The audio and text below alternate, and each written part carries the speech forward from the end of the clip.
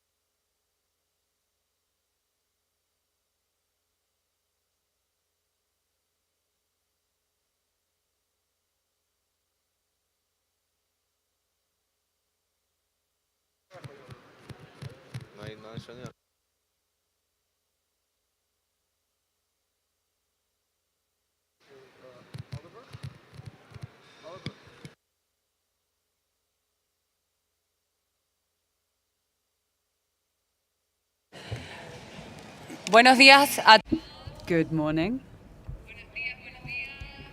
Welcome to the last day of CoP19. We hope that you've had a restful night, and now that we have a quorum, we will resume the plenary session for today.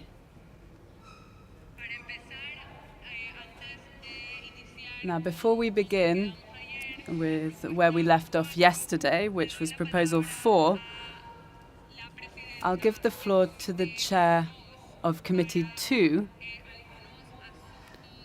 to raise some matters that needed to be addressed relating to yesterday's plenary session. You have the floor, Chair of Committee 2. Thank you, Chair. In the plenary session yesterday, the Conference of the Parties adopted the recommendation of Committee 2 relating to item 36 on wildlife.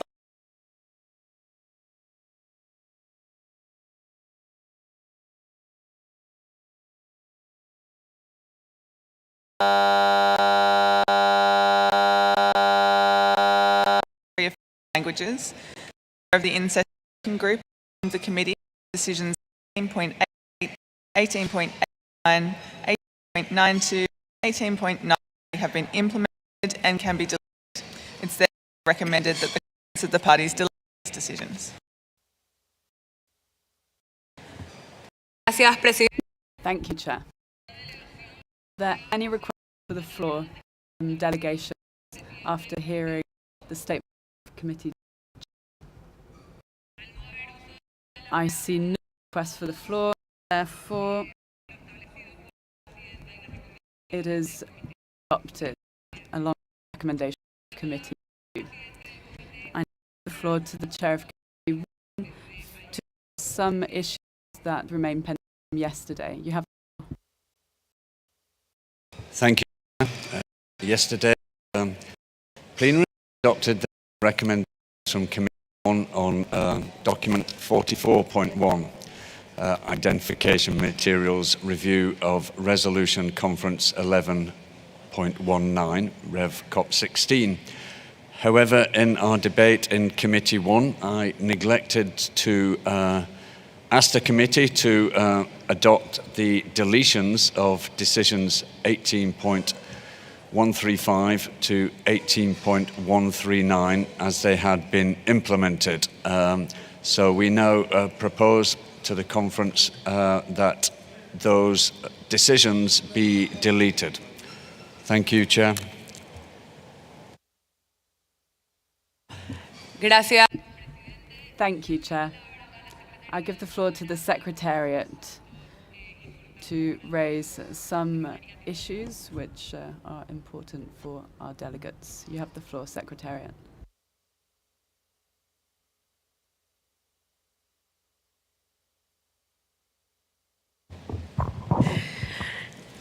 Yes, it's from the Secretariat. There may have been some delegates who have lost their cards. If you have lost your cards, you must go to the technicians directly to assure that you get a card in case there is voting later, and also to be able to take the floor. Thank you.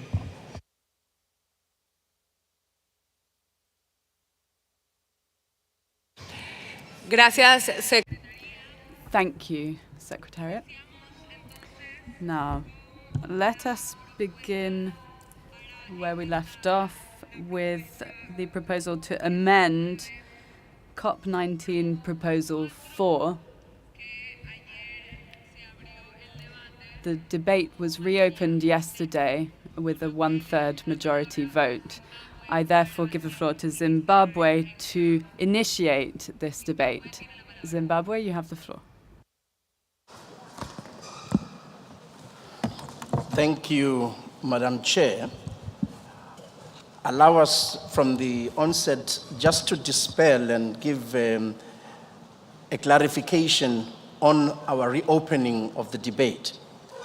We reopen the debate mainly on just one article, that one annotation, that is annotation 2E, which relates primarily to leather goods and trade in that. We want to be clear, colleagues, that it does not and will not include ivory. That is why we want to change the annotation from excluding Zimbabwe in the commercial trade in leather goods, whilst allowing Botswana, Namibia, and South Africa, and request the uniformity of the text for ease of implementation, so that the text will propose a striking through of the words "and for non-commercial purposes for Zimbabwe" in annotation 2, so that it will now read, and we will state, E, trade in leather goods for commercial or non-commercial purposes for Botswana, Namibia, South Africa, and Zimbabwe, period. So that's our kind request to the colleague parties to support. Thank you. Gracias. Thank you, Zimbabwe. Israel, you have the floor, followed by Senegal. Thank you, Chair. I am an old man. You can tell this by looking at my skin. With age, skin becomes less flexible. Lines appear, creases, accumulation of scars. There are bags under my eyes.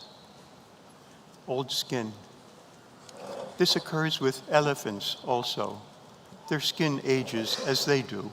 It's part of a biological process. Even all the more so under the African sun every day of their lives. Their skin ages. Leather merchants aren't very much interested in the skin of older animals. They want the skin from a younger animal because it has greater flexibility, it has better qualities for the leather trade. So we're apprehensive that adoption of this particular proposal will result in a greater or intensified demand for the skin of younger animals, which in the course of things in natural systems would not occur. We think this is a poor way forward.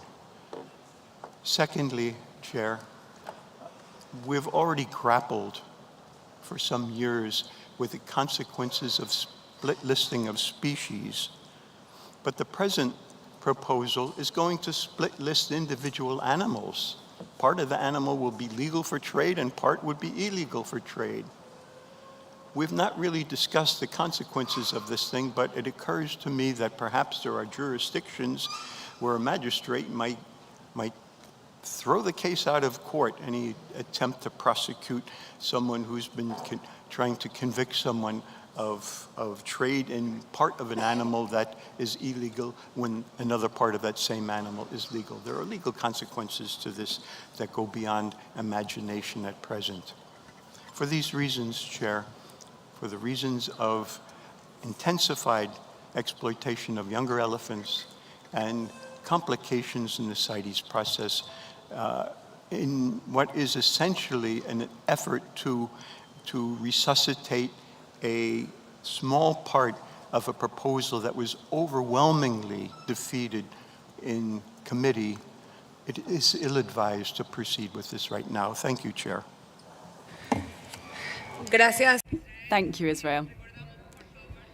Please let me recall that you are invited to keep your remarks as short as possible, as this has already been discussed in Committee 1. I give the floor to Senegal, followed by Gabon. Thank you, Chair. Senegal agrees with what has been stated by Israel.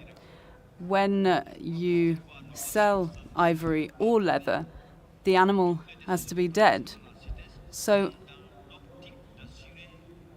if you look at the objective of CITES, the ultimate aim is to ensure the overall protection of elephants. This is why Senegal rejects this proposal. And on top of this, it's already been rejected in Committee 1. We need to ensure the protection of these elephants. Thank you. Gracias, Thank you, Senegal. Gabon, you have the floor. Thank you, Chair. Trade in elephant hide is increasing and has been since it was authorized in 1997 by CITES, as is shown by CITES data. There is a risk that trade in hide will replace ivory as a motivation for poaching of elephants. The red list of the IUCN states that these elephants are endangered. Therefore, we shouldn't be weakening their protection, but rather strengthening it. This is why Gabon maintains its objection to the proposal as amended by Zimbabwe. Thank you. Gracias, Gabon. Thank you, Gabon. Please, observers, can you remove your request for the floor? Togo, you have the floor. Merci, monsieur. Thank you, Chair.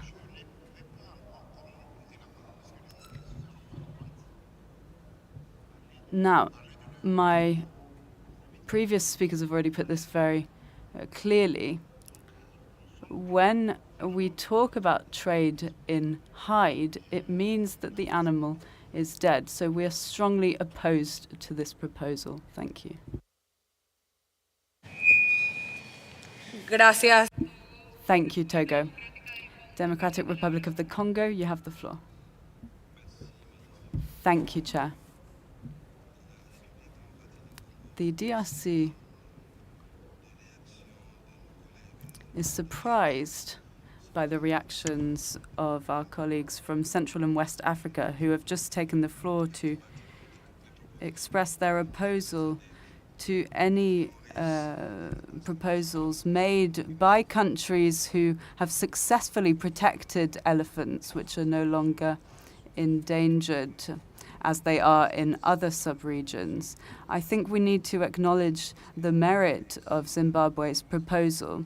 This is a country which has been successful in conserving its elephants, and I don't believe that they face any major threats. I support the proposal made by Zimbabwe because I believe it's realistic and it's suited to the context of elephants in the country and in other countries of that region. Thank you. Gracias, República Democrática. Thank you to the Democratic Republic of the Congo.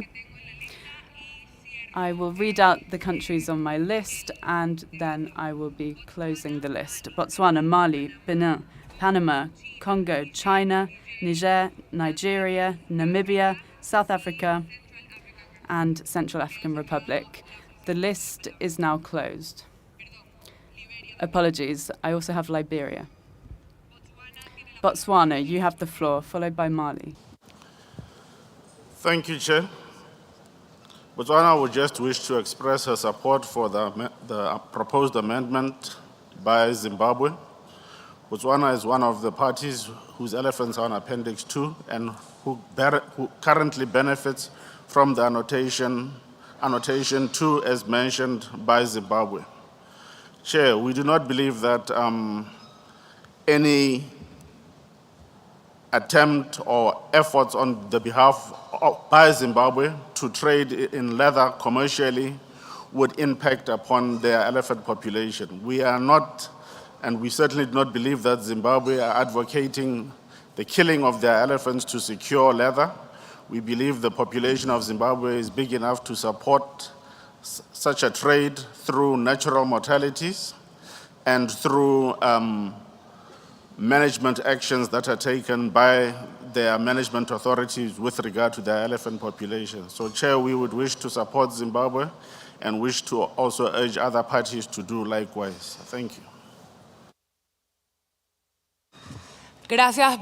Thank you, Botswana. Mali, you have the floor.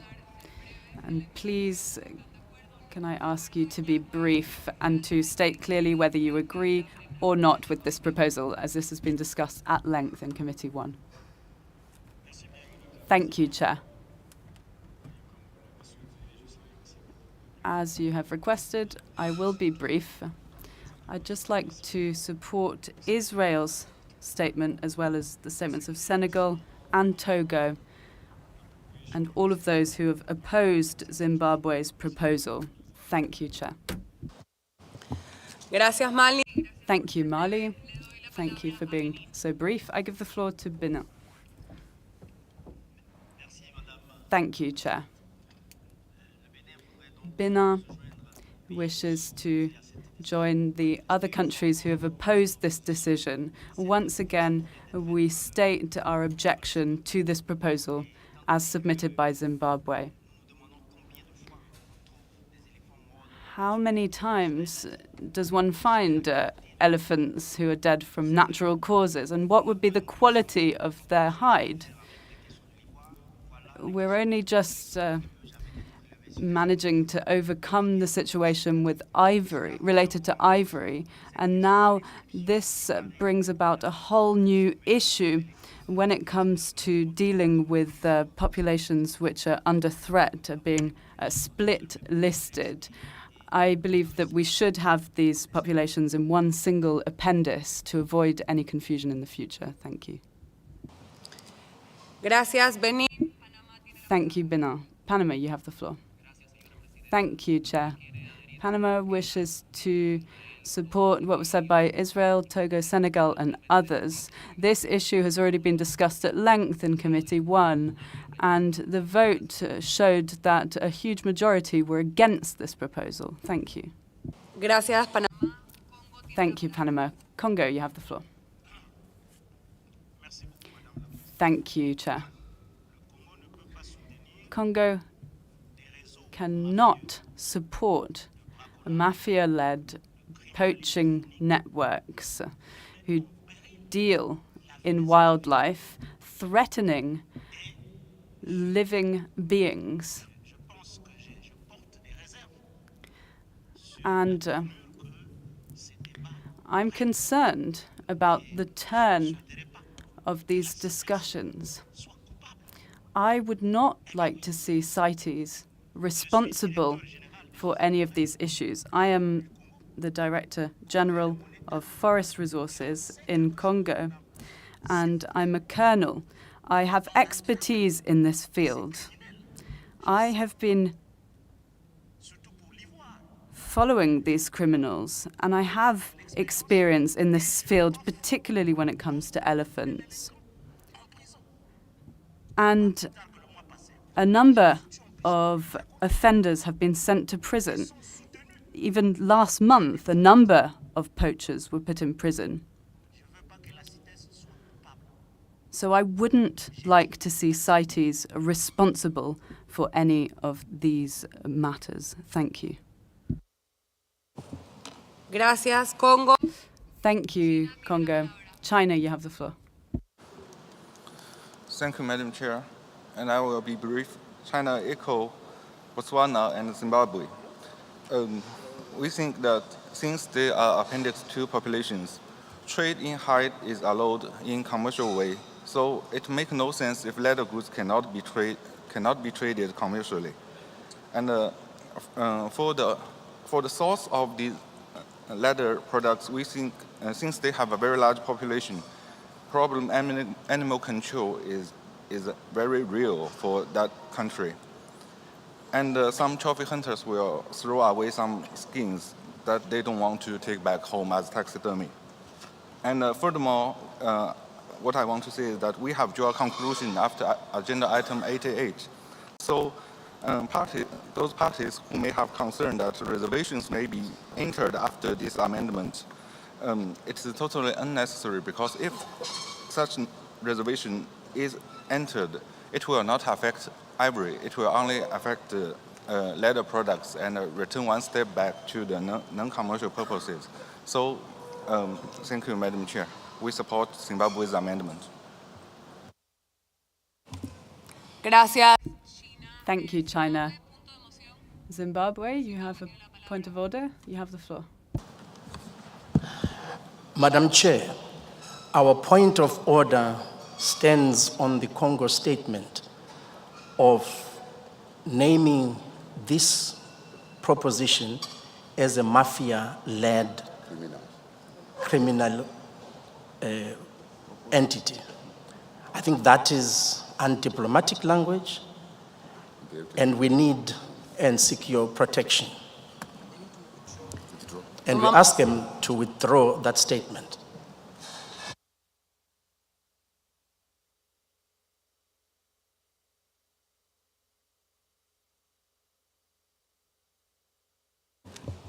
Gracias, Zimbabwe. Thank you, Zimbabwe. I'll give the floor to the Congo to respond to Zimbabwe's point of order. And I thank Zimbabwe for urging us to discuss these issues with respect. Thank you. The Congo, you have the floor.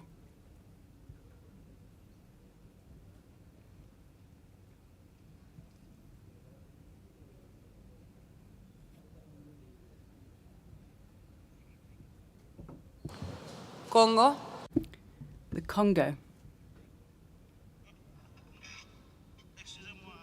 Apologies, Madam Chair. I wasn't seated. I think we're talking about the same matters here. I apologize, I wasn't following because I had stood up, but I think this relates to the same matters. I have experience in this field, and it is able to happen because officials are complicit. Some officials. This has been proven by intelligence that we have gathered. If you open up the door, then sooner or later we will have to face these issues as a matter of conscience, I submit. Thank you, Congo. I apologize for interrupting you, but for time issues, we have to move on. I urge you all to discuss these matters with respect. Liberia, you have the floor. Thank you, Madam Chair. I think the hide of elephant belongs to elephant, and the skin of human being belongs to human being. There is nowhere in this world that you would extract a skin from a species or a living creature, then this creature would not die. So Liberia know that very well. If we support the proposal by Zimbabwe, we'll be increasing the depletion of the population of our remaining elephant. So we do not support this proposal, and we will want for the survival of the species to continue. So thank you. Gracias. Thank you, Liberia. Zambia, do you have a point of order?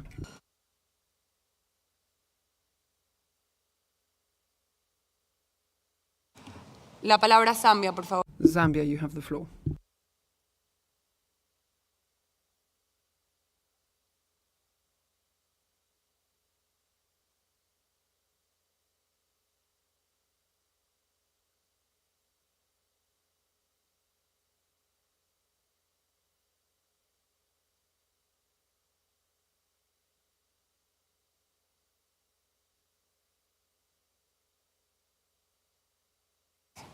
Técnicos, la palabra a Zambia.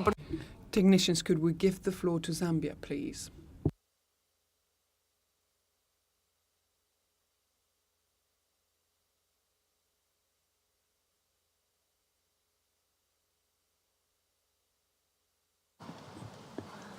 Thank you, Chair, for that technical delay. Chair, we stand in solidarity with our brothers for Zimbabwe. We've not had a withdrawal of that statement from Congo. We feel very insulted by the insinuations that government officials are part of the mafia syndicate behind the poaching of trade. So we find that very insulting, and we demand an immediate apology from Congo. Gracias, Zambia. Thank you, Zambia. We have already given the floor to Congo. We take note of what has been said by those who made a point of order, and we will continue with the discussion because, as I have already said, we have largely discussed this issue. I give the floor to Niger, Namibia, South Africa, and the Central African Republic. Niger, you have the floor. Merci, Madame la Présidente. Thank you, Chair. Niger has always rejected the export of parts of specimens like the elephant, which have a key role in the tourism industry in our countries. Thank you. Gracias, Niger, y gracias. Thank you, Niger. Thank you for being so brief. I request all parties to be brief. Nigeria, you have the floor. Thank you, Madam Chair. Nigeria also joined its voice to totally and strongly reject this proposal. Thank you. Gracias, Nigeria. Thank you, Nigeria. Namibia, you have the floor. Thank you, Chairperson. Namibia fully supports the proposal made by Zimbabwe. We believe the proposal is simple, fair, and straightforward. Zimbabwe is not proposing to kill even a single elephant for this proposed trade, as hide is already secured from trophy hunting and problem animal control. In solidarity with Zimbabwe, Chairperson, while we have the floor, Namibia also would like to call Congo to withdraw that statement. It's very insulting. Thank you very much. Gracias, Namibia. Thank you, Namibia. I take a good note of your comments. South Africa, you have the floor. Thank you, Chair. We would like to align ourselves with the comments by Namibia and Botswana and Zimbabwe. The proposal heard in Committee 1 was not the proposal that we are hearing. This is a reduction of scope. It only speaks to trade in commercial purposes of hide. The trade already exists because South Africa, Botswana, and Namibia are already on the same annotation. Therefore, there's no new trade that's being proposed here that's going to have a negative impact on the populations. If that new trade was in existence, and we have not seen any change in our population in Southern Africa. So we believe that this is just an addition and an alignment of annotation within the Southern African population of elephant, and it just helps in part of the process of cleaning up the annotation for later engagement. Thank you, Chair. Gracias, South Africa. Thank you, South Africa. I now give the floor to the Central African Republic. Thank you very much, Chair. I have a few questions. How can we have the leather, the skin of the elephant without having killed the animal? And what are we going to do with the ivory of the elephant if we only want to hunt it for the skin? I imagine is to have a stock of ivory and then to request the reopening of that trade. We oppose firmly to this amendment by Zimbabwe. Thank you. Gracias, República Central Africana. Thank you, Central African Republic. There is a clear division in the room. I now give the floor to Zimbabwe again in order to see how they wish to proceed with this amendment. Zimbabwe, you have the floor. Thank you, Madam Chair. Firstly, I would like to put it across to you that I think we are being treated unfairly by you, Chair, because we are saying Congo has said something insulting. You are supposed to actually cause the withdrawal of that statement. In any case, we are going to take this through the diplomatic channels and we want it put on record. Madam Chair, this is not a new request for the elephants. This is being practiced in other countries like we have had. The skins that will be traded are from management and natural mortality of elephants. Elephants will not be harvested for skins. No elephants will specifically be harvested for skins. Skins will anyway accumulate from natural attrition from the beginning, and we have said this, and we're simply requesting for the uniform application of the annotation. Leather products are being traded already in the other countries that you are talking of. So all we are actually requesting is fairness and uniformity in the application of this annotation. I submit.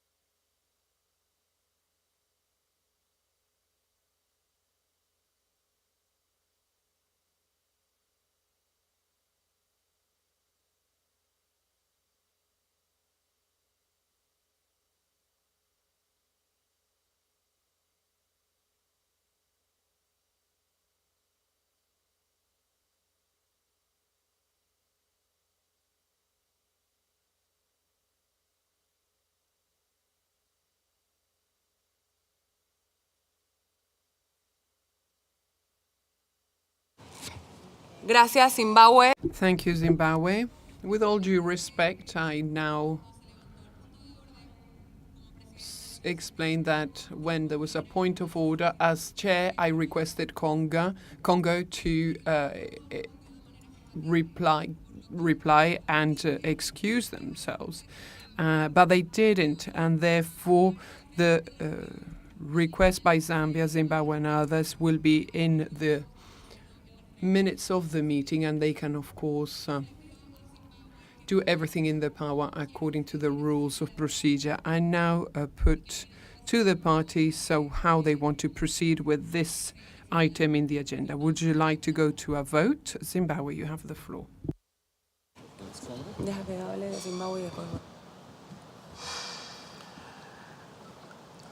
Thank you, Madam Chair. I think in all earnest, the proposal is lost in translation. Therefore, even going to the vote will be a result of something lost in translation. We are not hearing each other. What is good for the goose should be good for the gander as well.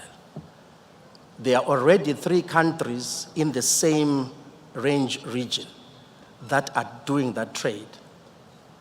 And asking for one exception within that trade area is not really asking for a new introduction. I think if we listened to what South Africa presented, it makes it even clearer. It's not a new request.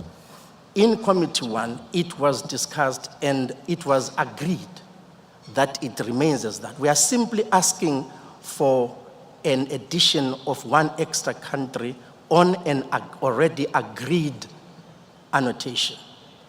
I'm not so sure whether in translation it is coming out as clear, but I feel that it's not coming out as clear because Zimbabwe is not asking for a totally new annotation.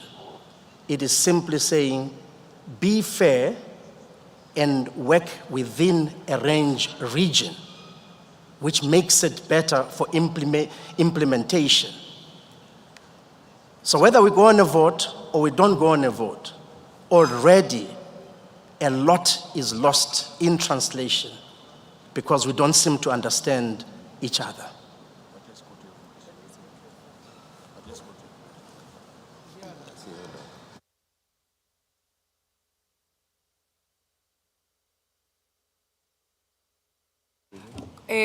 El Congo tiene punto de... The Congo has a point of order. Merci beaucoup, Madame. Thank you very much, Chair.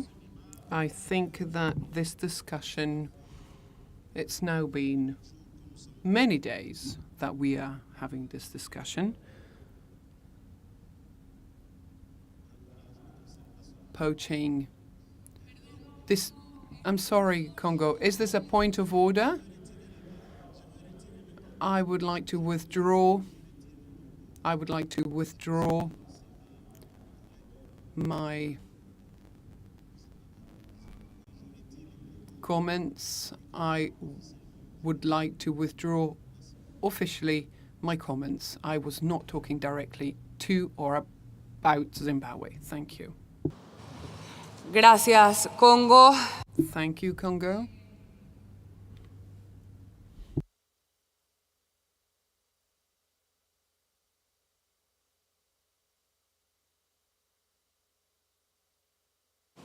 Zimbabue, por lo que escuché. Zimbabwe. What I hear is you're not requesting a vote. We therefore need an idea on how you wish to proceed. Would you like to withdraw the reopening of the discussion? Would you rather go for a vote on that amendment? Zimbabwe, you have the floor. You can vote, Madam Chair. I think we can proceed on the vote.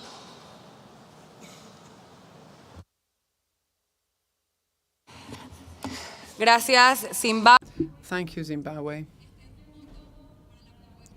We are going to vote on document CoP19 Prop 4 with that amendment by Zimbabwe from the beginning of this discussion. The vote will be a standard vote. The European Union will be represented by the European Union delegation. Since it's a vote on a proposal for modification of the appendix, it must be approved by a two-third majority. The technicians, please let me know when the voting system is ready. Por favor, partes, tomar asiento y... Can I ask all parties and observers to please take a seat, as well as the media? Please be seated.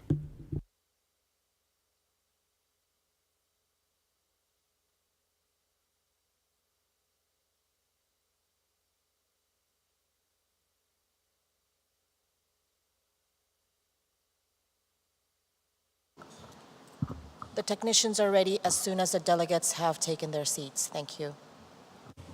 Gracias, técnicos. Ay. Thank you, technicians.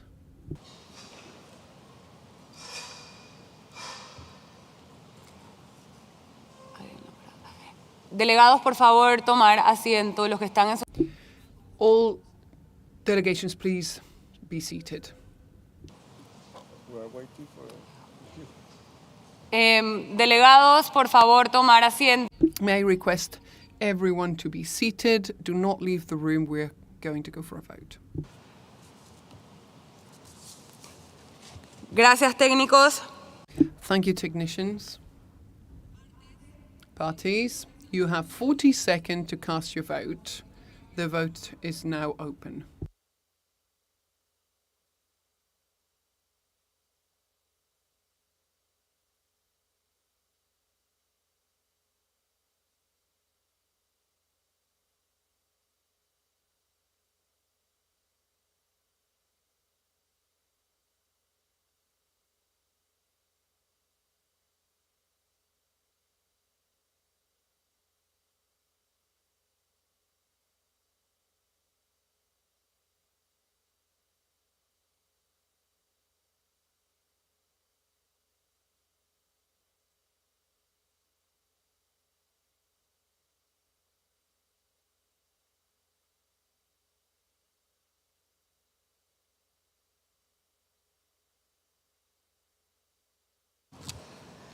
Se han agotado los 40 segundos. The 40 seconds are over. The vote has therefore come to a close. Can I request the technicians to put on to display on the screen the results of the vote?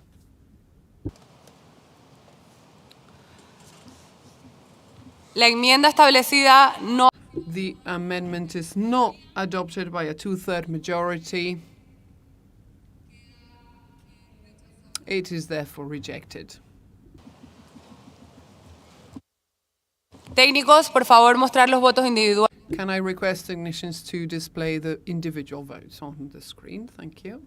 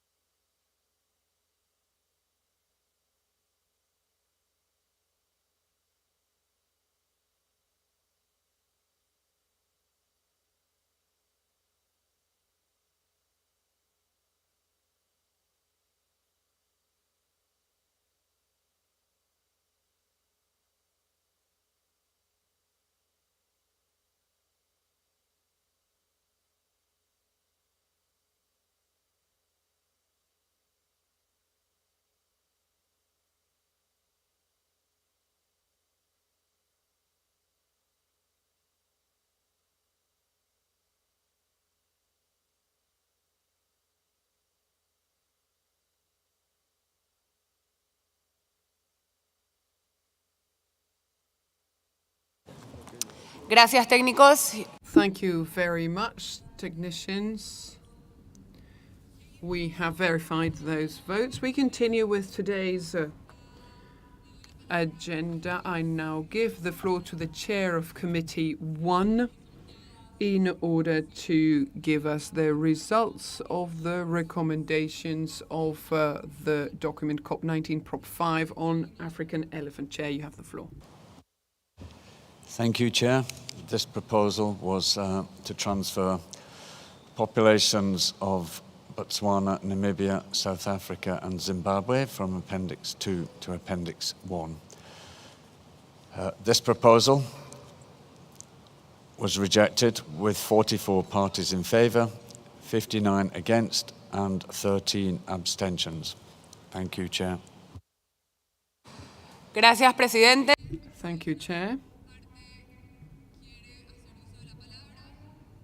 Do any parties wish to take the floor? Doesn't seem to be the case. The recommendations of Committee 1 are therefore adopted on document CoP19 Prop 5. We continue. Proposal CoP19 Prop 6, Mexican prairie dog. I give the floor of Chair of Committee 1. Thank you, Chair. This proposal was to transfer Cinemis mexicanus from Appendix 1 to Appendix 2. This proposal, CoP19 Prop 6, was agreed by consensus. Thank you. Gracias, Thank you, Chair. If parties wish to take the floor is open. There are no requests for the floor. It is adopted.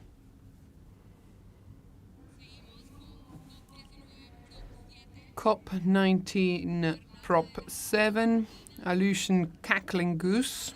I give the floor to the Chair of Committee 1.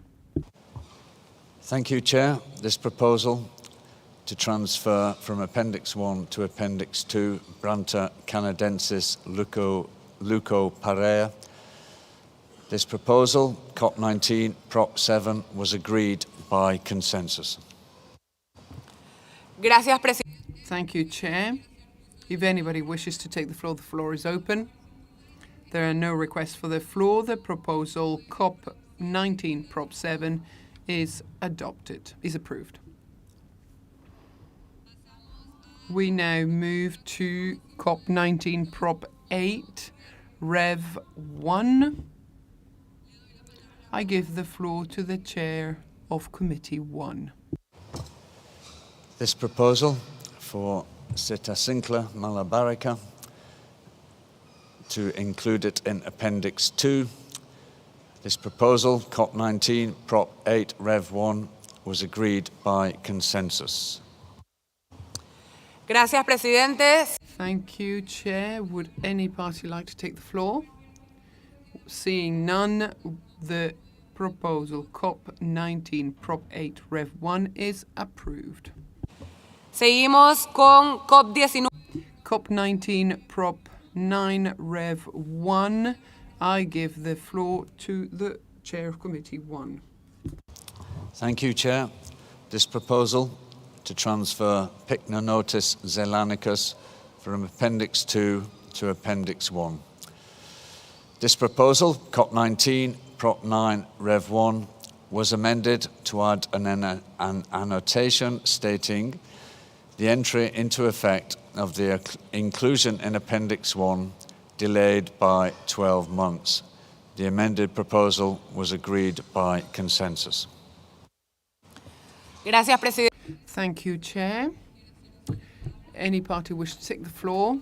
Seeing none, the recommendations of Committee 1 are approved on proposal CoP19 Prop 9 Rev 1.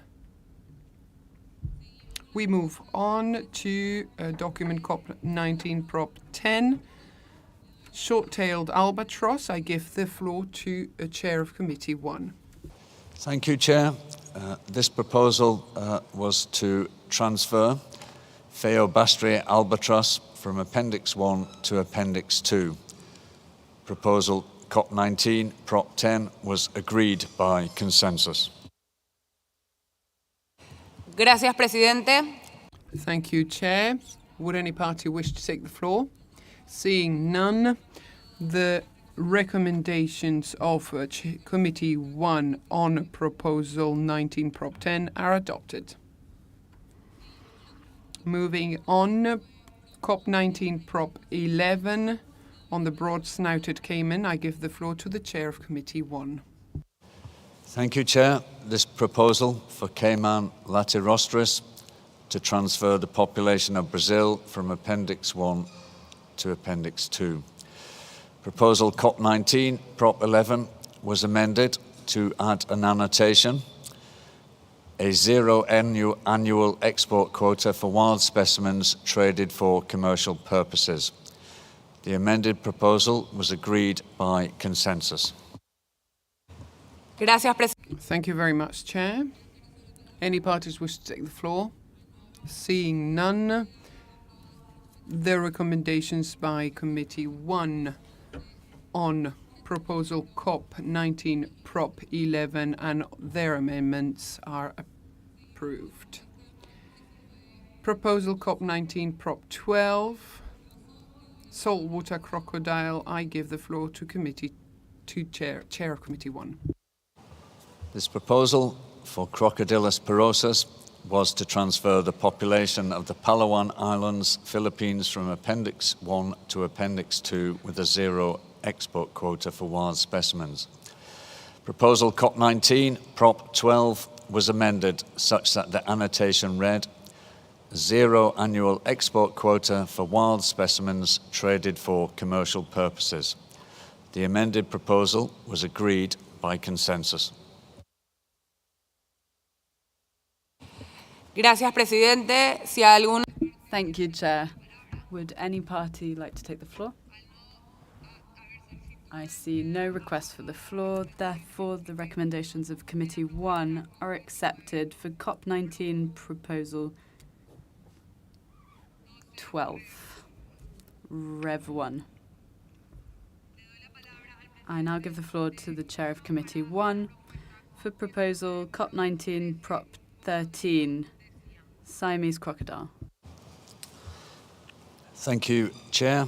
This proposal is for Crocodylus siamensis to transfer the population of Thailand from Appendix 1 to Appendix 2 with a zero quota for wild specimens.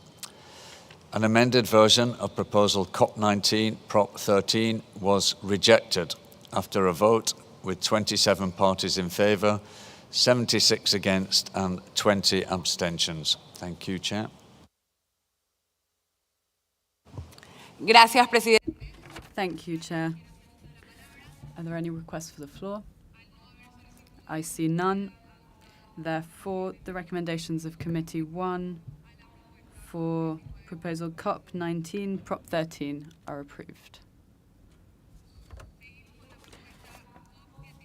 Let's move on to Proposal CoP19 Prop 14, the Chinese water dragon. I give the floor to Committee 1, Chair.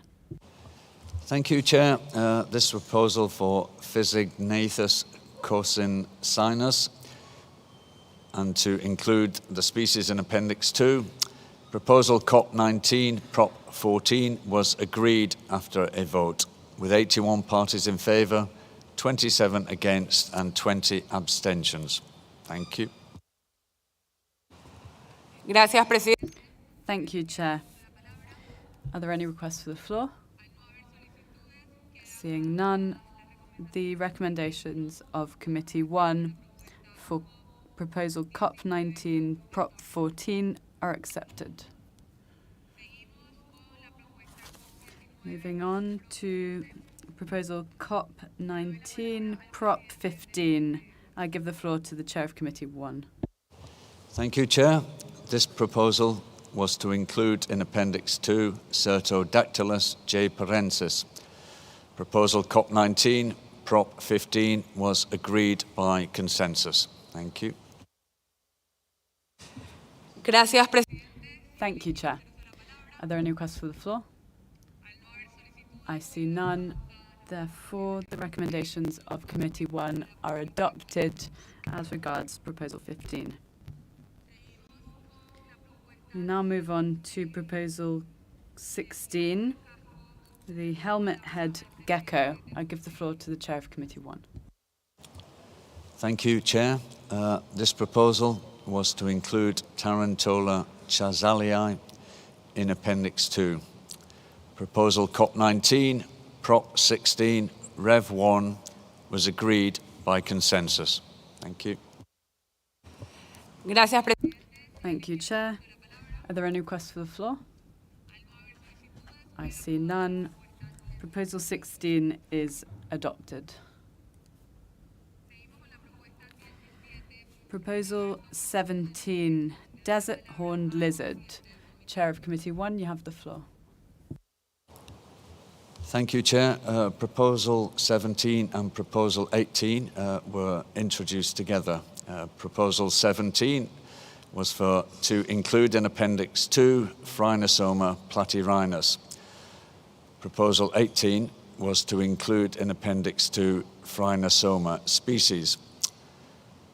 Proposals CoP19 Prop 17 and CoP19 Prop 18 were, as I've said, introduced together, and the committee agreed by consensus that Phrynosoma species, including Phrynosoma platyrhinus, be included in Appendix 1.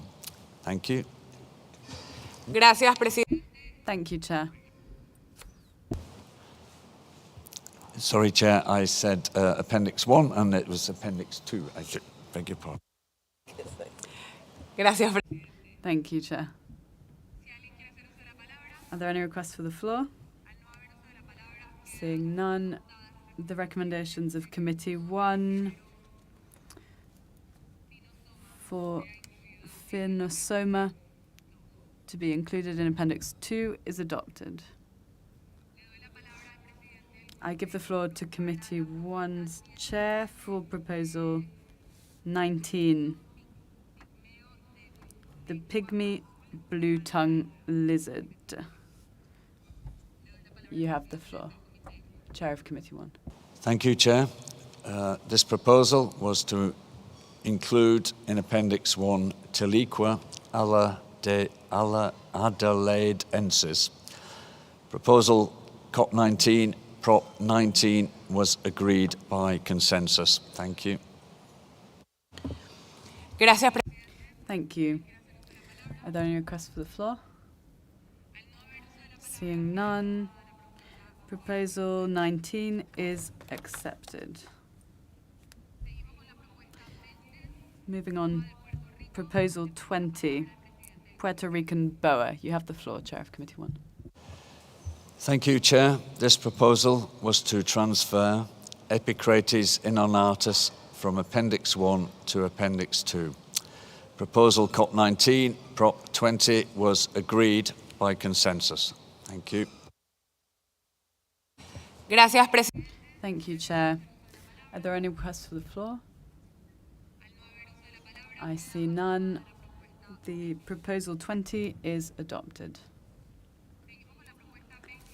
Proposal 21. Crotalus horridus. You have the floor, Chair of Committee 1. Thank you, Chair. This proposal was to include Crotalus horridus in Appendix 2. Proposal CoP19 Prop 21 was withdrawn. Gracias, Presidente. Thank you, Chair. Are there any requests for the floor? The recommendations of Committee 1 are adopted.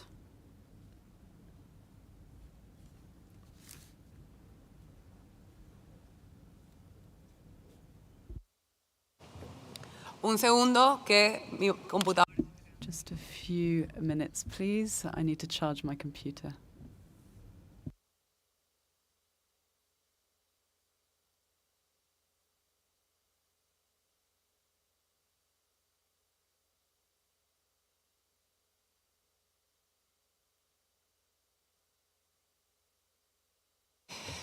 Gracias.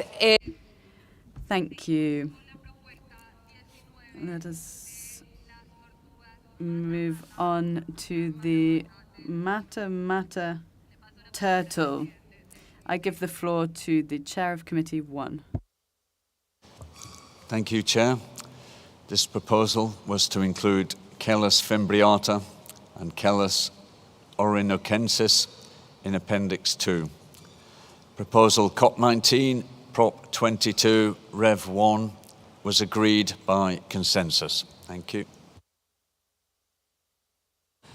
Gracias, Presidente. Thank you, Chair. Are there any requests for the floor? I see none. Therefore, the recommendations of Committee 1 are adopted for Proposal 22. Proposal 23, alligator snapping turtle and common snapping turtle. I give the floor to Chair of Committee 1. Thank you, Chair. This proposal was to include Macrochelys teminkii and Calidra serpentina in Appendix 2. Proposal CoP19, Prop 23, was agreed after a vote with 82 parties in favour, 32 against and 11 abstentions. Thank you. Gracias. Thank you, Chair. Are there any requests for the floor? I see none. Therefore, Proposal 23 is adopted. Proposal 24, to include in Appendix 2 map turtles. I give the floor to the Chair of Committee 1. Thank you, Chair. This proposal was to include Graptemis barburi, Graptemis ernsti, Graptemis gibbonsi, Graptemis perlensis, and Graptemis pulchra in Appendix 2.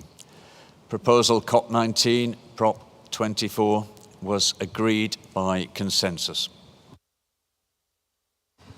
Gracias, Presidente. Thank you, Chair. Would anyone like to take the floor? I see no requests for the floor, therefore Proposal 24 is adopted. Proposal 25, to transfer the red-crowned roofed turtle from Appendix 2 to Appendix 1. From Appendix 2 to Appendix 1. You have the floor, Chair of Committee 1. Thank you, Chair. This proposal was to transfer Batagur cachuga from Appendix 2 to Appendix 1. Proposal CoP19, Prop 25, Rev 1, was agreed by consensus. Thank you. Gracias, Presidente. Thank you, Chair. Are there any requests for the floor? I see none. Proposal 25 is adopted. Proposal 26, Indo-Chinese box turtle, transfer from Appendix 2 to Appendix 1. I give the floor to Chair of Committee 1. Thank you, Chair. This proposal was to transfer Cuora galbinifrons from Appendix 2 to Appendix 1. Proposal CoP19, Prop 26, was agreed by consensus. Thank you. Gracias. Thank you, Chair. Are there any requests for the floor? I see none. Proposal 26 is adopted. Proposal 27, Rhinoclemis, SPP. I give the floor to the Chair of Committee 1. Thank you, Chair. This proposal was to include Rhinoclemis species in Appendix 2. Proposal CoP19, Prop 27, was agreed by consensus. Gracias. Thank you, Chair. Are there any requests for the floor? Seeing none, Proposal 27 is adopted. Proposal 28, narrow-bridged musk turtle. You have the floor, Chair of Committee 1. Thank you, Chair. This proposal was to include Clodius angustatus in Appendix 2. Proposal CoP19, Prop 28, Rev 1 was agreed by consensus. Thank you. Gracias. Thank you, Chair. Are there any requests for the floor? I see none. Proposal 28 is adopted. Proposal 29, Kinosternon species. Include Kinosternon cora and vogti in Appendix 1 and all other species of Kinosternon species in Appendix 2, except the species included in Appendix 1. I give the floor to Chair of Committee 1. Thank you, Chair. This proposal, CoP19, Prop 29, was agreed by consensus. Gracias, Presidente. Thank you, Chair. Are there any requests for the floor? I see none. Proposal 29 is adopted. Proposal 30.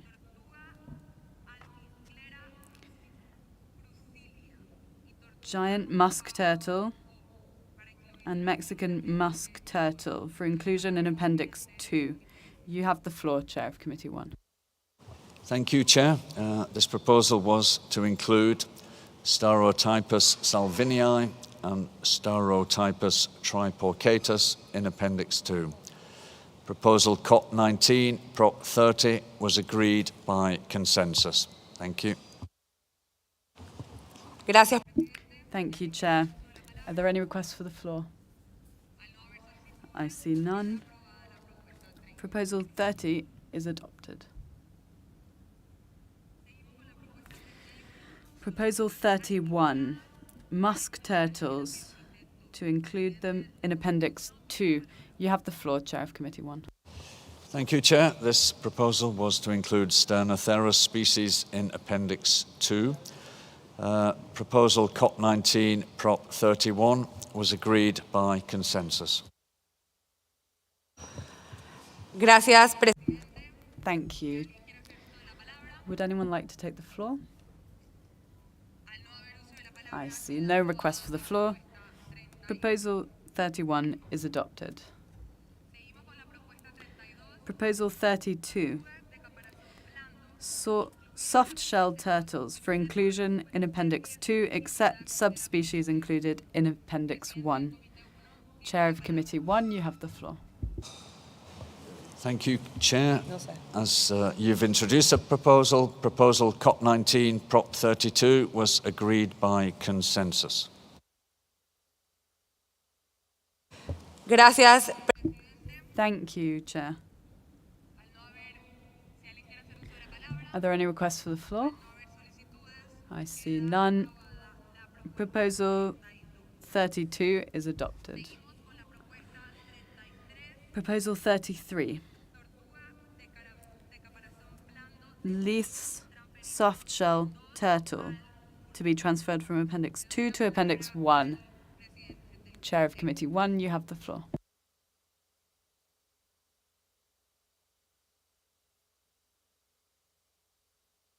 Thank you, Chair. I was just losing track of the numbers. Proposal CoP19, Prop 33, was agreed by consensus. Thank you. Gracias. Thank you, Chair. Would anyone like to take the floor? I see no requests for the floor. Proposal 33 is adopted. Proposal 34, to include glass frogs in Appendix 2. You have the floor, Chair. Thank you, Chair. This proposal to include the Centrolenidae species in Appendix 2. Proposal CoP19, Prop 34, was agreed by consensus. Thank you. Gracias, Presidente. Si alguien... Thank you, Chair. Would anyone like to take the floor? I see no requests for the floor. Proposal 34 is adopted. Moving on, Proposal 35, Lima leaf frog, to be included in Appendix 2 with a 0 annual export quota for wild-taken specimens traded for commercial purposes. You have the floor, Chair of Committee 1. Thank you, Chair. Proposal CoP19, Prop 35, was agreed by consensus, together with a standard nomenclature reference detailed in document CoP19, Com1, Rec 14. Thank you.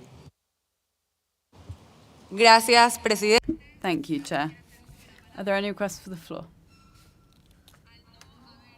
Seeing none, Proposal 35 is adopted. Proposal 36, Rev 1, Lao Warty Newt, include in Appendix 2 with a 0 export quota for wild-taken specimens traded for commercial purposes.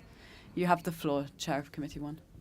Thank you. Proposal CoP19, Prop 36, Rev 1, was agreed by consensus.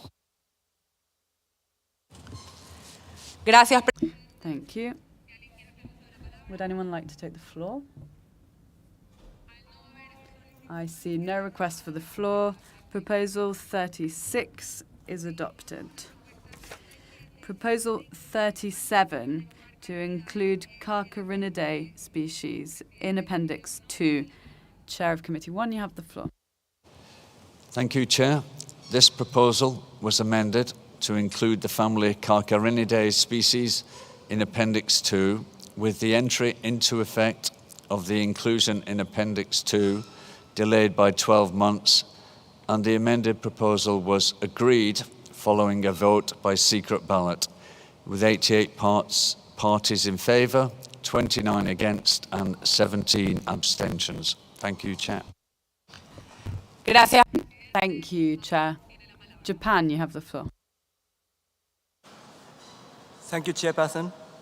Japan would like to briefly express our concern on the Proposal 37 in this plenary meeting. The inclusion of the blue shark as a look-alike species in Appendix 2 is completely unreasonable and unscientific. Around 100,000 tons of a blue shark are sustainably harvested annually in more than 60 countries worldwide. In other words, blue shark is not the threatened or endangered species, but a fishery target species that can be sustainably used. Blue shark is an important commercially exploited aquatic species. Local economy and livelihood fully depend on them. Chairperson, therefore, Japan is deeply concerned that the Proposal 37 could cause harmful negative socio-economic impacts, such as a threat to the food security and sustainable fisheries development. Japan would like to request you to mention this Japan's concern in the summary record. Thank you, Chairperson. Thank you, Japan. We have taken due note of your statement. If there are no further requests for the floor, then Proposal 37 is adopted. Proposal 38. Hammerhead sharks for inclusion in Appendix 2. You have the floor, Chair of Committee 1. Thank you, Chair. Proposal 38 was agreed by consensus. Thank you. Gracias. Thank you, Chair. Are there any requests for the floor? I see none. Proposal 38 is adopted.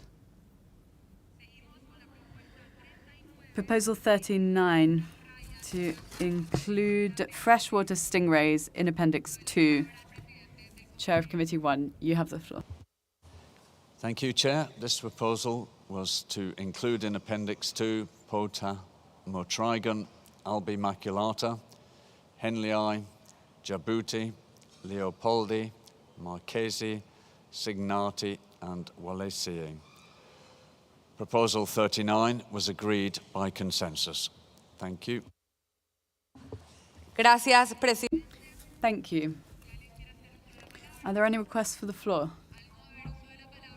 Seeing none, Proposal 39 is adopted. Proposal 40, guitar fishes, to include them in Appendix 2. Chair of Committee 1, you have the floor. Thank you, Chair. Proposal 40 for the inclusion of Rhinobatidae species in Appendix 2 was agreed after a vote, with 101 parties in favour, 14 against, and 13 abstentions. This being agreed, Committee 1 then also agreed by consensus to a number of standard nomenclature references for the family Rhinobatidae, and these are detailed in Section 11 of document CoP19 Prop 40. Thank you, Chair. Gracias, presidente. Thank you, Chair. Are there any requests for the floor? I see none. Proposal 40 is adopted. Proposal 41. Zebra pleco for inclusion in Appendix 1. You have the floor, Chair. Thank you, Chair. Proposal 41 was rejected after a vote, with 62 parties voting in favour, 52 against and 15 abstaining. Thank you, Chair. Gracias. Thank you, Chair. Brazil, you have the floor. Thank you, Madam Chair. In accordance with Rule 21(1) of the Rules of Procedure, Brazil presents a motion to open the debate on Proposal 41. Discussion on Committee 1 showed different views on this point of the agenda. However, the way in which the Rules of Procedure provide for the voting on proposals led to some confusion with regards to what was exactly being decided. We therefore firmly believe that opening the debate on this proposal will give us a real opportunity to correct a misunderstanding that might have occurred during the discussion and voting in Committee 1. That's why, Madam Chair, Brazil is proposing to open the debate in this plenary, and we invite other parties to support this motion. Thank you. Gracias, Brasil. Thank you, Brazil. Brazil has tabled a motion to reopen this debate. We would need to hear from another party supporting this motion. Argentina, you have the floor. Thank you, Chair. Argentina supports Brazil's motion to reopen this debate as regards Proposal 41. Thank you. Gracias. Thank you. I have Bolivia, Peru, Panama, and the Dominican Republic. Technicians, could you please clear the screen so that we can see if there are two parties against reopening the debate? Those parties who are against reopening the debate, please press your buttons. Indonesia.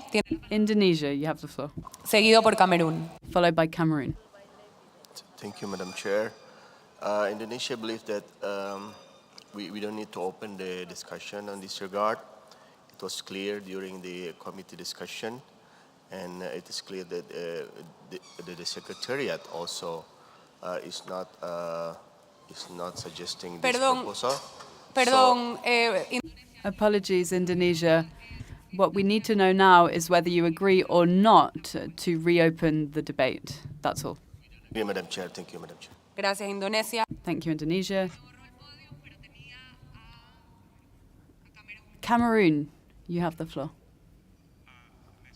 Thank you, Chair. Apologies, Cameroon didn't mean to press this button. It was a mistake. We did not request the floor.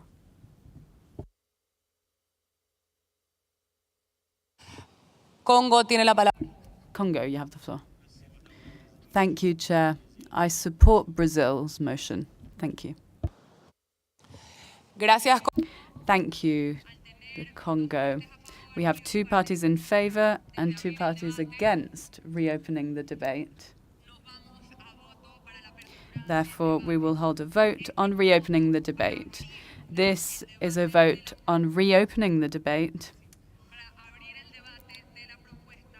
on Proposal 41, with the amendment as tabled by Brazil. A point of order.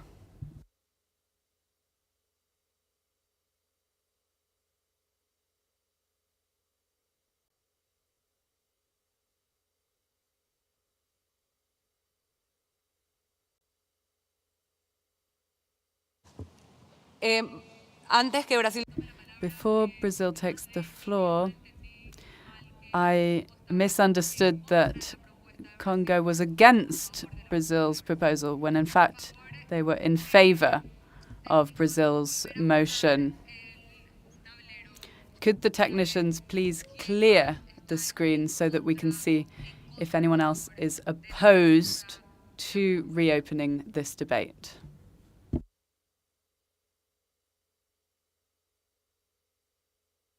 Al no tener We only have one party against the motion to reopen the debate.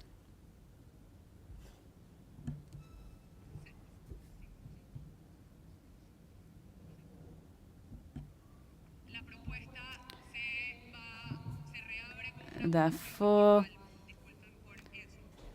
we still need to hold a vote on reopening the debate on Proposal 41, with Brazil's proposal for an amendment. It will be a normal vote. The European Union's vote will be cast by individual member states. Given that this is a vote on a motion to reopen the debate, the motion will need 1/3 of parties voting in favor in order to be accepted. Please be seated, delegates, and I invite the media to move to the back of the room.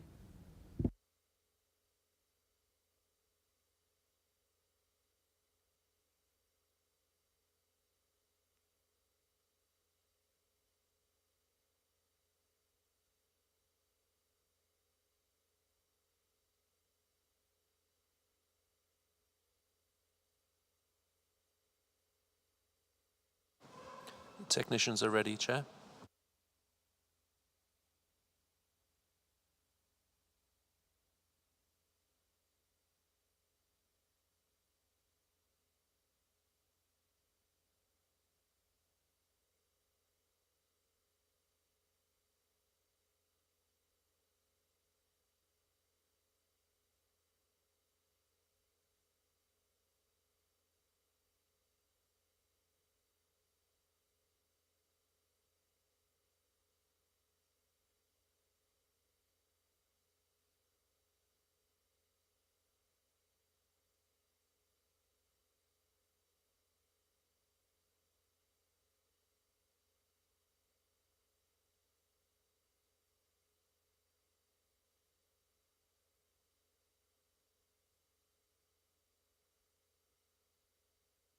Disculpen, estábamos. My apologies. We are just double checking the rules of procedure to make sure. Thank you, technicians. I see people still standing. Please, those who are not yet seated, please take a seat. Esperando que se sienten. We are waiting for everybody to be seated. I repeat, this is a vote to decide on whether we are reopening the discussion on this item with the amendment. En 40 segundos. Parties, you shall now have 40 seconds to cast your vote. The voting is now open.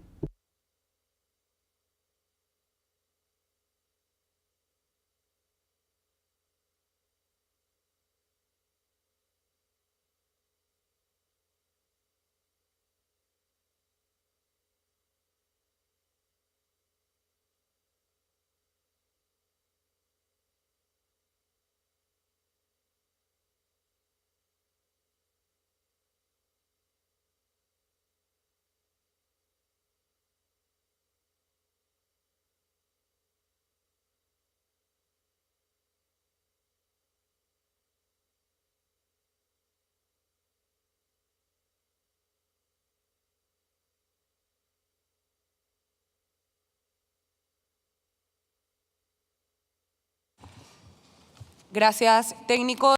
Thank you, technicians. Can we please display the results on the screen? Como ven, as you can see, the proposal to reopen the debate is had more than a 2/3 majority approval. I think you've had time to take photographs, to have a look. Technicians, can I ask you to display the country's votes? Thank you.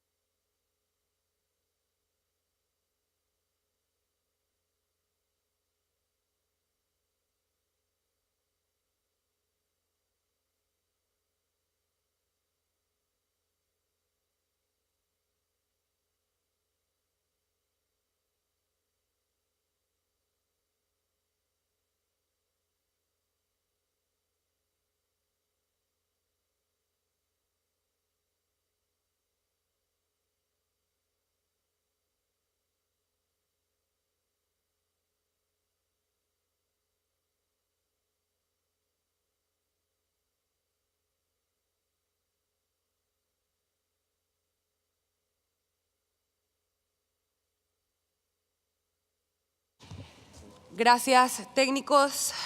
Thank you very much, technicians. I now give the floor to Brazil in order to explain the amendment. Brazil, you have the floor. Thank you, Madam Chair, for giving the floor once more.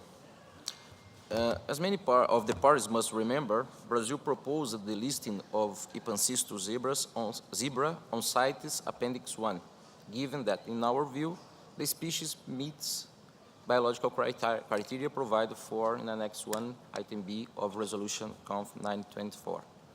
Although many parties expressed their support to our proposal, and we thank all of them for that, other parties suggested that the best way to protect the species would be to include it in Appendix 2. In particular, the European Union submitted an amendment proposal to list the zebrafish on Appendix 2 with a zero quota for wild specimens for commercial purposes. Brazil's assessment on that moment was that it would be better to stick to the original proposal. Therefore, the European Union amendment proposal was put to a vote and not achieved the majority required to be adopted. Next, the Brazilian original proposal was voted and also did not achieve the sufficient number of votes. Consequently, none of the views expressed from the floor has been approved, and we end up with the species submitted to the same CITES regulation that it already had, that is Appendix 3, which we all agree has not been enough to protect the species.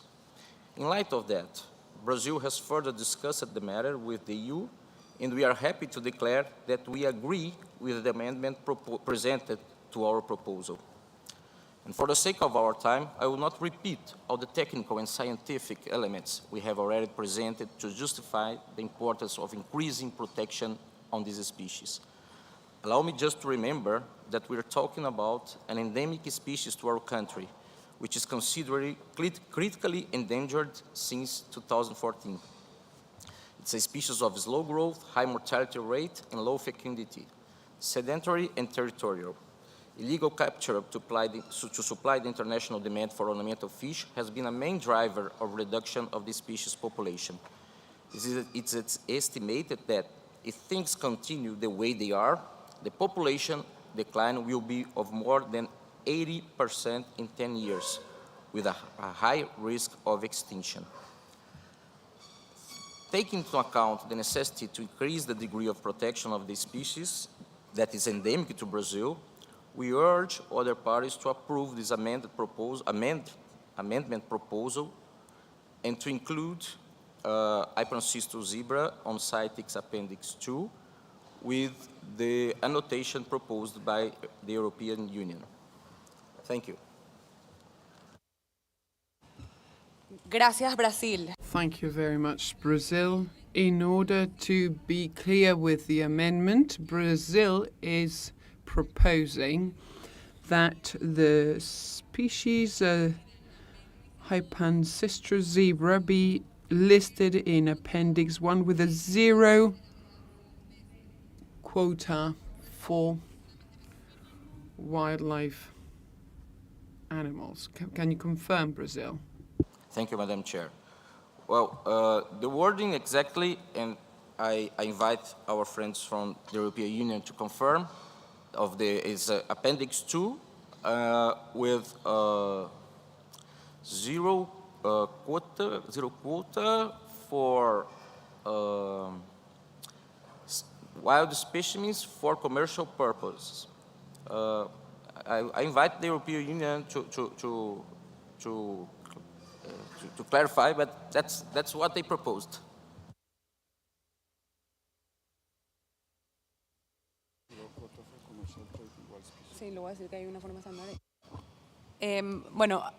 Gracias, Brasil. Thank you very much, Brazil. There is a standard formula for the amendments, but once again, I repeat again, is to be listed in Appendix 2 with zero quota for wild specimens for commercial purposes. I give the floor now to Israel.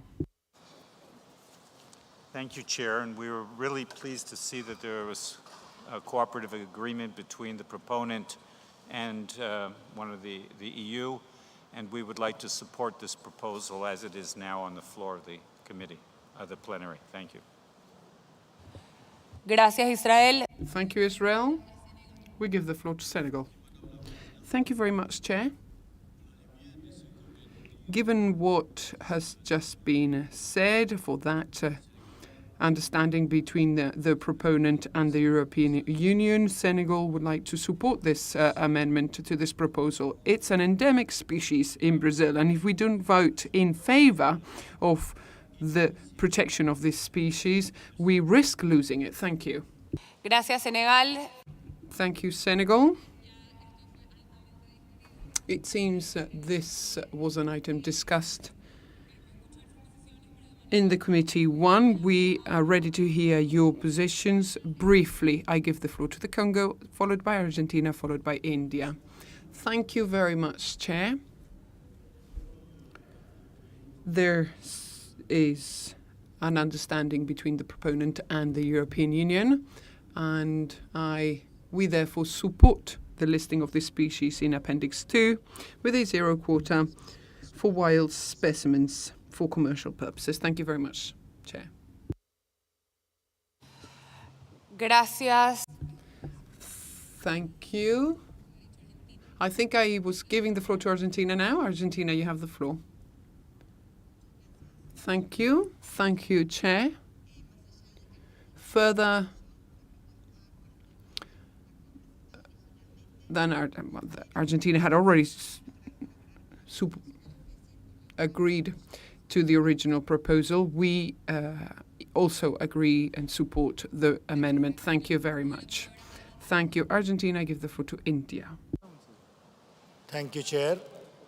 We support the proposal as submitted by the Brazil in present proposition, since the species have high conservation value and an endemic species. Thank you, Madam Chair. Gracias. Thank you, India. I give the floor to Peru. Thank you very much, Chair. We support the proposal with the EU amendment. Thank you. Gracias, Peru. Thank you, Peru. I give the floor to Malaysia, and I close now the list of speakers with the countries I already have noted down. Malaysia, you have the floor. Chair, Malaysia supports the new proposal. Thank you. Gracias, Thank you, Malaysia. Thank you for being so brief. I now give the floor to Indonesia. Thank you, Chair. Indonesia agree with the EU and Brazil amendments to put this species into Appendix 2 with zero quota from the wild. Gracias, Thank you, Indonesia. I give the floor to Suriname. Chair, Suriname supports the amendment proposal. Thank you. Gracias, Suriname. Thank you, Suriname. I give the floor to Mexico. Thank you, Chair.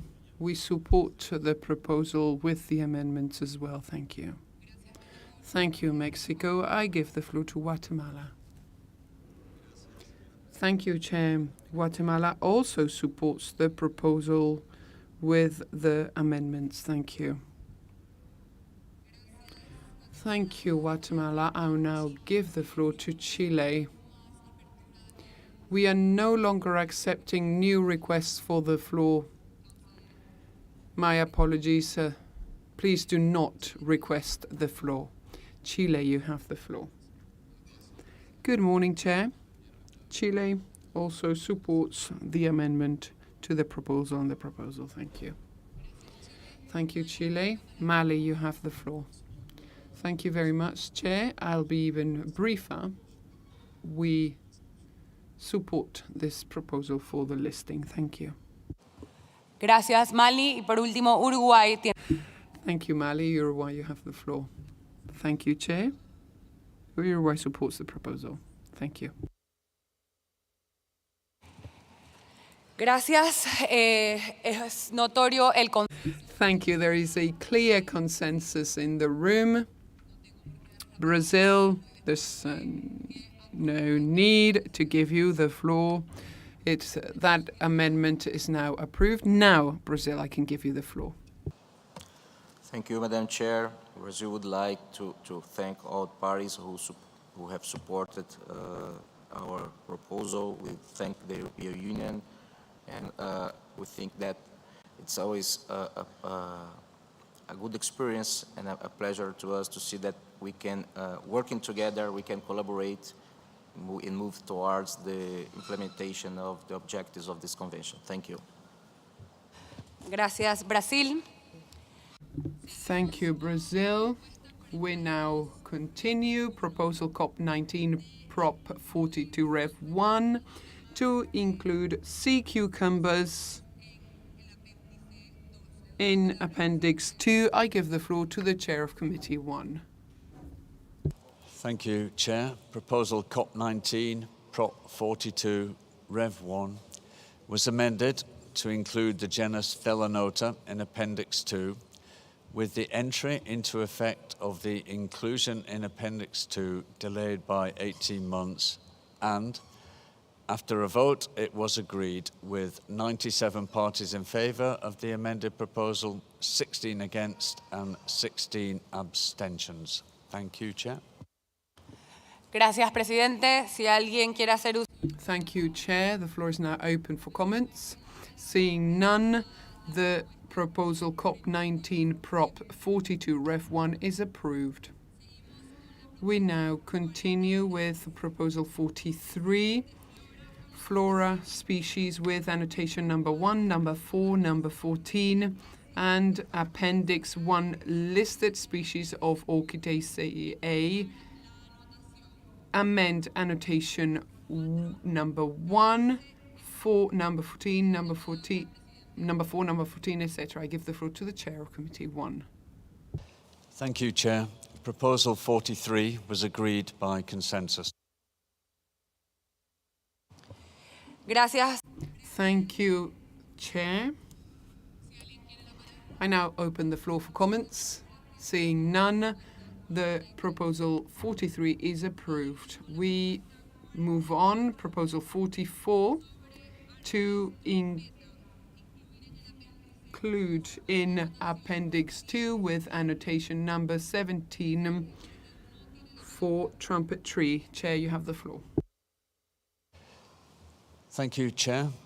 This proposal was amended and the committee agreed to include the genera Handroanthus, Rosiodendron and Tabebuia in Appendix 2 with annotation #17 for logs, sawnwood, veneer sheets, plywood and transform wood, and with the entry into effect of the inclusion in Appendix 2 delayed by 24 months. This was after a vote with 86 votes in favour, 17 against and 18 abstentions. Thank you, Chair. Gracias. Thank you, Chair. I now open the floor for comments. Seeing none, the proposal CoP19 Prop 44 is approved. We move on. Proposal 45 for the listing of the rhodiola species in Appendix 2 with annotation number 2. Chair of Committee 1, you have the floor. Thank you, Chair. Proposal CoP19 Prop 45 was agreed by consensus.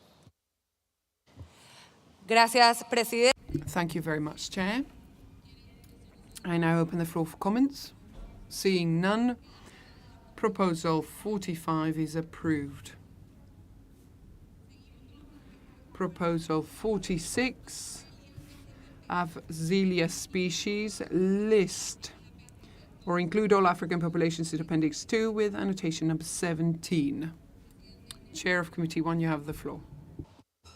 Thank you, Chair. Proposal 46 was agreed after a vote with 95 votes in favour of the proposal, 12 against and 17 abstentions.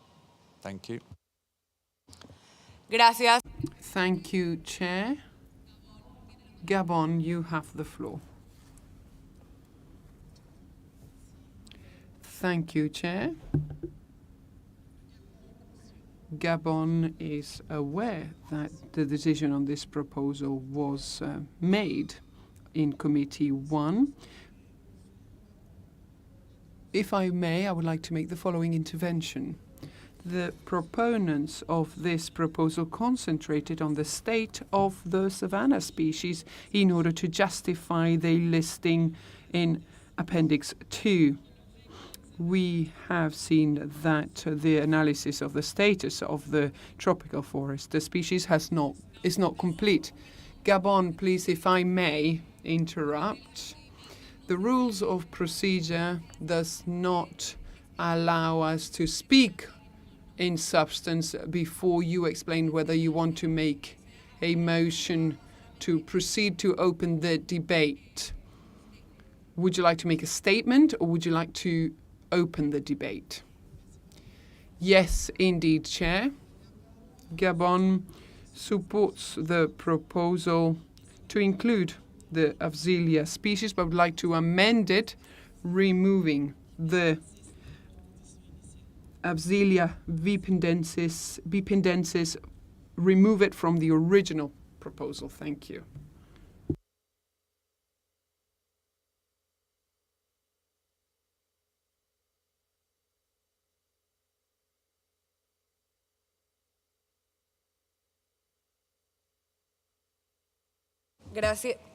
Gracias, Gabon. Thank you, Gabon.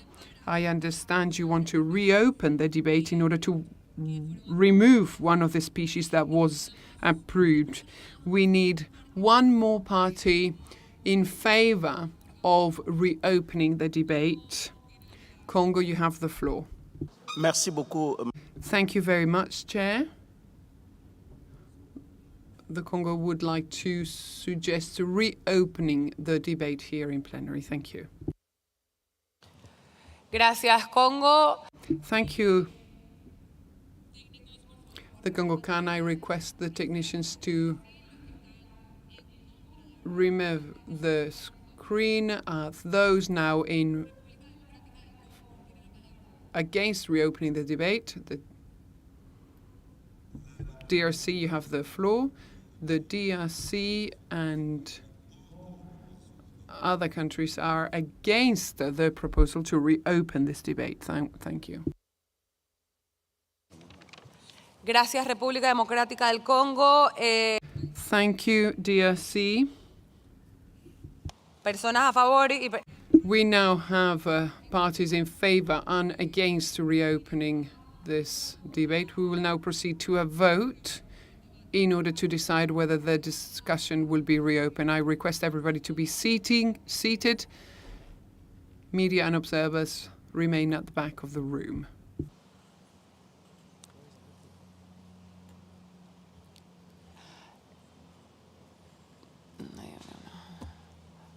Partes, por favor, tomar asiento. May I request all parties to be seated?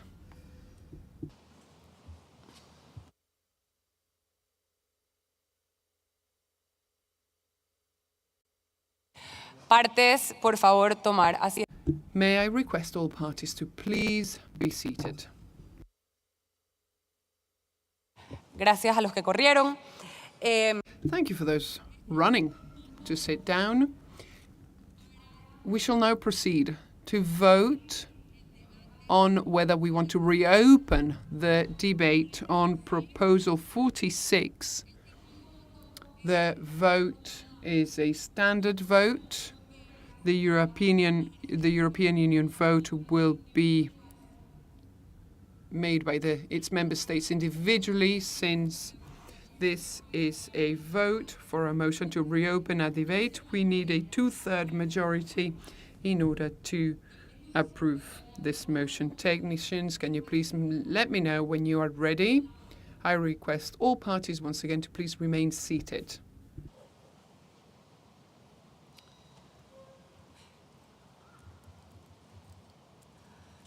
Técnicos. Technicians. Yeah. Gracias, técnicos. Thank you, technicians. Parties, you now have... Parties, you now have 40 seconds to cast your vote. The vote is now open. Partes, por favor. May I request all parties to please remain seated?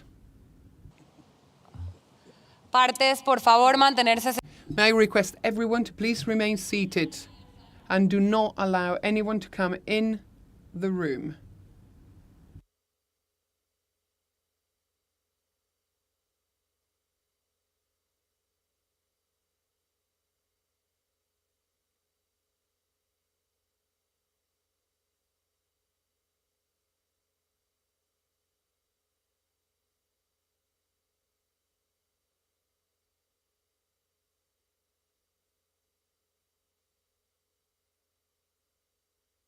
Se han agotado los 40. The 40 seconds are now over. The vote is therefore closed. Technicians, may I request that you display in the screen the results of the vote. La propuesta de. The proposal to reopen the debate has not been adopted by the two-thirds majority, and therefore the debate shall not be reopened. Technicians, can I please request you display on the screen the individual votes?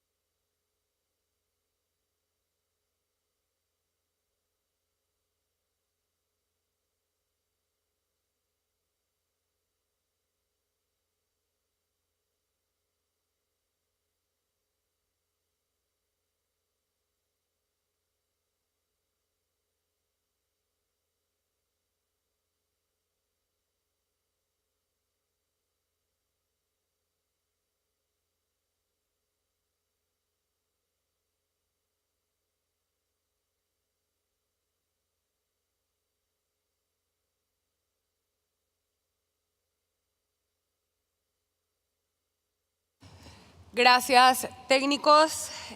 Al no. Thank you, technicians.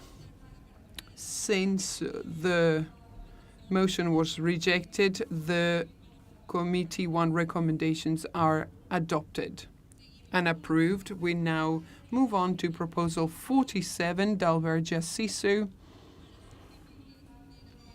to delete them from Appendix 2. I give the floor to the Chair of Committee 1.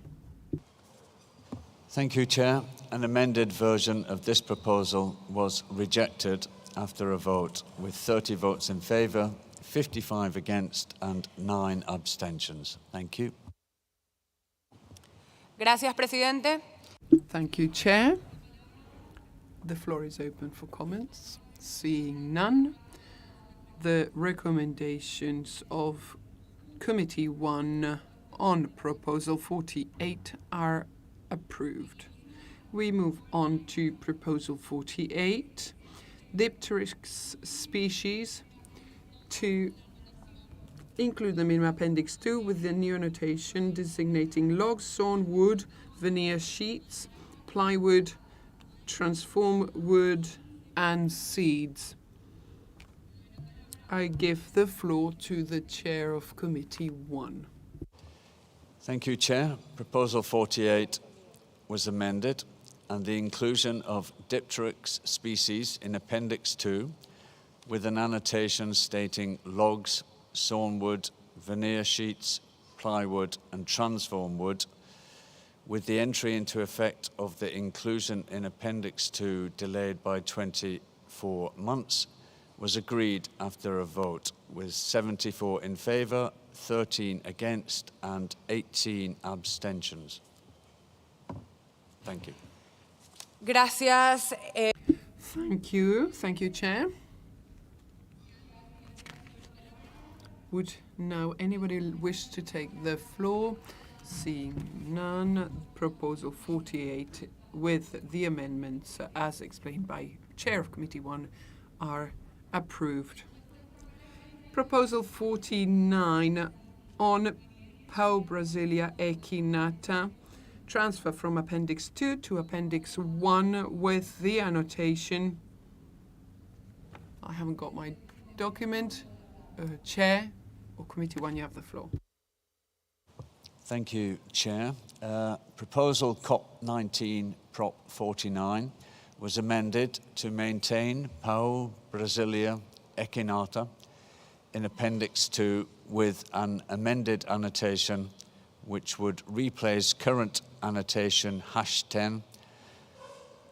This amended annotation is recorded in document CoP19 COM16. The amended proposal was agreed by consensus. Further, 5 draft decisions, also contained in document COP19 COM16, were agreed by consensus. Thank you. Gracias, Thank you, Chair. Are there any requests for the floor? I see none. Proposal 49 is adopted. Proposal 50, to include Pterocarpus species, Pterocarpus erinaceus, Pterocarpus tinctorius, include African populations in Appendix 2 with annotation number 17. Chair of Committee 1, you have the floor. Thank you, Chair. Committee 1 agreed by consensus to include African populations of Pterocarpus species in Appendix 2 with annotation #17 and to amend the annotations of Pterocarpus erinaceus and Pterocarpus tinctorius already listed in Appendix 2 to annotation #17. The committee further agreed, also by consensus, to the use of Plants of the World Online as the standard nomenclatural reference for this genus. All this by consensus. Thank you, Chair.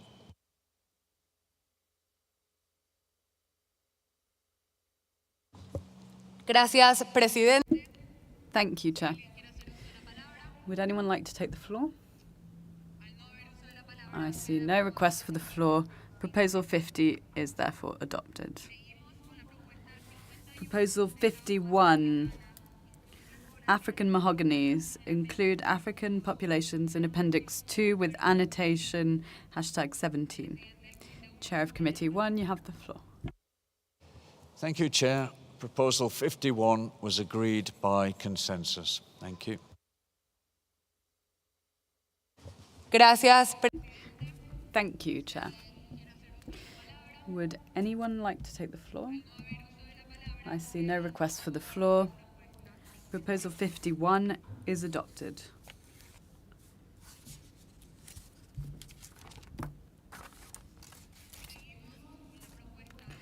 Moving on to Proposal 52, Orchidacea species.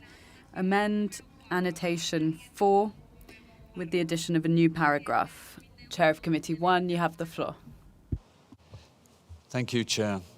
An amended version of Proposal COP19 Prop 52, together with 4 draft decisions recorded in document COP19 COM1 Rec 14, were agreed by consensus. Thank you. Gracias. Thank you, Chair. Are there any requests for the floor? Seeing none. Proposal 52 is adopted. And this brings us to the end of proposals to amend Appendices 1 and 2. Thank you to the Chair of Committee 1 for all of your work.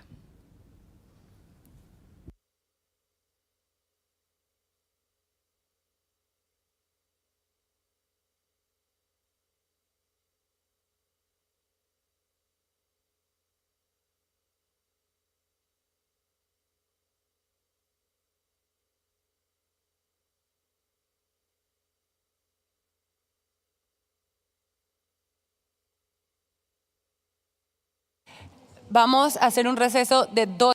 We'll just take a 2-minute break, so please don't leave your seats.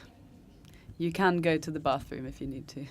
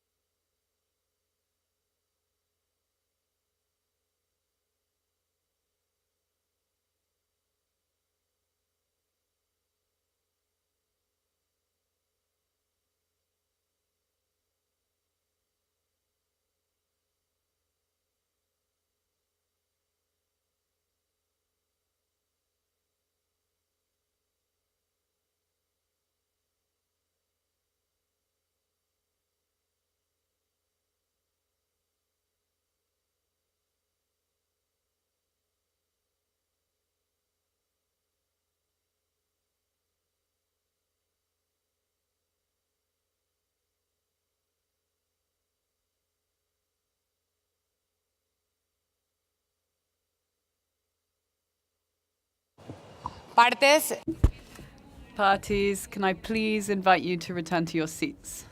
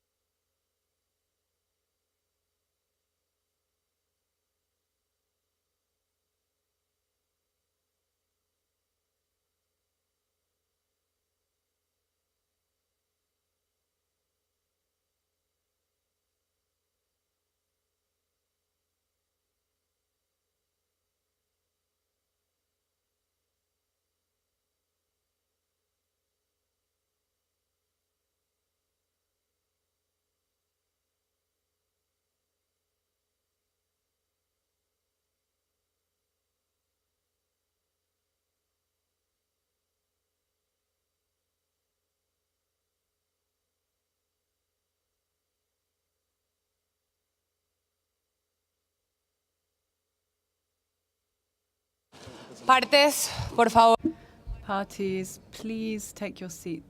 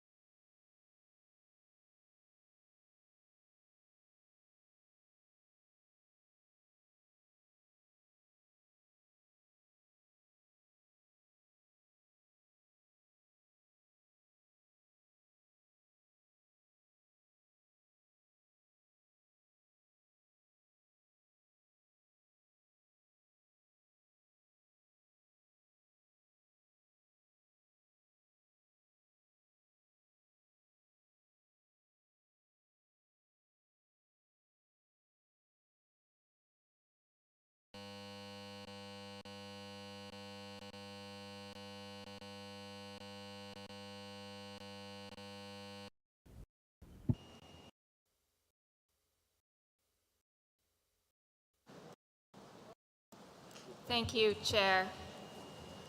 So, Chair, as you've noted, during the first plenary session on the 14th of November, I presented CoP19 Doc 4.1, which contained the report of the Standing Committee and proposed amendments to Rules 7.2, 25.5, and 25.6.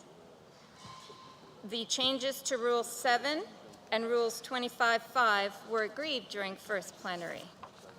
Remaining for discussion at this time are the proposed changes to Rule 25.6. Chair, I would like to explain the rule changes, each individual rule change for the plenary. So firstly, Chair, I would draw the room's attention to Annex 1 of Doc 4.1, where the changes proposed to Rule 25.6 are found. I would draw attention to the first sentence in Rule 25.6, where the Standing Committee proposes the addition of the word "or" and the deletions of the word "and proposals made." This change is consequential to the change already agreed in Rule 25.5 during the first plenary. As such, it is my hope this change is agreed by consensus.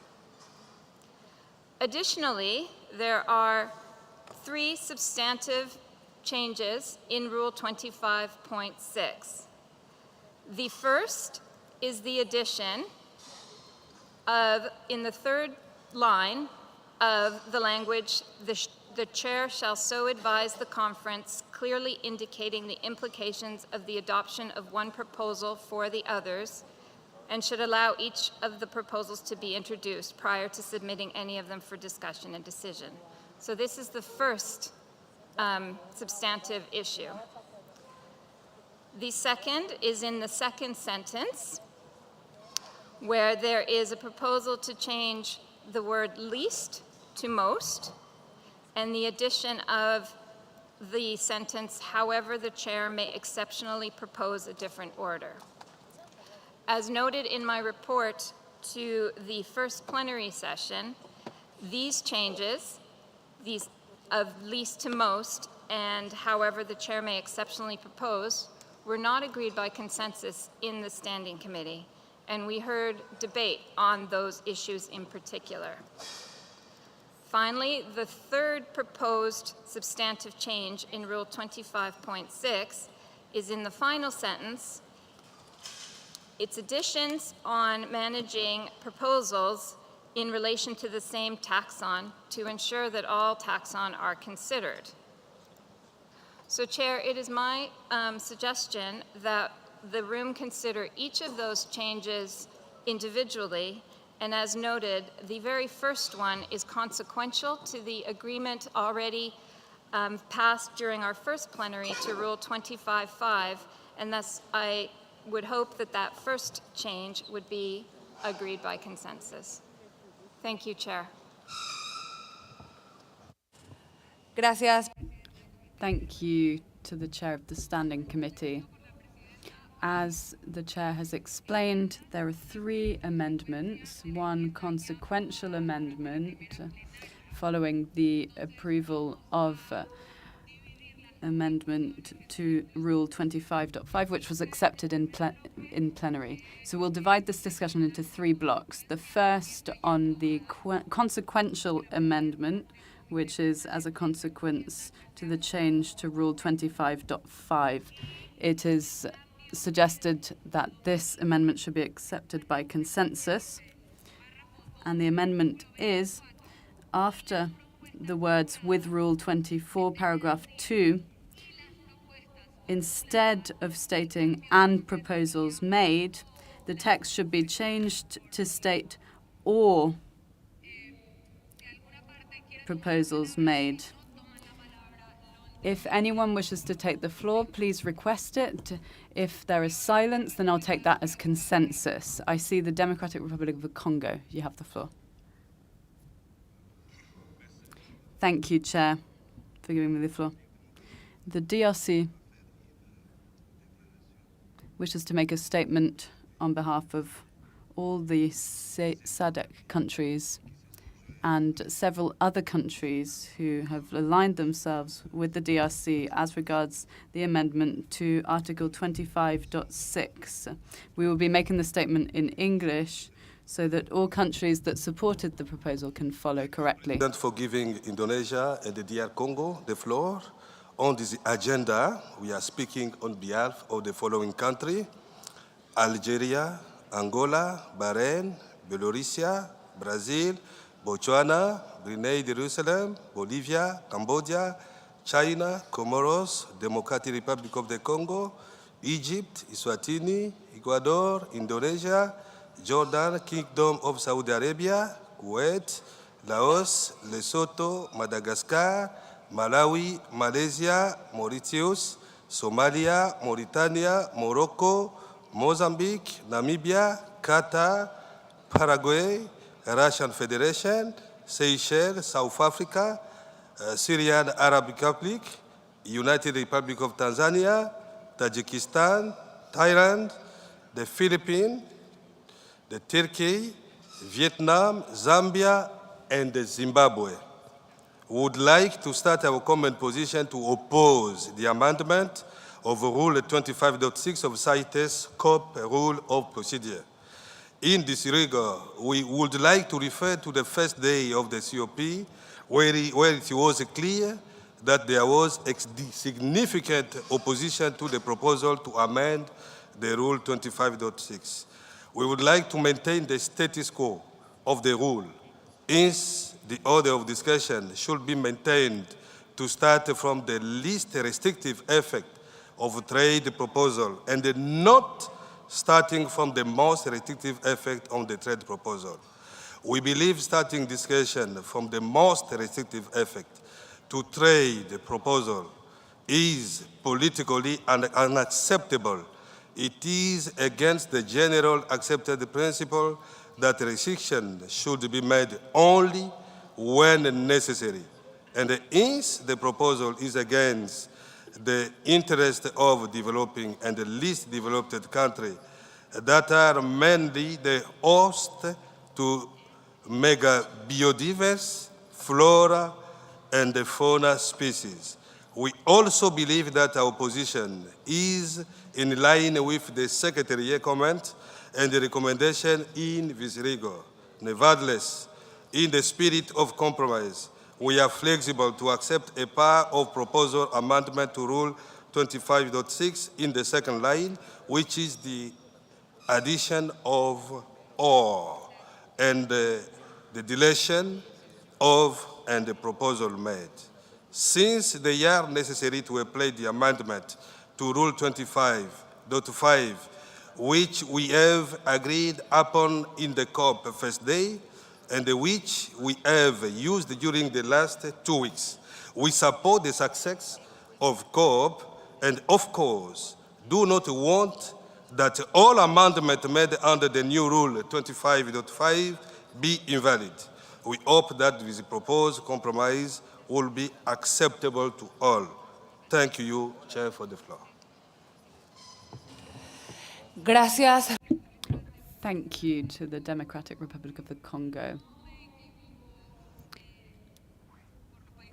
Unless I'm mistaken, there are 45 countries supporting that statement,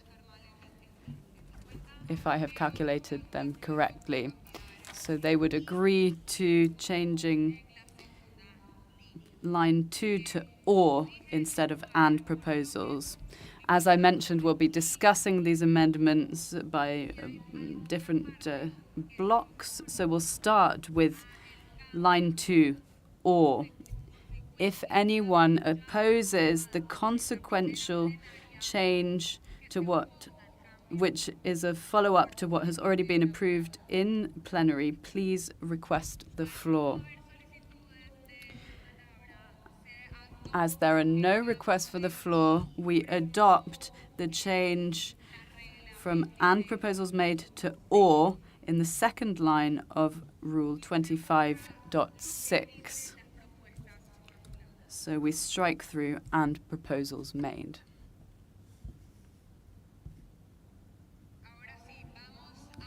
Now, we'll move on to the second amendment, which has been set out by the Standing Committee Chair, which states that the conference shall first decide on the proposal that will have the least restrictive effect on the trade, and then on the proposal with the next least restrictive effect on the trade. What's being proposed here for discussion is an amendment that would lead to starting with the most restrictive effect, with the next restrictive effect examined afterwards. 45 countries, alongside the Democratic Republic of the Congo, have opposed this amendment.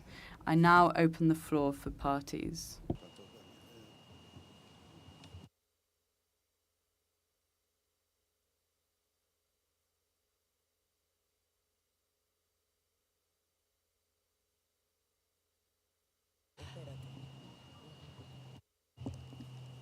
Gracias. Thank you.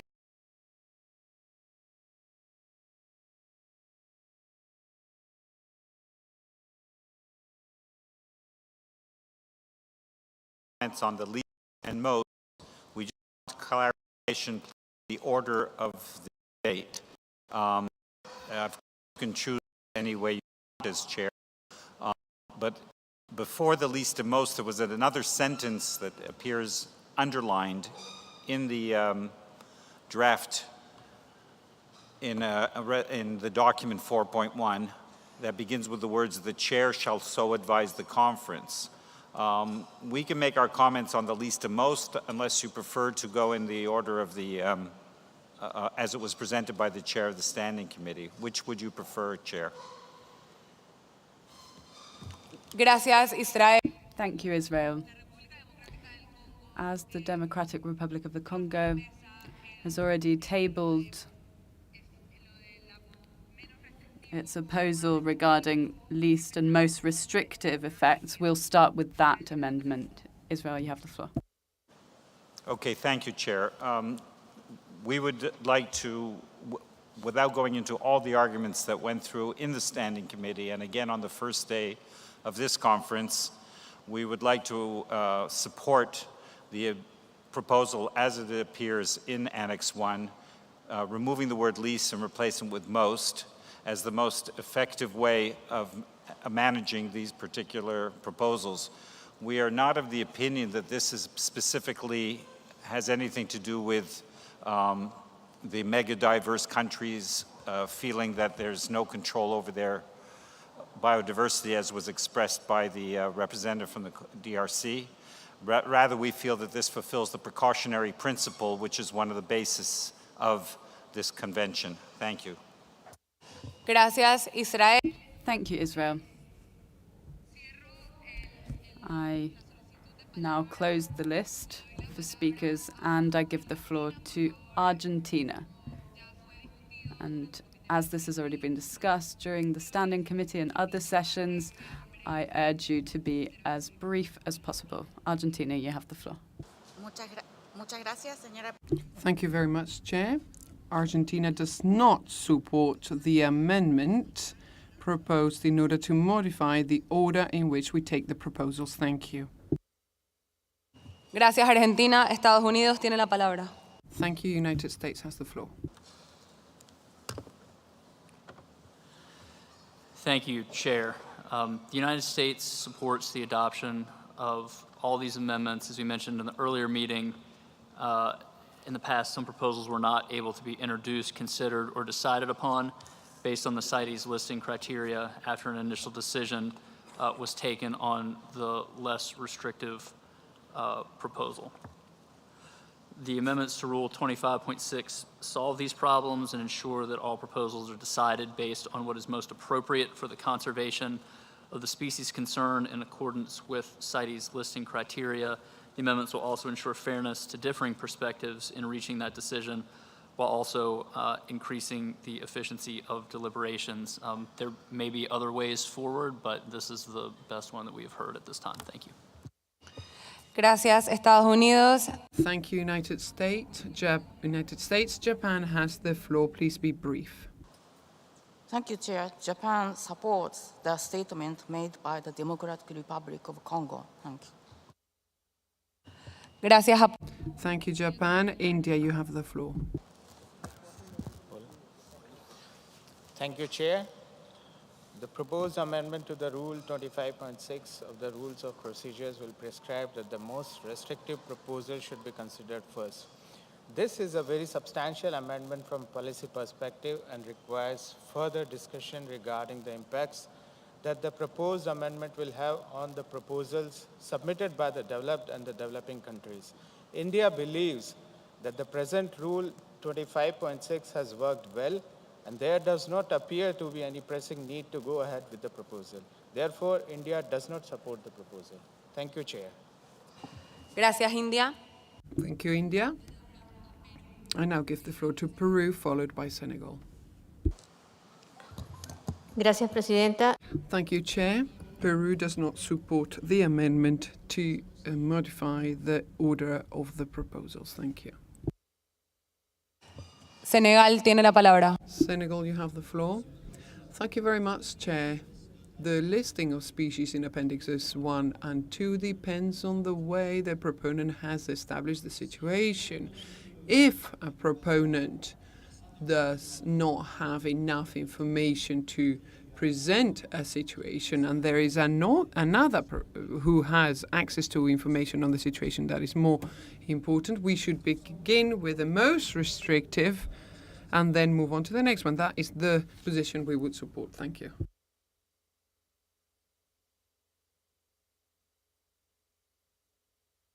Gracias, Senegal. Thank you, Senegal. China, you have the floor. Thank you, Madam Chair.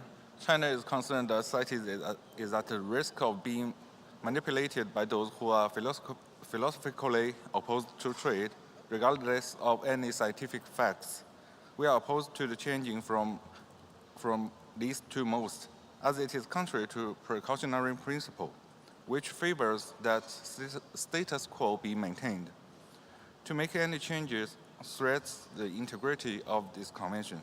So we oppose this amendment. Thank you, Madam Chair. Gracias. Thank you, China. European Union, do you have a point of order? Yes, Chair, just that we want to request the floor and the system doesn't allow us. So please, if you can allow this, thank you very much. Continúe, Unión Europea. Carry on, European Union. You have the floor. No, I just want to request the floor in the order, not now, but in the order that would be, so just to be added to the list of countries that you have. And this, the system did not allow us to request the floor. I don't want to intervene now. Es su turno, es su turno. It's your turn, European Union. But then I would like to express the European Union and its member states' support to the amendment in Rule 25.6, the changes related to the least restrictive, replace it by most restrictive. We believe that it has been extensively discussed and we believe it's the best way forward. However, we also see that there is quite a number of parties that do not agree to this, so we would be willing to look for the way forward that you believe is more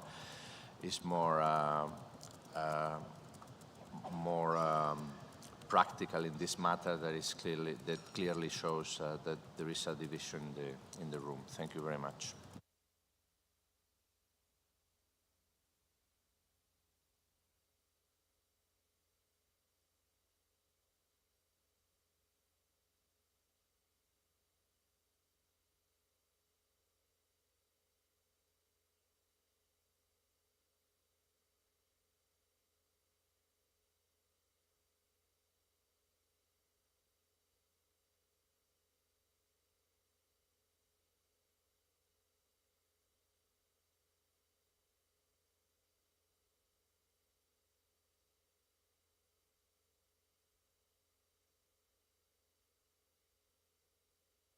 Gracias, Unión Europea. Thank you, European Union. If I have done my numbers right, there are half of the parties in favor, half against. So I suggest that the discussion continue in the Standing Committee. Canadá, ¿qué le parece? Canada, what do you think of this proposal? Well, Chair, Canada is, as always, in your hands. From the Canadian perspective, as we intervened in the first plenary, for us it's quite important, given the importance that the rules have in the managing of an orderly debate, to have, as much as possible, a consensus.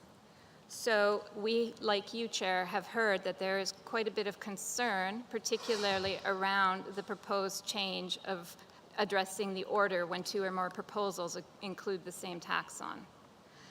So your suggestion, Chair, of continuing discussion in Committee 2, perhaps by revising the Standing Committee, perhaps by revising the existing decision that is directed to the Standing Committee and asking the Standing Committee to focus its attention primarily on Rule 25.6 might be a good way forward.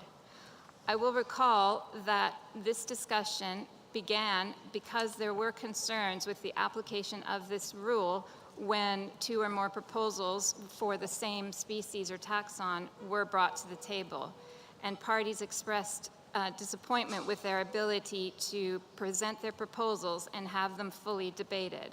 So the intent in the discussions of the Standing Committee was try to address that in order to ensure that all parties benefit from the opportunity to hear and debate all proposals brought to the table.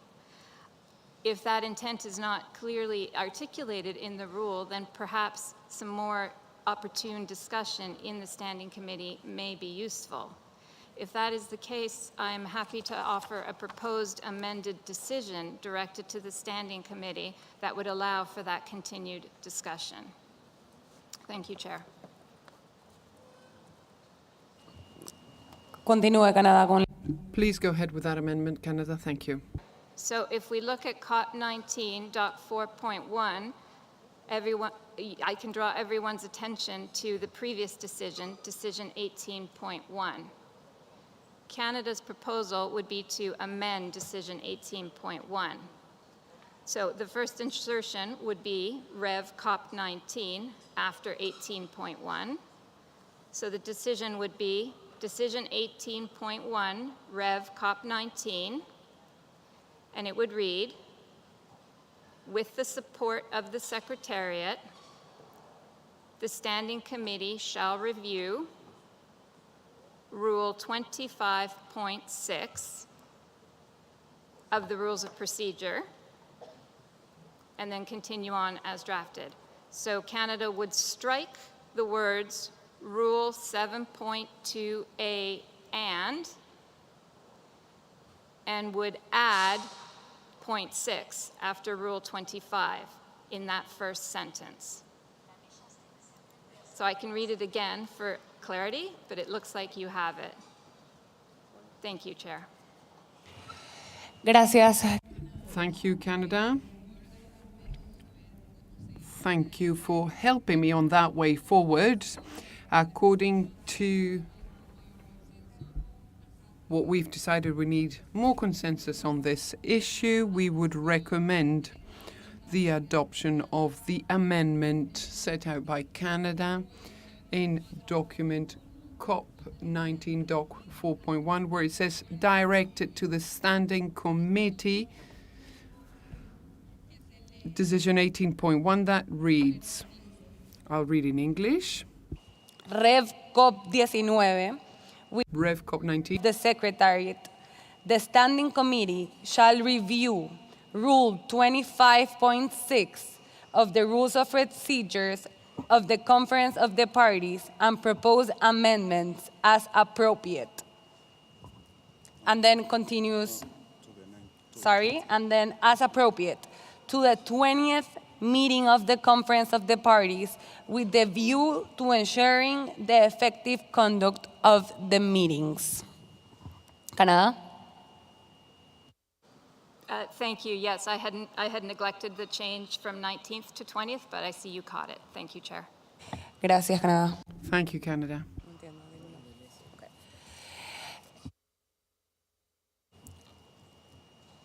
I have a couple of parties in Indonesia, United States, and Israel. Indonesia, please.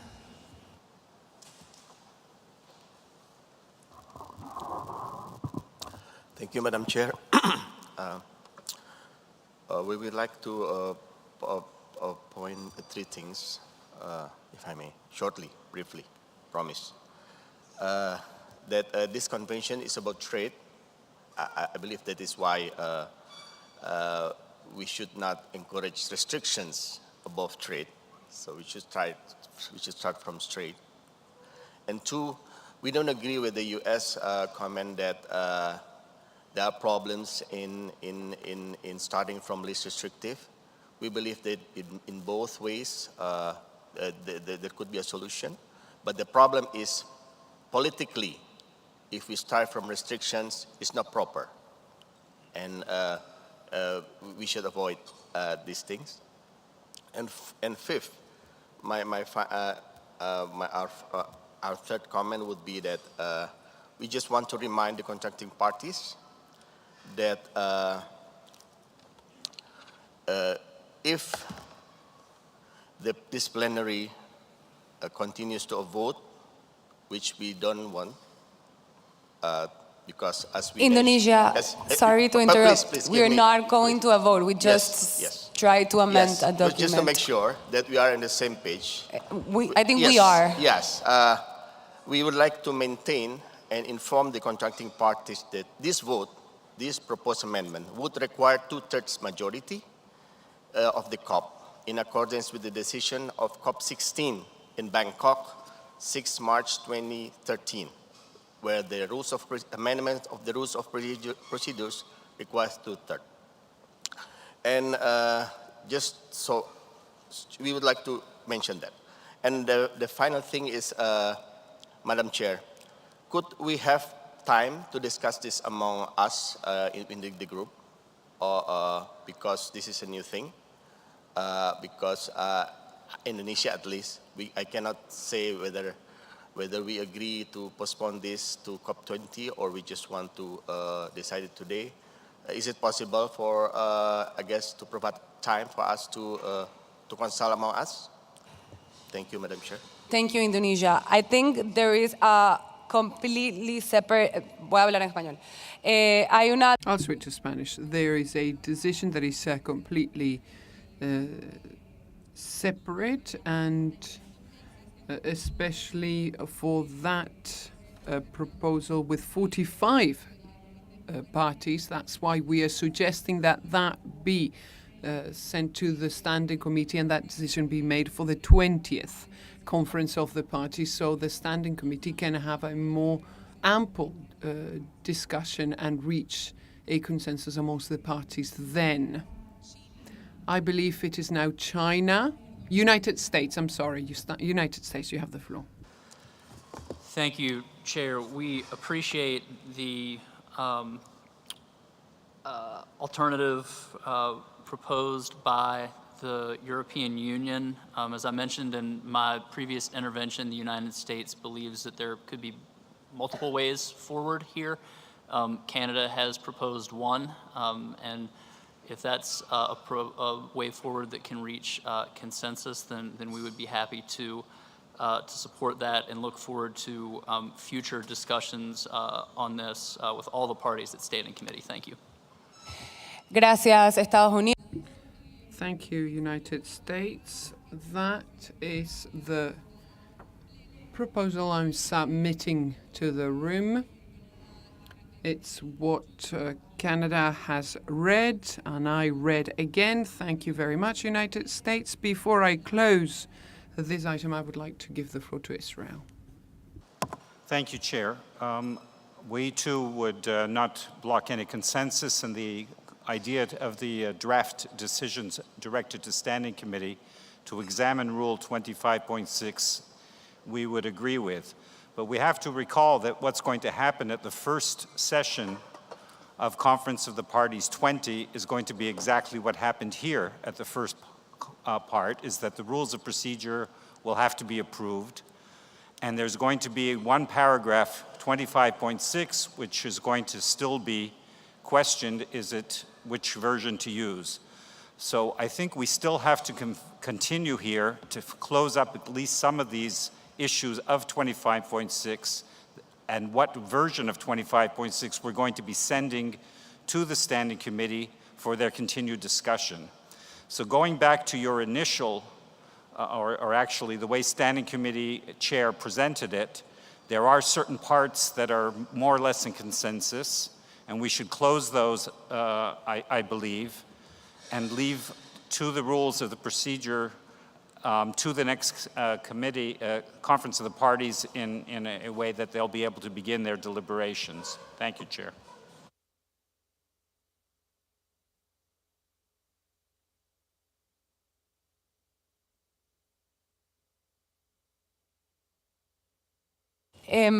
Gracias, Israel. Le doy la palabra. Thank you, Israel. I now give the floor to China before I make a recommendation. Thank you, Madam Chair.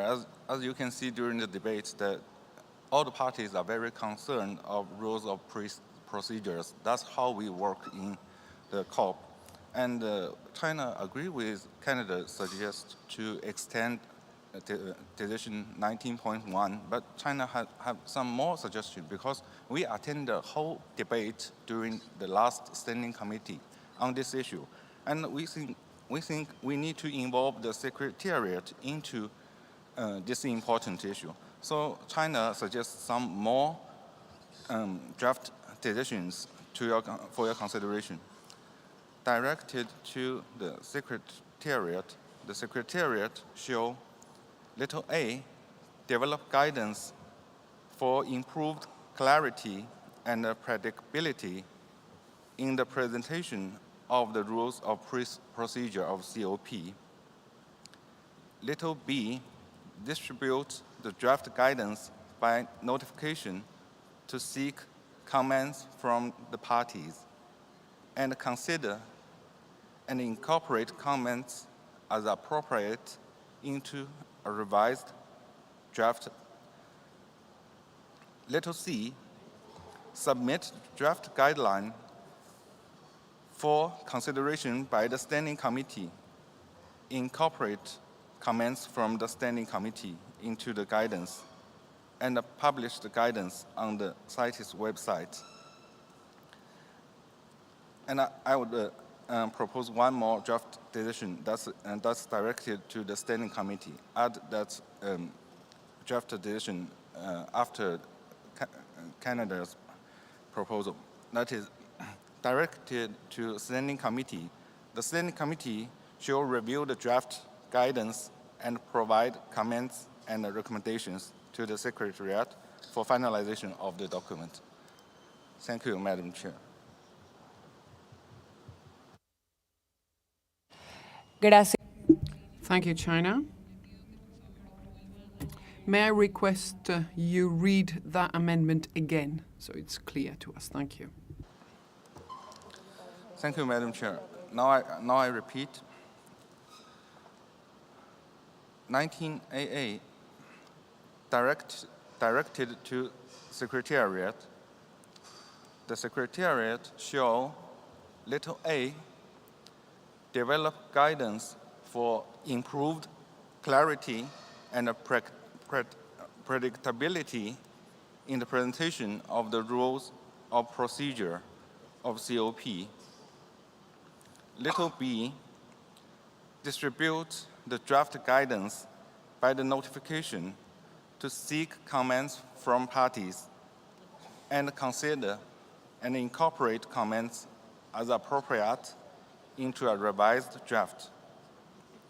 And little c, submit the draft guidance for consideration by the Standing Committee incorporate comments from the Standing Committee into the guidance and publish the guidance on the CITES website. And 19BB directed to Standing Committee. The Standing Committee shall review the draft guidance and provide comments and recommendations to the Secretariat for finalization of the document. Thank you, Madam Chair. Gracias, China. Thank you, China.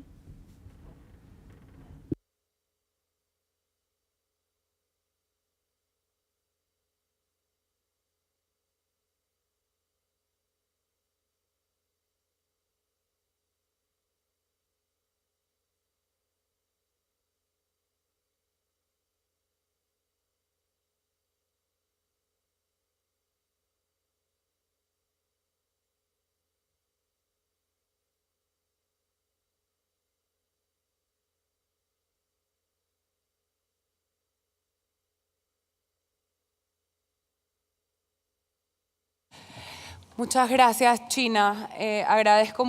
Thank you, China. I thank you very much for this way forward. Unfortunately, the text is a long one and it hasn't been revised by us, so we would like to request that proposal be read once again when the discussion is open in the Standing Committee. I continue suggesting that the chair's proposal here as a way forward would be, as an answer to Israel, is to change only that and swap it for the or, because the 45 countries that were included in the DRC's comment are opposed to both amendments, with the exception, of course, of that amendment on the and to be swapped by the or. So we have a big division in the room. Israel, is that right? Chair, as I recall your original presentation of this, or rather also Canada's original presentation, there was controversy over the least more sentence, but the second sentence of the paragraph 6 that begins with the section that's underlined, the chair shall so advise, was not controversial. And there's also this last section which begins with the words, however, the chair may exceptionally propose a different order, and if in relation to the same text on the adoption proposal, we were under the understanding that these issues came out of the Standing Committee without a lot of controversy. So we could check with the chair of the Standing Committee to be sure, but from what we recall from her presentation, the most contentious issue was the least more, and I think that the candidates found an elegant way of moving forward with that specific issue, and perhaps we can adopt all the rest of the changes without, by consensus at this time, if that's a way forward. Thank you, Chair. Gracias, Israel. Thank you, Israel. Unfortunately, the reading of the room is that they would need more time to be in agreement with that Rule 25.6. We therefore continue with the recommendation of including in CoP19.4.1 the comments made by Canada, and continue with that discussion in the next intersessional period.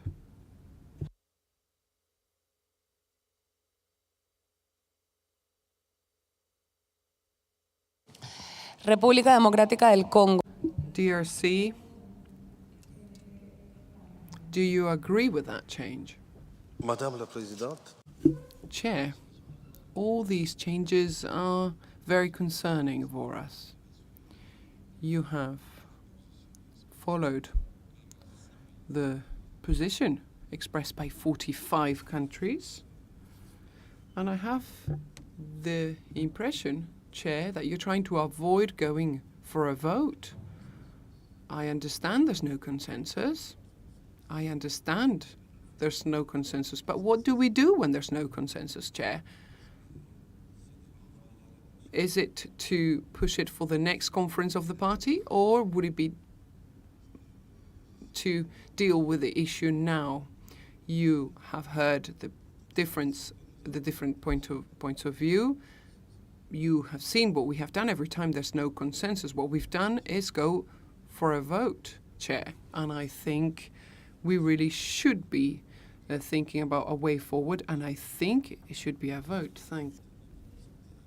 I will continue to discuss with all the other states that have supported this proposal. Thank you, DSC. It's not that I personally don't want a vote. That is part of the rules of procedure. We were simply recommending have it as a consensus, and if you require a vote, then we shall go for a vote. One moment.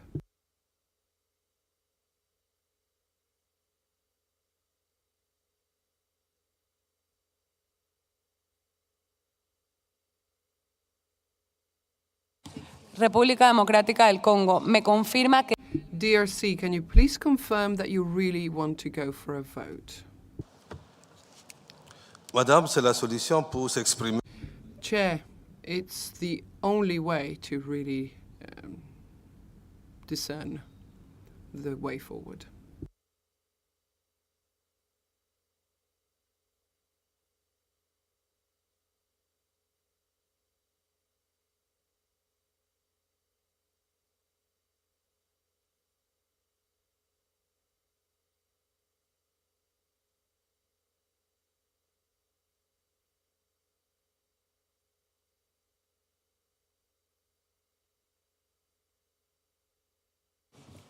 Interpreters, with your grace, can we continue until we finish the meeting?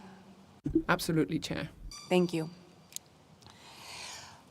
Ya que technicians, por favor, me borran la pantalla, ya que hay muchísimos países. Technicians, could you please erase the screen? There are too many countries. We will move on to the vote. The rules of procedure would be as such. We would move on to a vote. Or proposals, including proposals amended in accordance with Rule 24, Paragraph 2, or in accordance with Paragraph 5 of this rule, related to the same taxon, but are different in substance, the chair shall so advise the conference, clearly indicating the implications of the adoptions of one proposal for the others, and should allow each of the proposals to be introduced prior to submitting any of them for discussion and decision. The conference shall first decide on the proposal that will have the most restrictive effect on the trade, and then on the proposal with the least restrictive effect on the trade, and so on until all proposals have been submitted to decision. However, the chair may exceptionally propose a different order if appropriate. If in relation to the same taxon,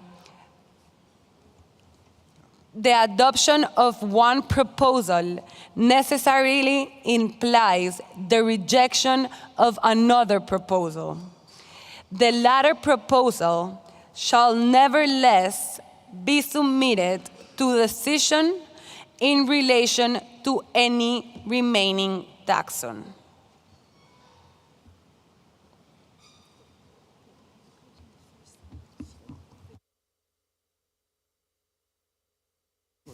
The first line was agreed, so I read it as how it will. Español. La primera línea. The first line was accepted by consensus, so we replaced and by or, and we'll be voting on the rest of the text. As I read it out, that is how it would read in the new proposed rule of procedure. Veo partes pidiendo. I see some parties requesting the floor. Is it a point of order? Point of order from Mexico, followed by the United States. Thank you, Chair. Just to be clear, what we're voting on is the text as it's set out in the document. We've accepted the change to or, but you mentioned a change which is different to the document as regards the words least and most. I think we need to be very clear on this. We're including almost everything that's in that paragraph, but would we be keeping to the current rules, which means beginning with the least or the most? I think we need clarity on this, because this is the controversial issue here. So please, could you make it very clear for everyone? Thank you, Mexico. We will be voting on the proposal exactly as it's set out in the document, with the exception of the change from and proposals made to or, which has already been accepted. We're talking about document CoP19 Doc 4.1. Mexico, you have the floor. Thank you, Chair. The problem is that you didn't read it out as it's set out in the document. You said least twice rather than most and then next most. Perhaps you misread it, but I think it's important to clarify this because it's controversial. Yes, indeed, you are right. The version that we're voting on is the one that's set out in document 4.1, Annex 1, paragraph 6. Is that clear, or are there other points of order? I apologize for any confusion. The United States, you have the floor. Thank you, Chair, and that is clear to us. With your indulgence, I might just ask, there are, it seems to me, several different pieces to this amendment, and it is clear that there is not consensus on one piece of that, which is the least versus most order. It would be helpful for us to perhaps be able to see if we can get consensus on the other pieces. Gracias, Estados Unidos. Thank you, United States. Unfortunately, when the Democratic Republic of the Congo took the floor, they stated that they wanted to vote on the rest of the proposal with the exception of the change to or. I had already called for a vote. Therefore, I give the floor to Indonesia, and then we will proceed with the vote. Thank you, Madam Chair. As we have mentioned before, vote is not something that we prefer. We are actually considering positively the proposed way forward. So if you, Madam Chair, if you can give us a bit time among us to consult, because it's really difficult now at this time, and as you mentioned, since we have 45 countries, it's not as easy to consult at a certain time. Or perhaps you could give us more time.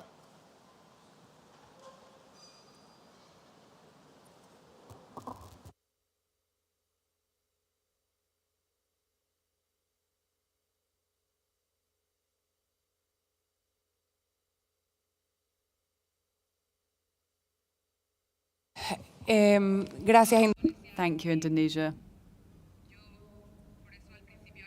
That is why at the beginning I had suggested we leave this for discussion in the Standing Committee. But as there has been a call for a vote, I cannot accept your proposal, unfortunately, Indonesia.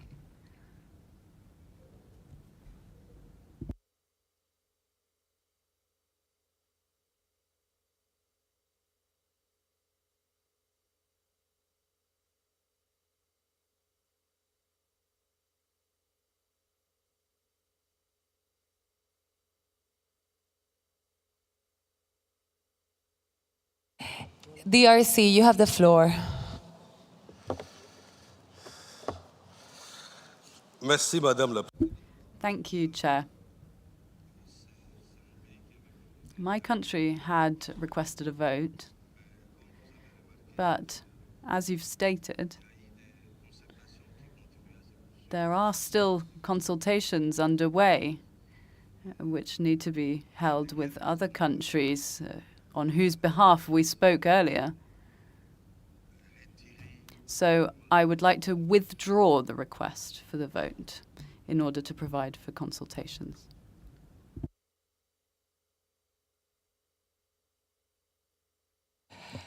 Gracias.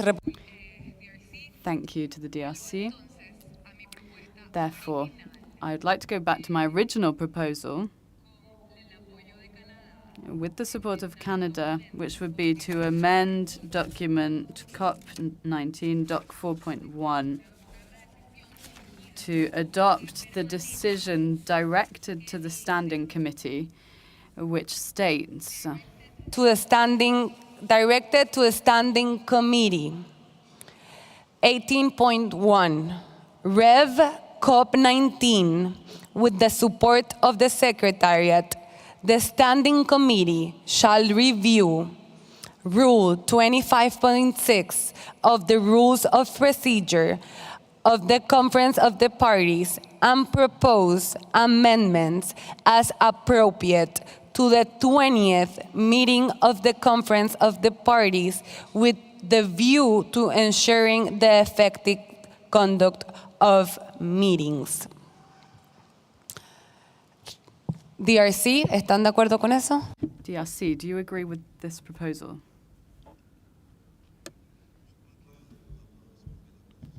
I think we've expressed our position to withdraw the vote. That is so that we can hold discussions and consultations on this matter. Thank you, Chair. Gracias. Thank you. Mexico, do you have a point of order? Is it a point of order? Mexico, you have the floor. Now, correct me if this is not a point of order, but what we'd like to propose is that given that there's only controversy regarding one part of this text, and having listened to Israel, apologies, says the chair, there is not controversy only on one part. The Democratic Republic of the Congo took the floor and stated that they only accepted the change to "or" at the beginning of the rule.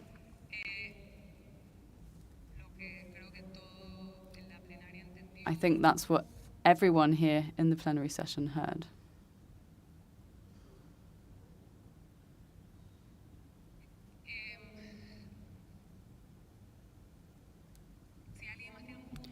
Does anyone else have a point of order? If not, then we move to accept the amendment proposed by Canada, which is also supported by the chair of this session.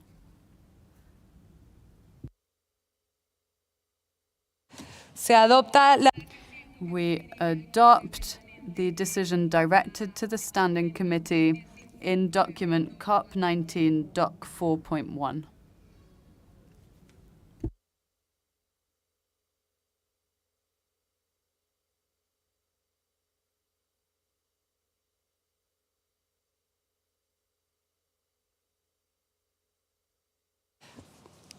Gracias por... Thank you for your support. This was not an easy decision, but we wanted there to be consensus, and That is why we would like to allow more time for discussions. Now we'll move on to 44.1 on Rule 26. In the first session, the Conference of the Parties also considered document CoP19 Doc 4.2 proposed by Botswana and Zimbabwe. Initially, I had concluded that there was no consensus on the document and therefore no need to consider it further.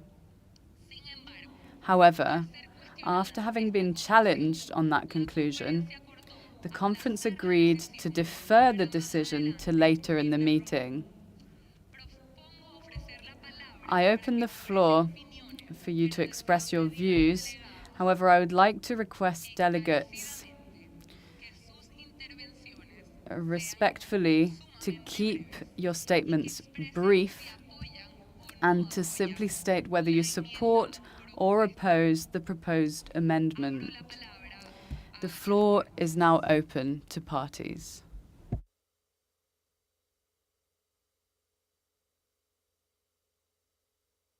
Zimbabwe, you have the floor. Let's see if some progress has been made. I see no other states have requested the floor for the time being. If that is the case, then we'll be able to close this item. Zimbabwe, you have the floor. Madam Chair, if you could clarify what exactly you want us to come on with, because it is not clear what you want us to say or do, please.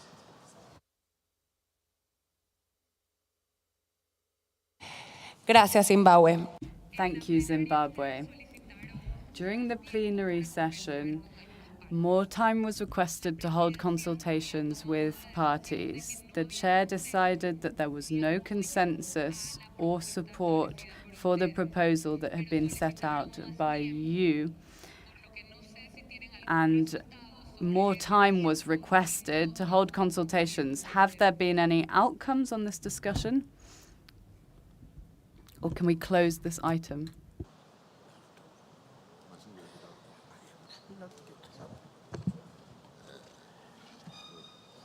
Yes, Madam Chair, it's the same issue of not hearing or understanding what you want us to do, because we are not clear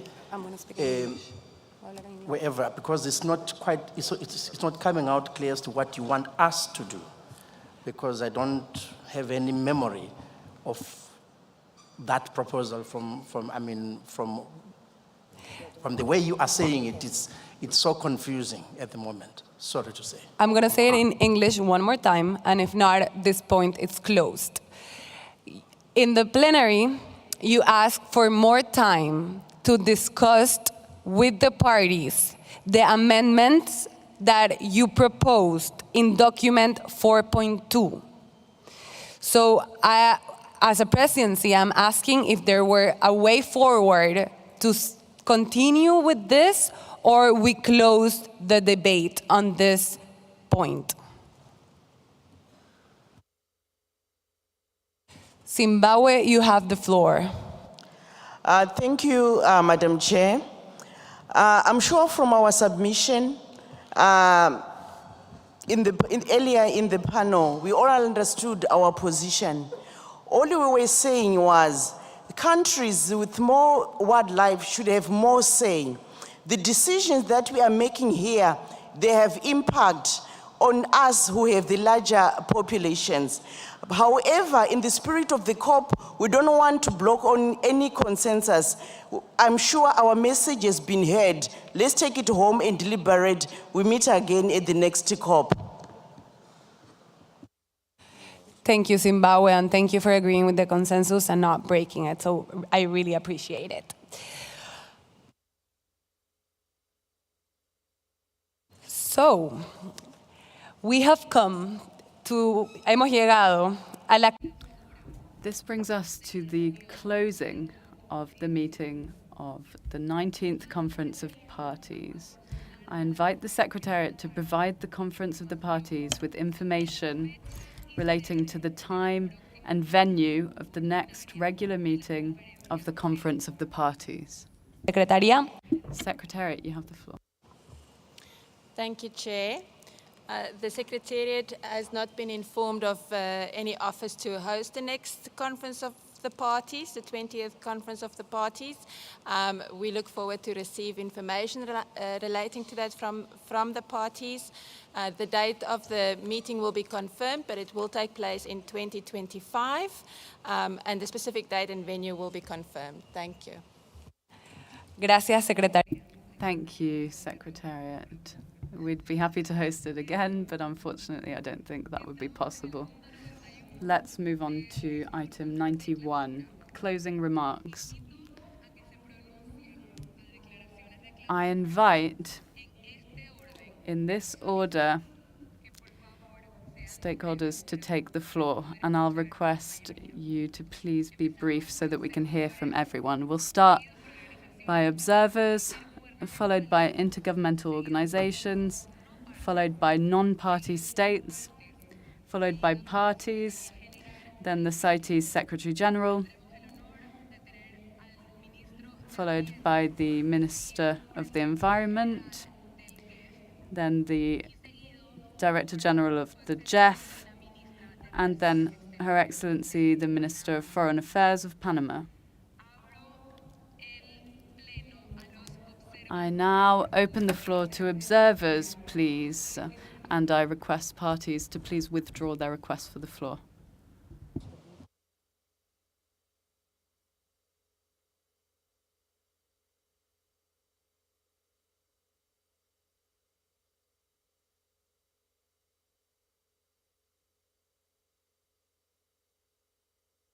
Invito al podio a... I invite the Minister, Foreign Affairs Official, and Director General of GEF to the podium, please.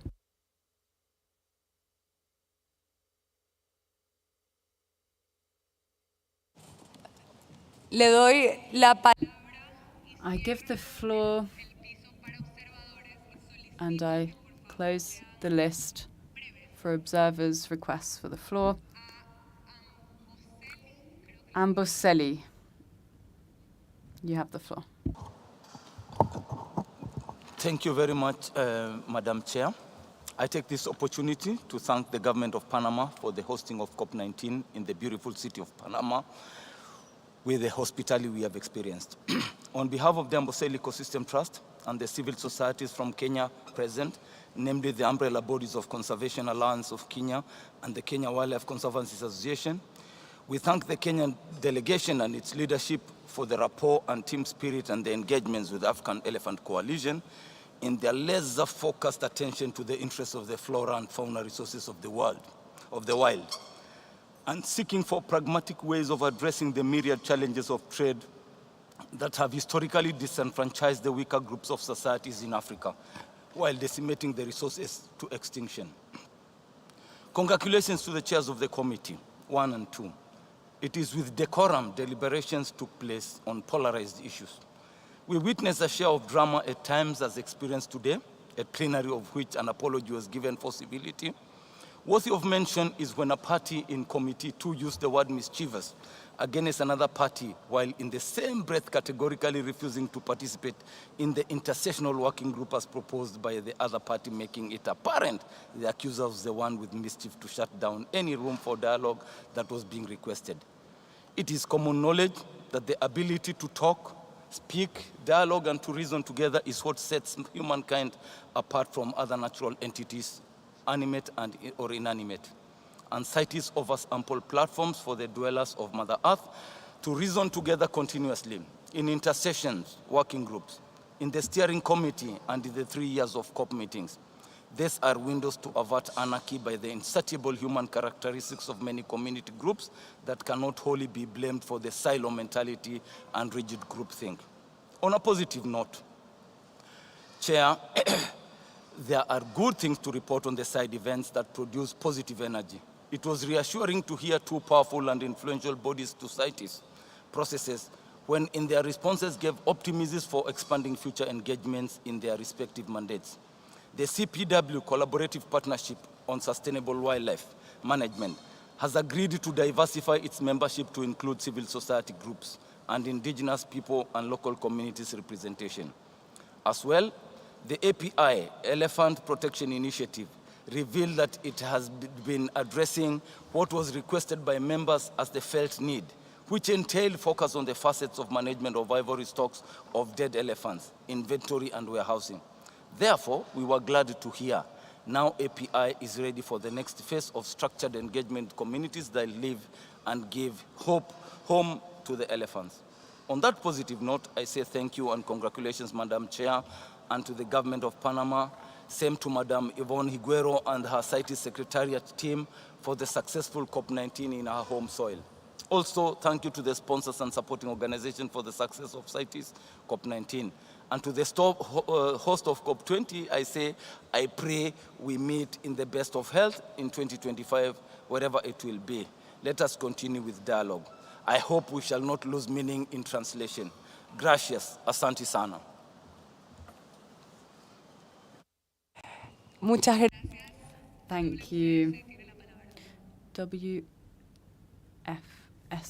you have the floor. WCS, I'm sorry. WCS, you have the floor. Thank you, Chair. WCS wishes to congratulate Panama for its tremendous efforts and warm hospitality in hosting this meeting, and to the Secretariat staff for such a well-organized and successful COP, and for all their hard work behind the scenes, and for the great work of the chairs of Committees 1 and 2, and of course yourself here in plenary.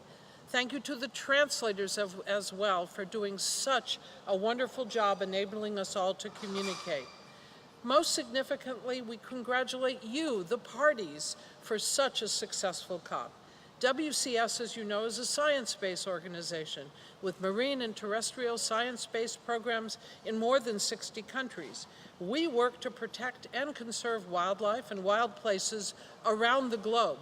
We thank you for taking decisions that embrace the precautionary principle, taking decisions in the best interest of the species in the wild. We particularly want to highlight and appreciate your decisions on requiem sharks, hammerhead sharks, guitarfish, songbirds, turtles, glass frogs, and so much more. Thank you for adopting strong resolutions and decisions dealing with implementation and enforcement issues that are too numerous to list, but include holding firm to the treaty and the biological basis and scientific underpinning of our criteria. Many of the proposals reflect ongoing overexploitation and unsustainable trade, escalating illegal trade, and complex interactions with other threats. Poaching and trafficking harm not only species, but the lives, livelihoods, and cultural identification of both indigenous peoples and local communities. You have taken strong conservation decisions. Now is the time to begin to implement them. We look forward to continuing to work closely with you, the parties, and all our partners to ensure that the decisions made here are implemented effectively. In conclusion, the first paragraph of the CITES preamble states, quote, recognizing that wild fauna and flora in their many beautiful and varied forms are an irreplaceable part of the natural systems of the earth, which must be protected for this and generations to come. Decisions you have taken here in Panama truly embrace this spirit. Let us all work to see the day that international wildlife trade no longer threatens species in the wild, and where thriving wildlife populations and healthy ecosystems support all life on Earth. Thank you very much. Muchísimo gracias. Gracias. Thank you, WCS. Suko SA. You have the word. Thank you, Madam Chair. The Sustainable Use Coalition Southern Africa has enjoyed the finest hospitality, witnessed the splendor of your biodiversity, and seen the magnificent resources that your canal system, banking and financial services sector offer the citizens of beautiful Panama. We have noticed stark similarities between Panama and South Africa, both good and the not so good. Clearly, socio-economic realities include unequal wealth and opportunities in both countries. Here there is good governance and policy making that suits the geography and biodiversity of this country. It is largely based on minimal extraction, and that seems limited mainly to flora and fish resources. In our region, we too have good governance and policy making, but we also have so much more terrestrial space and so much less water. So the main natural resource, which effectively and consistently can replace itself when extraction happens at well-regulated, sustainable levels, is our indigenous wildlife. In South Africa, 20 million hectares, which equals 2.5 Panamas, and represents 1/6 of our total country, is in private hands exclusively for the purpose of wildlife-based enterprise, only made viable by the activity of hunting. This is supporting 3.5 million livelihoods. Again, to compare, equal to nearly 80% of the Panamanian population. Hunting, including by foreign clients who pay premiums and create viability by so doing, results too in healthy, sustainable food consumed in our country, not a bit of which is ever wasted. This is the greatest rewilding exercise that has ever happened, and we are proud world leaders in the field of positive wildlife management for the benefit of people and biodiversity. We trust the parties of CITES will begin to recognize this achievement for what it really is, and follow science and core CITES protocols in their further work, now and up to including COP20. We thank you all for this opportunity to engage and discuss these issues, and hope that live and let live, rather than winner takes all, will be the spirit going forward. Thank you all, travel safe, goodbye, adios, au revoir. Thank you. WWF, you have the word. Thank you, Madam Chair. WWF would like to join others in thanking the Government of Panama for their excellent hosting in a superb venue and in a beautiful country. The warm welcome of your people will long be remembered and remain in our hearts. We would like to thank the technicians, the caterers, cleaners, and all of the other workers who had our backs for the last 2 weeks, both in the formal sessions and in the side events.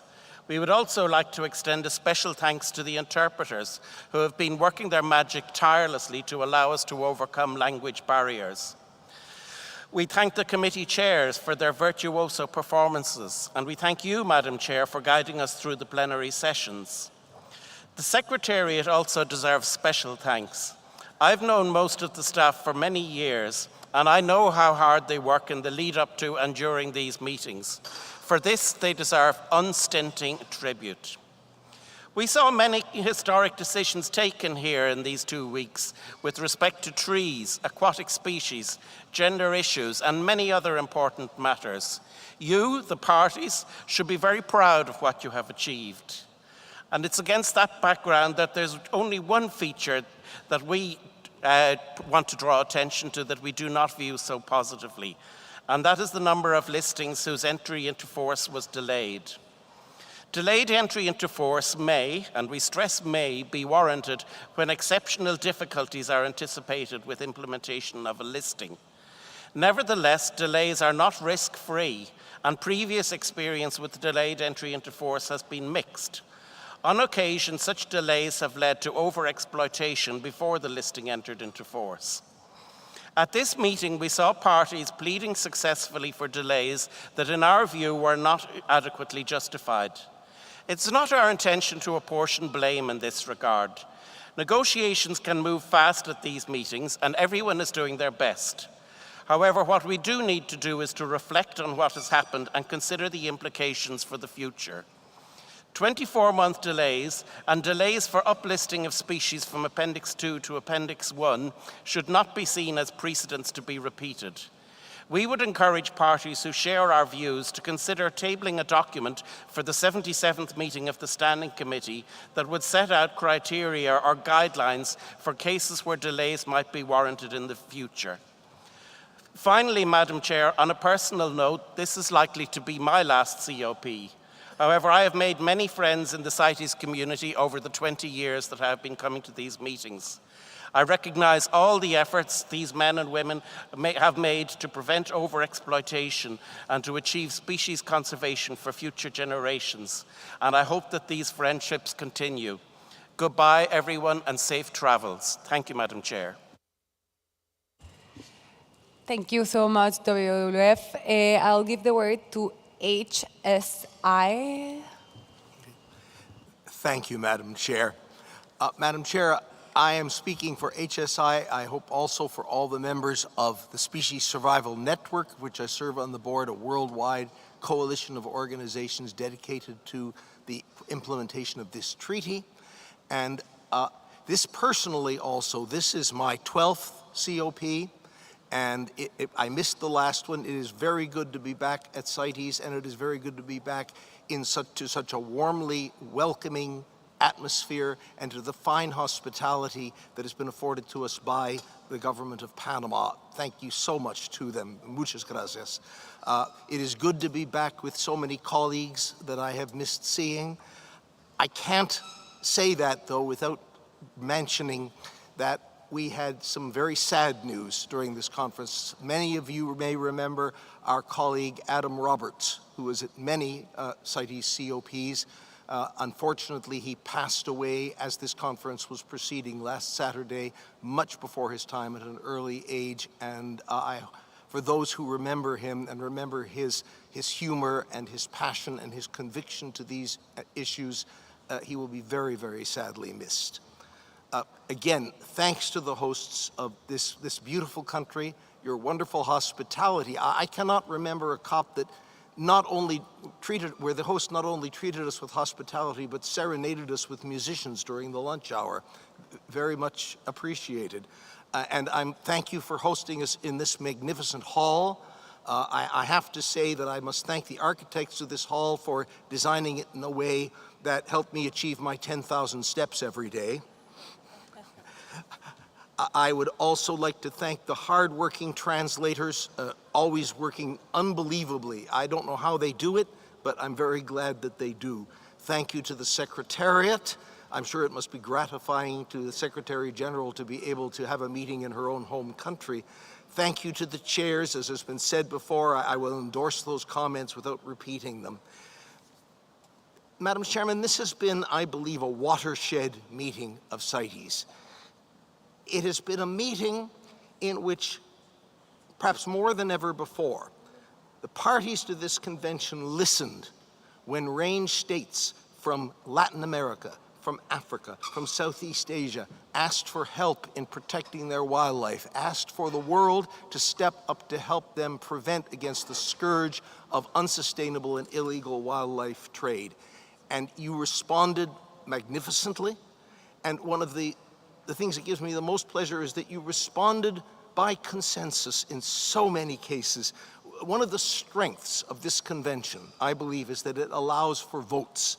It means that we can actually vote on things without having to come down to the lowest common denominator. Consensus isn't necessary, but how wonderful it is to see it achieved here over and over again when parties have asked for their help. It sends a message to the world, especially at a time when we are hearing more and more about the extent of the increasing loss of biodiversity around the world in the face of so many forces working against it, including climate change. It sends a message that this convention does want to act in the best interests of conservation. And I would say that there are certainly going to be many people here who wouldn't agree with every decision that was made. But whether we agree with those decisions or not, it is now up to all of us to work to make sure that the decisions made here, which are not an end in themselves, result in a better world for wildlife and for people going forward. We must use what we have done for the best. I look forward to the next meeting of the Conference of the Parties with great anticipation. I look forward to my own next week here exploring the beautiful wildlife of this country. And I thank you all for a wonderful 2 weeks. Muchas gracias.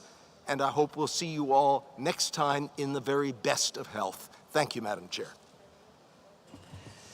Thank you, Human Society International. I'll now give the word to IWMC.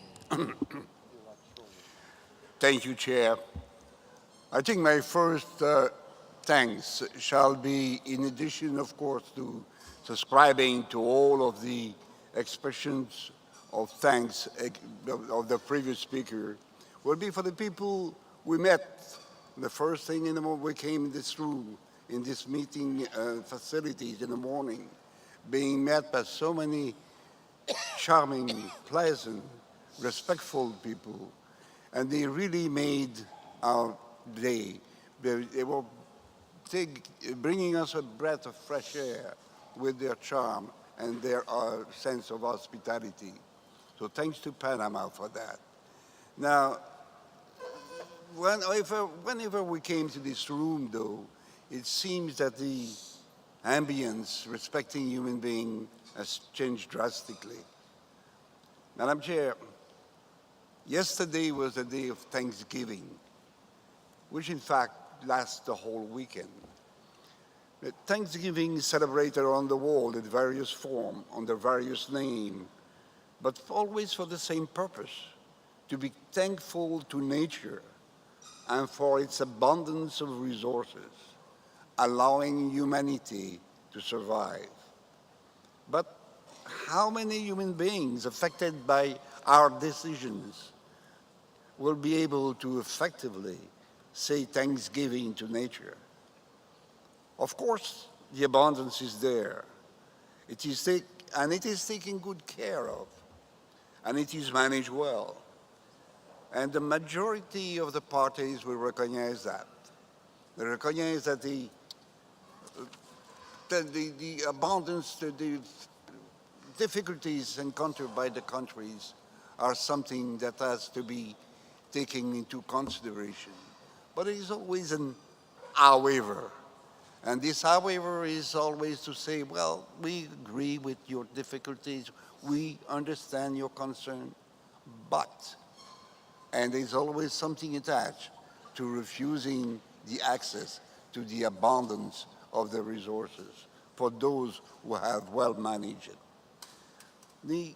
One of the problems that we have with those decisions is that they quite often, they are done, the decision affecting the livelihood of people, is that they've taken outside of CITES, outside of its legal parameter. We are listing abundant species like we've done for the blue shark. We are invading the national sovereignty of countries by discussing questions of national trade and national efficiency in managing our resources.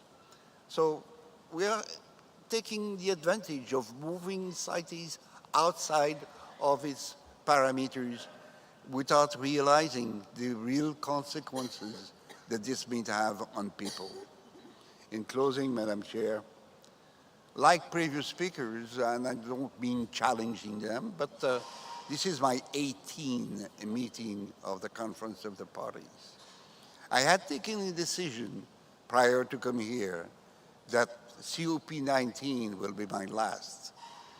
However, and I allow myself to use the word however, I've changed my mind.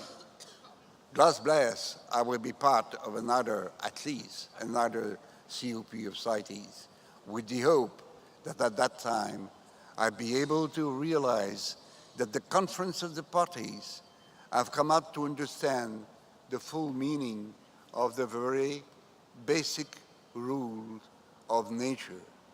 Take care of people, they will take care of nature. However, if you push people into the poverty with restriction, limitations, and prohibitions, people will destroy nature, not as a matter of greed, but as pure necessity. Thank you, Chair. Thank you, IWMC. I see SSN, but I think Human Society International talk on your behalf. I just want to make SSN. Maybe you have the word, but a quick one, please. Thank you, Madam Chair. I am speaking on behalf of the 100-member organizations of the Species Survival Network. Chair, in my opinion, this has been a very interesting and important conference of the parties, perhaps one of the most important since I started attending in 1989. What are our key take-home messages? That the human footprint on our planet grows remorselessly, 8 billion people and counting. that wildlife and natural resources continue to diminish and are under relentless pressure. 1 million species face possible extinction. That we need to find new and innovative ways of sustaining and sustainably funding the long-term protection of wild species of fauna and flora and the ecosystems they inhabit. Chair, at this COP, we have heard more loudly and clearly the voices of indigenous people and local communities, but we have further work to do to democratize this process so that those voices are fully represented as an integrated part of the workings of the Convention. We must remain strong and we must make sure that the wisdom of those who founded this Convention, who set the terms of reference, who created the criteria that values the survival of species beyond simple monetary gain, guides us always. In conclusion, Chair, on behalf of SSN, I want to thank you, I want to thank the host country of Panama and the whole team here at the Conference Center for their warm welcome and professional support.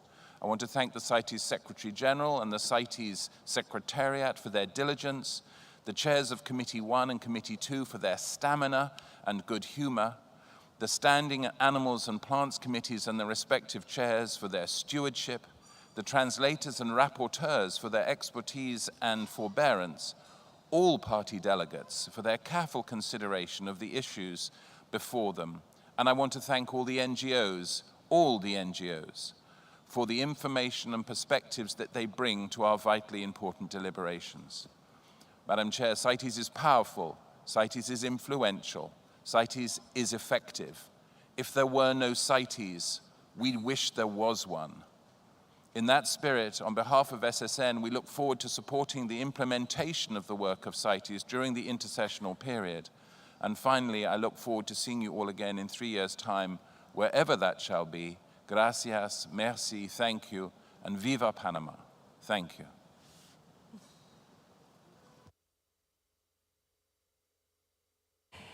Thank you so much, SSN. And with this, I open the floor to intergovernmental organizations or non-parties.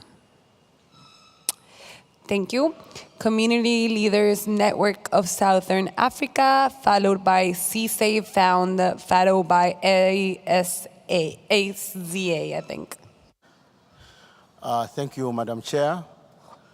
I would like to take this opportunity to thank you and your colleague, the good people of Panama, the Secretariat, and the Conference of Parties, and all the delegates that are here.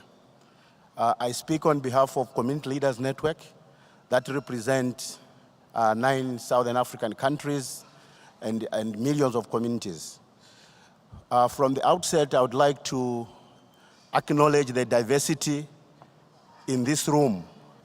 We appreciate the diversity of opinion, but would also like to thank our countries from Southern Africa, especially for their good, persistent core that community involvement is critical to conservation. We thank them. And we also would like to use this same opportunity to invite our friends from all over the world who have had no chance to work with communities properly to come to Southern Africa.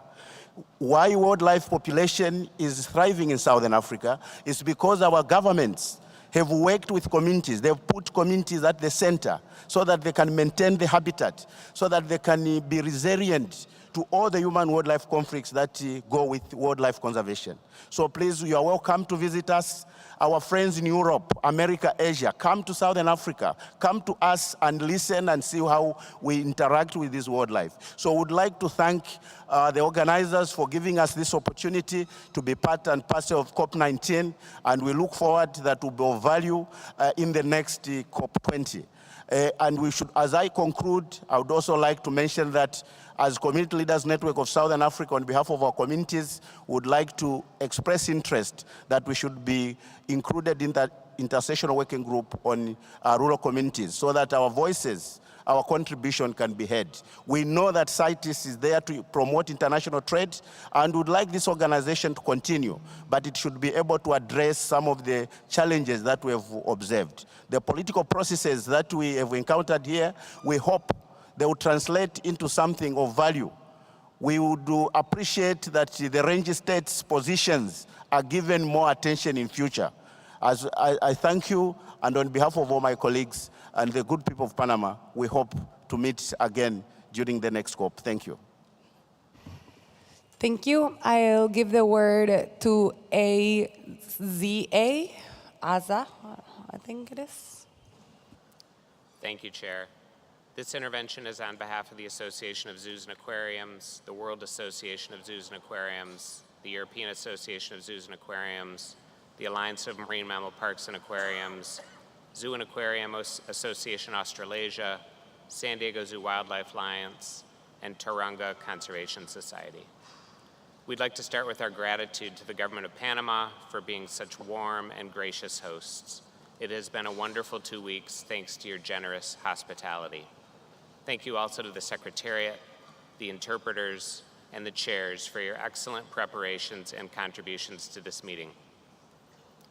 The zoo and aquarium community has been actively involved in CITES for decades, but never with the level of participation we have here at COP19. You might have noticed.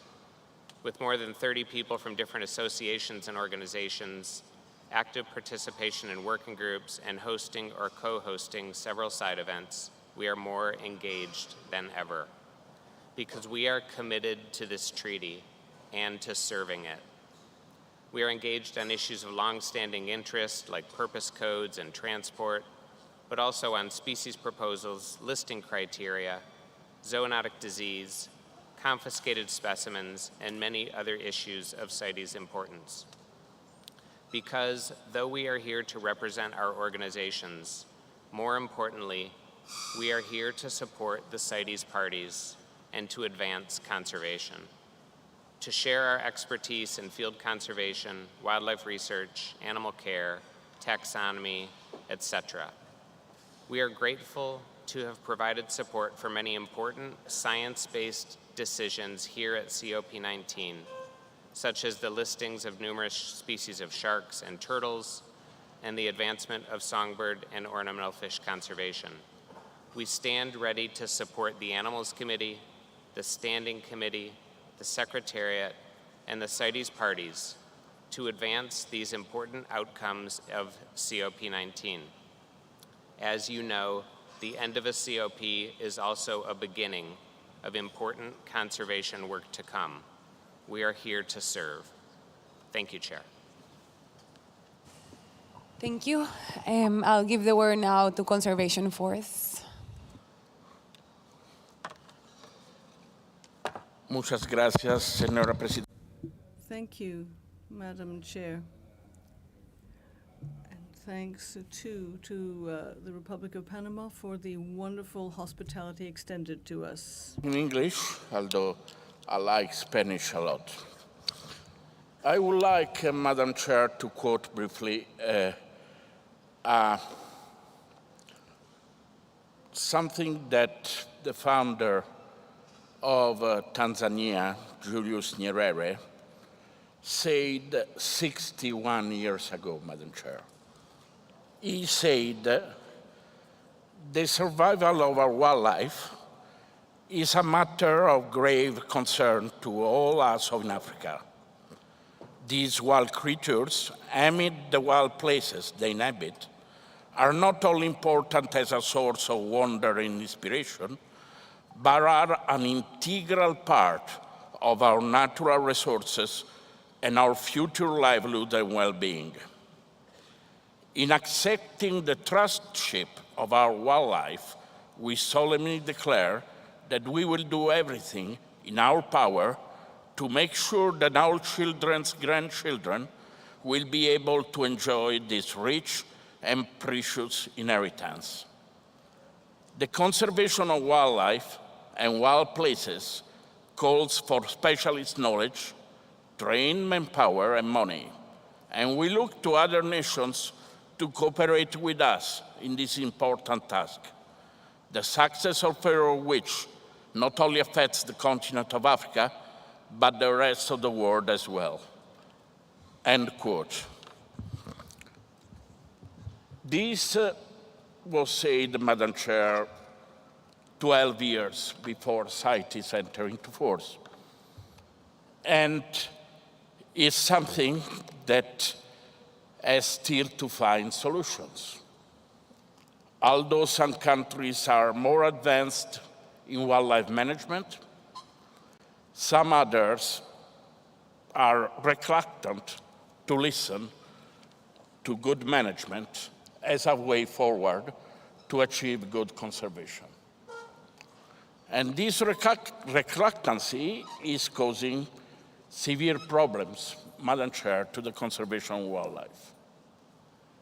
Although some efforts have been done, again, in this convention, and this is to put on the record the May 13 meeting of the Conference of the Parties.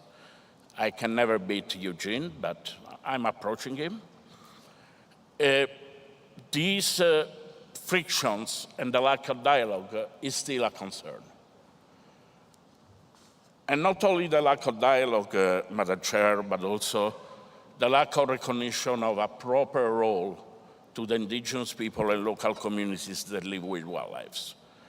But we are here, we are full of hope, Madam Chair. And again, thank you to Panama and thank you to its people and its fantastic nature.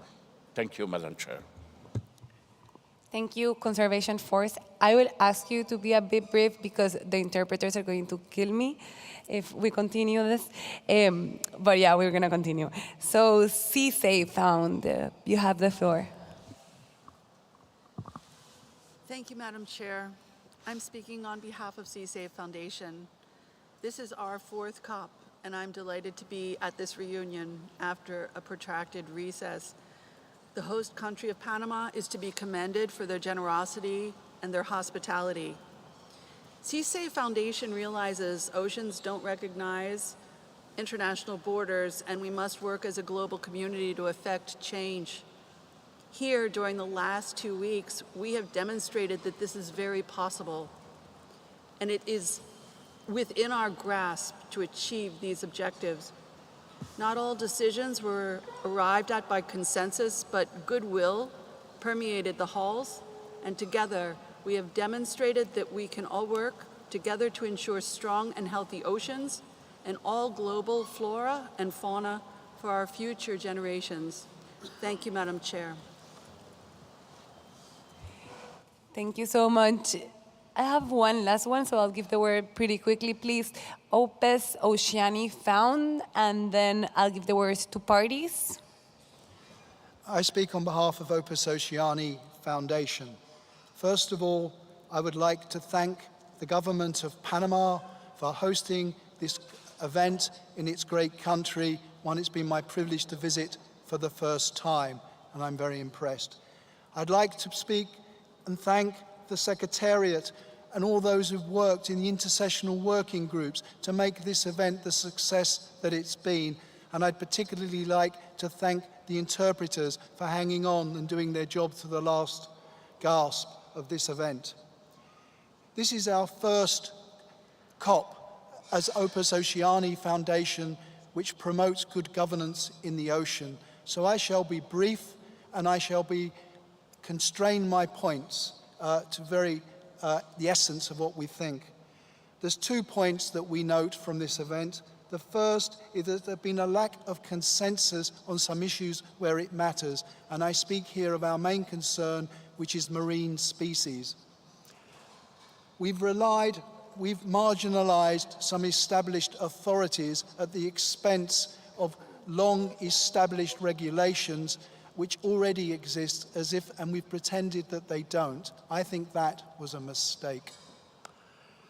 Also, there's been an over-reliance on the precautionary principle at the expense of consensus and science, and that is in defiance of the Rio Declaration, of its spirit, of its essence, of what it was meant to embody, and that was a mistake. Those issues need addressing between now and COP20. But let's not overlook that this event has been fantastic. It's been well managed, well hosted, by Panama and well run by the Secretariat. We extend our thanks. Thank you. So I'll give the words to non-parties.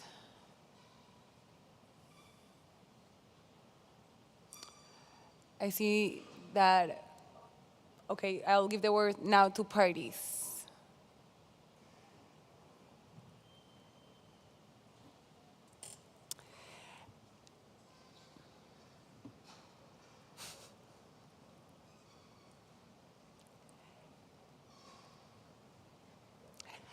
And now,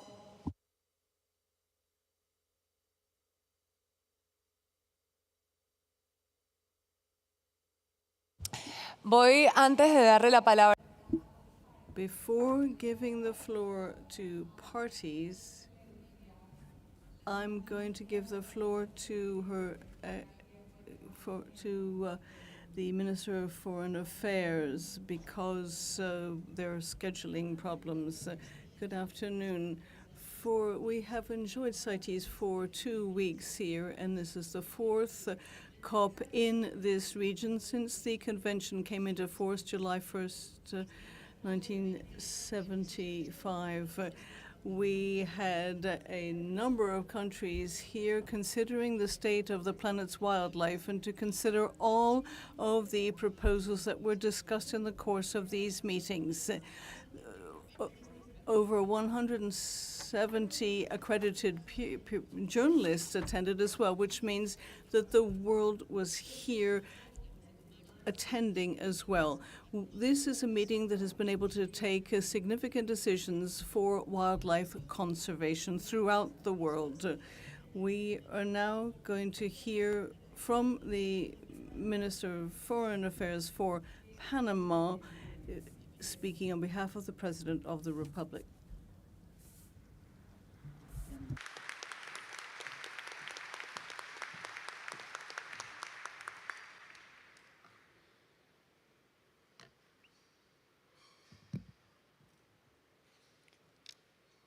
Su Excelencia.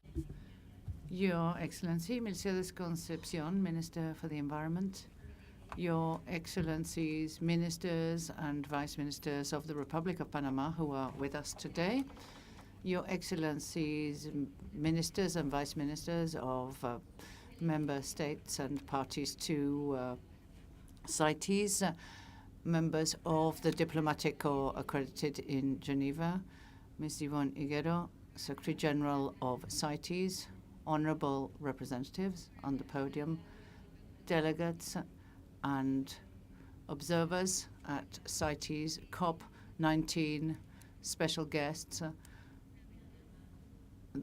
the media, ladies and gentlemen. Once more, welcome to Panama.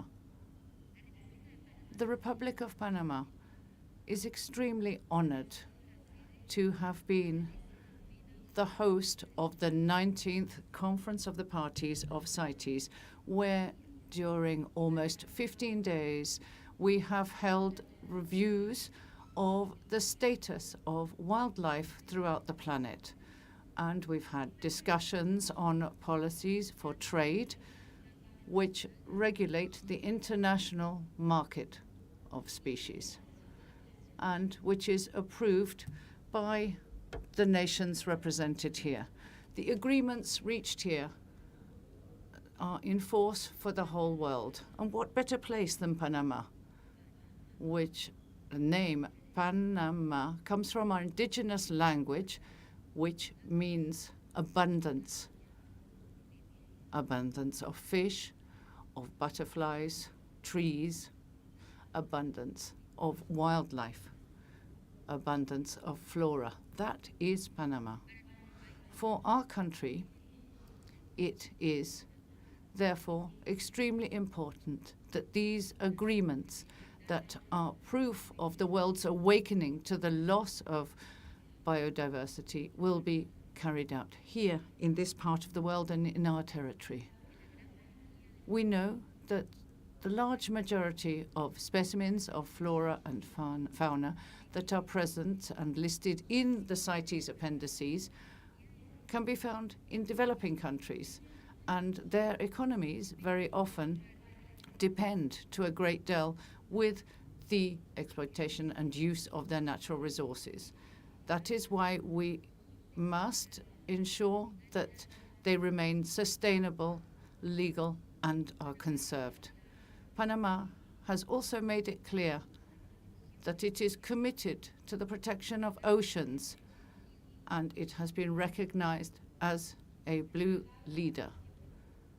The result of the actions that we have been carrying out through the creation and extension of protected marine areas by drawing up environmental standards and developing methodologies for national impact, such as the blue economy and the spatial planning for marine areas, which means that we can, in an orderly and responsible manner, work with all users of this important natural system.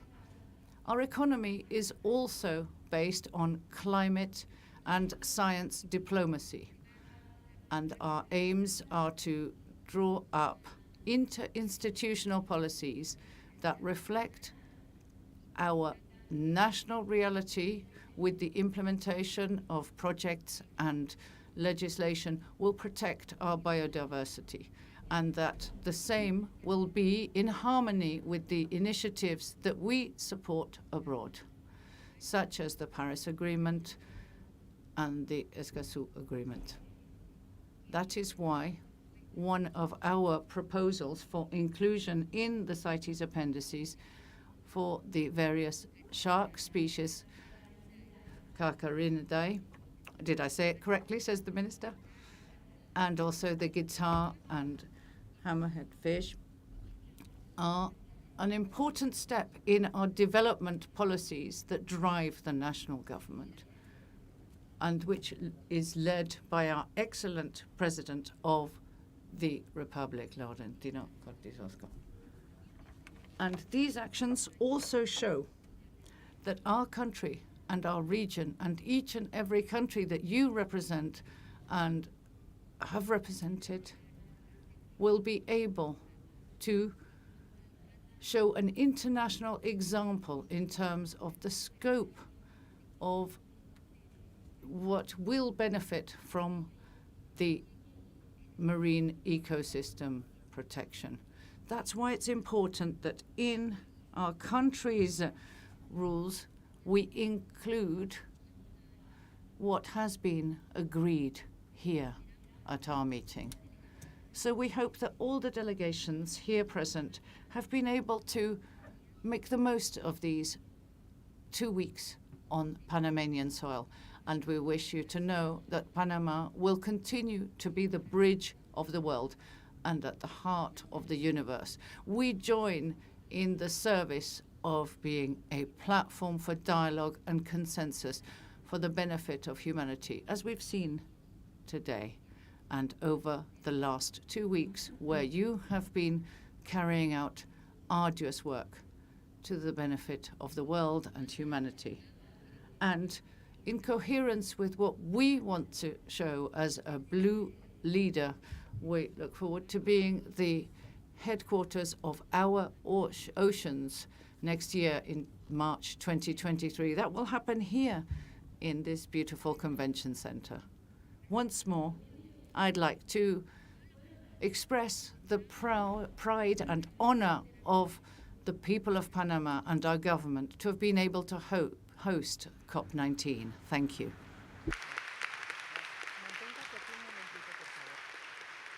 Damas y caballeros, estamos... Ladies and gentlemen, we are slightly breaking with protocol. We're going to invite Ms. Yvonne Higuero before Her Excellency has to leave. Thank you. Su Excelencia, un pequeño regalo. Your Excellency, a little gift and souvenir of CITES for holding the COP here in 2022.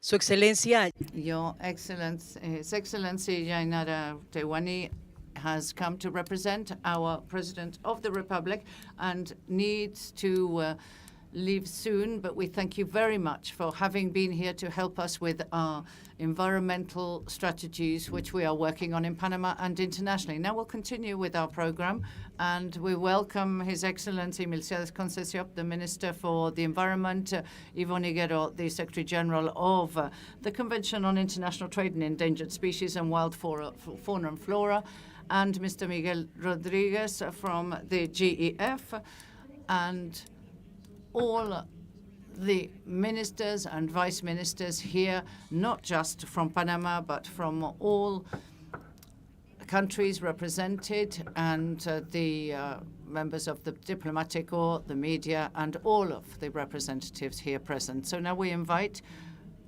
our special guest, Mr. Carlos Manuel Rodriguez, the CEO of the GEF. Thank you.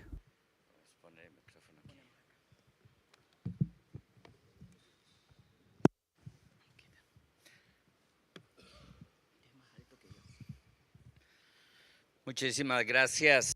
Thank you very much, and good afternoon, Minister, Vice Ministers, the Chair of the COP, and the Secretary General of the Convention, and thanks to the Secretariat. I am Carlos Manuel Rodriguez, and I am the CEO of the Global Environmental Fund, the GEF. And whilst it's not the first time I've attended a conference of the parties of this convention, it's the first time that a CEO of the GEF attends a CITES COP. I'd like to thank the Chair, Minister, the Secretariat, and all for this honor in giving me this opportunity, the courtesy of allowing me as a representative of the GEF, which is the most significant financial mechanism for the environment. We are not yet a financial mechanism for this convention, but for us, it is very important. And my presence here is not symbolic, but strategic, with our important goal that we share, which is the conservation of our biodiversity, and to ensure, with mechanisms that ensure that we have sustainable use of biological diversity, but that we also ensure that there is sufficient and adequate access to that resource and a distribution of the benefits of the use of biodiversity. GEF is the largest donor in the area of nature. We provide around $1 billion in action. So we assist not only with the Rio conventions, but all the conventions linked to biodiversity, CITES, Ramsar, the Convention on Migratory Species. I think it's extremely important to have this opportunity to be here and to announce that the GEF, at the beginning of this year, had a repositioning in terms of finance. Today, we have available to the parties $530 million, $5,300 million, which is available for working on action for the management and the sustainable use of biological diversity. It's the first time in the last 5 years that we are going to have, last 15 years, we're going to have more resources for nature and biodiversity than it has ever had, and in terms of the climate change as well.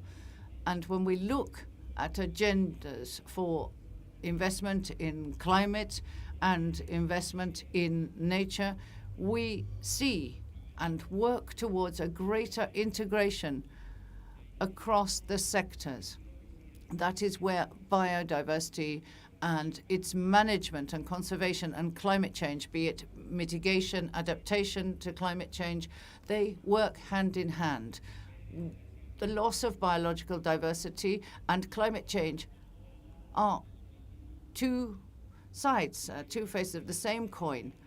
And the fact that we can work in a more integrated way is something that is fundamental to ensure the future and success. Today, GEF this year has announced a new window, which is linked to the management of wildlife for development. This line is more than $50 million, and it's accessible to all parties within the GEF association, and all parties are members of that.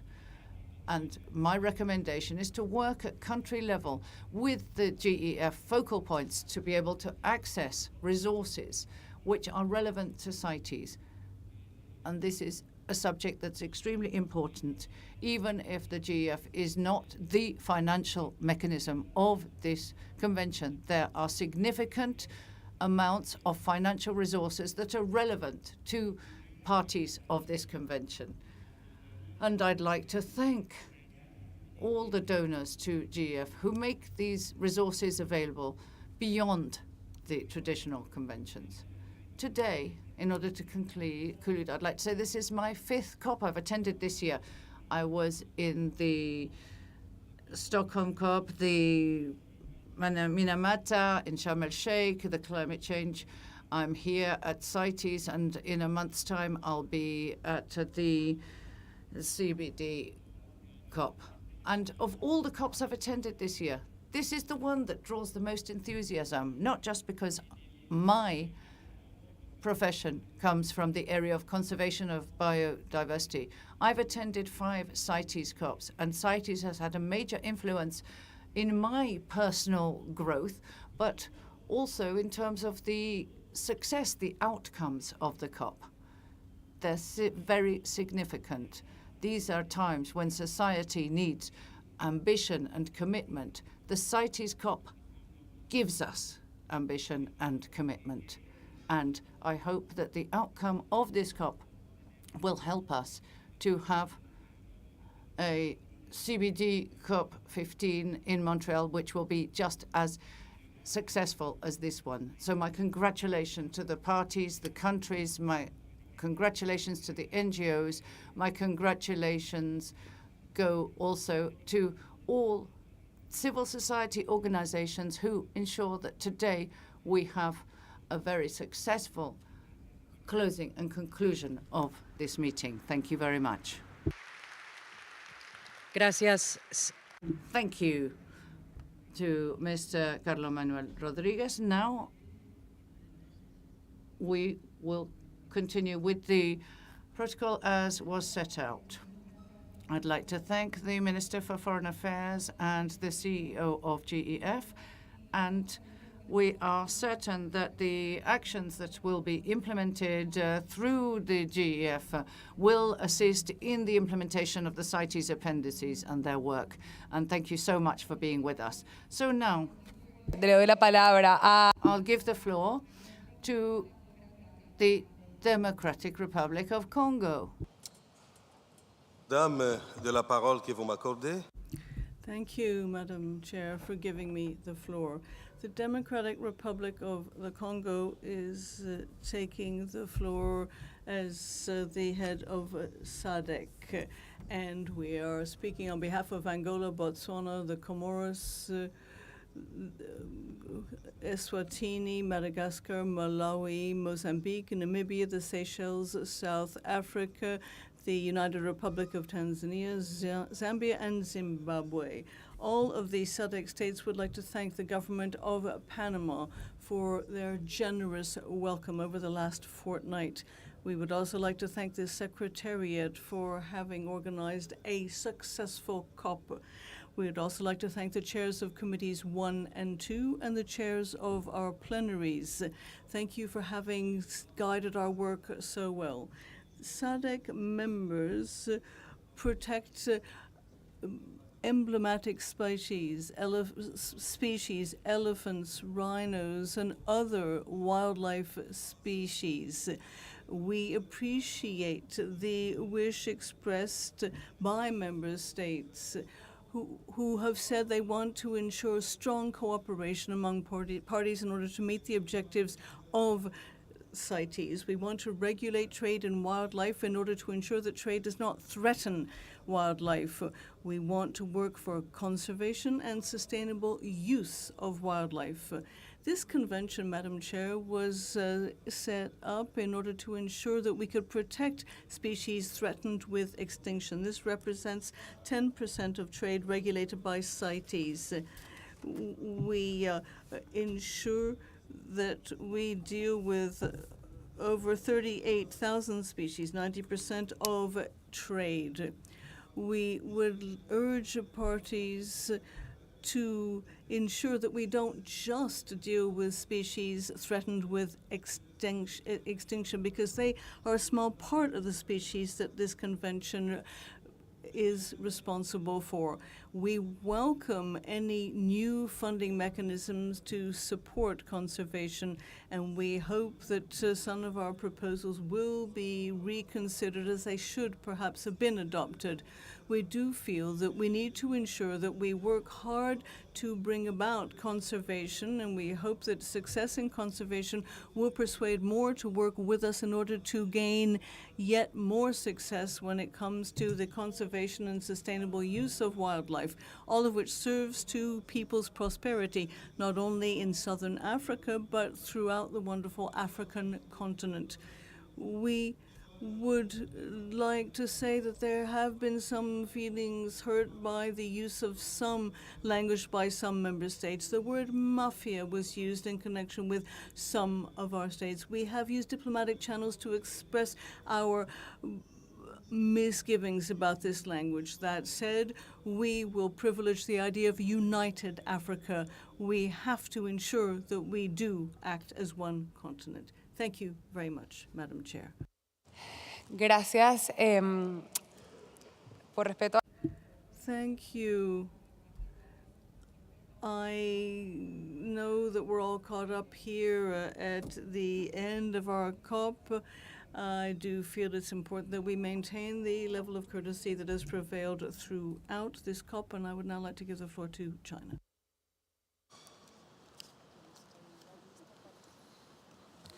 Thank you, Madam Chair, for giving us the floor. China greatly appreciates the efforts made by Panama, the hosting party, for this successful COP19. This state-of-the-art venue, together with Panama's warm hospitality, were simply remarkable. We wish to thank all parties for their positive contributions to the discussions over the last 2 weeks. China accords the highest priority to conservation of wild fauna and flora, and is committed to playing its role as a member of the CITES community.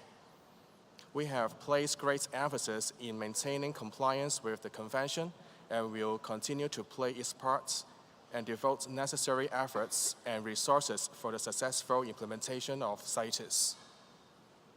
China congratulates the progress made in many agenda items at this meeting. While China remains disappointed with some of the outcomes with regard to certain issues such as IPLCs, sharks, and pangolins, we look forward to contributing our views and efforts to those items during the intersessional period and in relevant working groups where available. To wrap up, China wishes to express our gratitude to the hosting party and the Secretariat for their excellent organization and preparation for this meeting.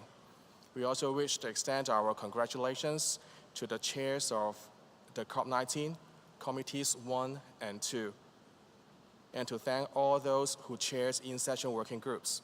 Finally, we thank the interpreters, without whom the proceedings would not have been possible.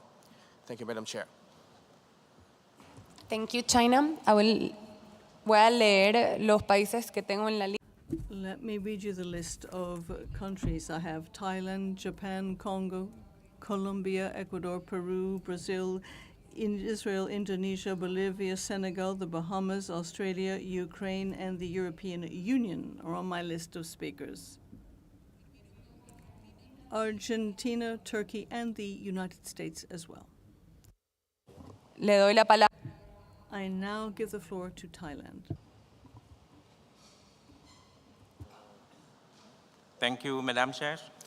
On behalf of the delegation of Thailand, we would like to express our sincere appreciation to the government of Panama for excellent hosting of CITES CoP19 in the beautiful Panama City. Our appreciation also goes to the people of Panama for their warm welcome and hospitality, and to all delegates and observers for your dedication and endeavor made in this meeting to achieve implementation of CITES. Finally, we commend the leadership of the chairperson of the Committee 1 and Committee 2, and you, the Madam Chair, for the leading the meeting to achieve the tremendous success. Thailand is looking forward to the continued cooperation among the parties and all stakeholders for successful implementation of CITES in the future. Thank you very much, Madam Chair. Gracias, Tailandia. Japón. Thank you, Thailand. Japan has the floor. Chairs, co-president, the first and second committee chairs, Secretary General, staff members of the Secretariat and host country Panama, Japan would like to express its appreciation to the smooth operation of COP19. Our gratitude goes to the interpreters, technicians, and the operating staff of the conference center. Chairs, Japan has the honor to be elected as the standing committee member from the Asia region. Around 70% of Japan's 380,000 square kilometers landmass is covered by forest, and we are surrounded by the ocean. For this reason, we have unique, rich, and diverse biota. We understand each country has its own ecosystem with people's life depending on it. We will spare no effort to conserve this diversified wild fauna and flora through CITES. Chairs, throughout this COP, Japan reiterated the principle of sustainable use based on scientific data. What we should fight against is not trade itself, but unsustainable trade with adverse impact on wildlife conservation. We must keep in mind that all-out trade banning could eventually lead to jeopardizing endangered species. In recent COPs, we must admit many proposals aim at banning trade itself without considering various approaches to wildlife conservation. We strongly wish CITES parties respect its original mandate and could overcome different views among the parties. Chairs, this year is a very important year for biodiversity conservation. With CITES, Ramsar CBD COPs are held in line. We know many of us are heading to Montreal for CBD. We look forward to continue to work with all of you. We hope CITES takes comprehensive approach in synergy with other relevant mechanisms for the conservation of wildlife. Thank you. Muchas gracias. Thank you, Japan. Congo has the floor. Thank you, Madam Chair. I would like to take this opportunity to thank, on behalf of my government, the government of Panama for the very warm welcome extended to this successful COP. We would also like to thank the Secretariat and the chairs of the plenaries. We would also like to thank the chairs of Committee 1 and 2. We would like to congratulate the interpreters and all of those who have made a contribution to the success of this conference of the parties. The Republic of the Congo would like to repeat that it has withdrawn its proposals as requested. I think we can say that differences lead to good results, and that is what we would like to say in conclusion. Thank you. Gracias, Congo. Thank you, sir. I now give the floor to Colombia. Muchas gracias. Thank you very much, Madam Chair. On behalf of the government of Colombia, I'd like to thank Panama for the warm and quality welcome that we've received, and would also like to thank the government of Panama, the Secretariat, and the chairs of the committees for the successful management of this COP19, which has given important results for our countries on the work for the conservation of species through sustainable, traceable, and legal trade, as well as working on key subjects for the implementation of the convention. We'd like to also highlight the opportunity that the member member countries of the Latin American Caribbean region had by participating last month in the preparatory conference in the same city, where we were able to exchange perspectives and points of view on the various items on the agenda and the amendments of joint interest. And we'd like to take this opportunity to thank the governments of Argentina and Panama for having organized this space. And we also like to thank the Secretariat for their help, and we hope we'll have another opportunity like that. We'd like to thank the organizers, the translators, and all the support staff who have helped us in these last 2 weeks, and we wish everyone a safe return home. Thank you, Colombia. Ecuador has the floor. Thank you, Madam Chair. On this opportunity, I'd like to speak on behalf of Ecuador and thank our brother country, Panama, for the hospitality and the warmth of their people as the host to this CoP19. I'd like to thank the Secretariat, representatives and chairs of the committees and the government of Panama and all those who have managed these intense 2 weeks of meetings. I would also like to thank and highlight in particular the Latin American region and the Caribbean region, GRULAC, which Ecuador is a member of, for the regional coordination during and before this conference. When we look at the resolutions that have been attained for the objectives and international action of CITES, we are very pleased.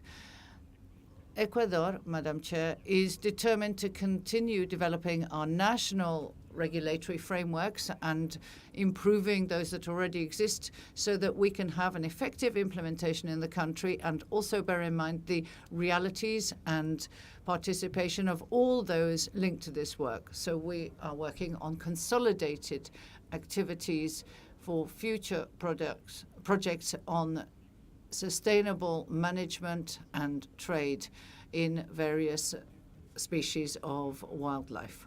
We'd also like to highlight that as a country, we're carrying out important efforts for the sustainable management of fishing of sharks, and we have control and balanced approach to ensure that we achieve the conservation objectives and the sustainable use of our biodiversity, and we're looking for sustainable development and eradication of poverty at the same time. The government of Ecuador would like to say to all parties to CITES that we remain committed to conservation and sustainable use of all species of shark, which are sometimes caught as bycatch.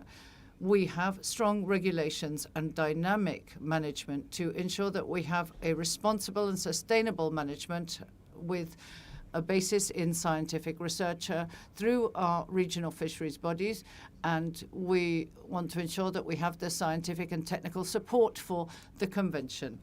As was previously announced, we are working on the reform of our environmental organic code.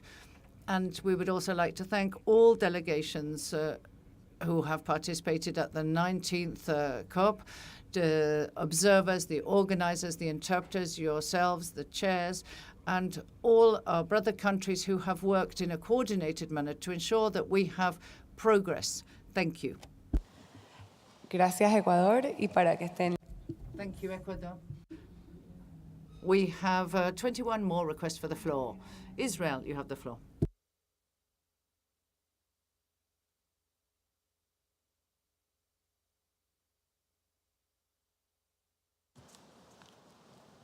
Can you hear me now? Yes, good. Thank you, Chair.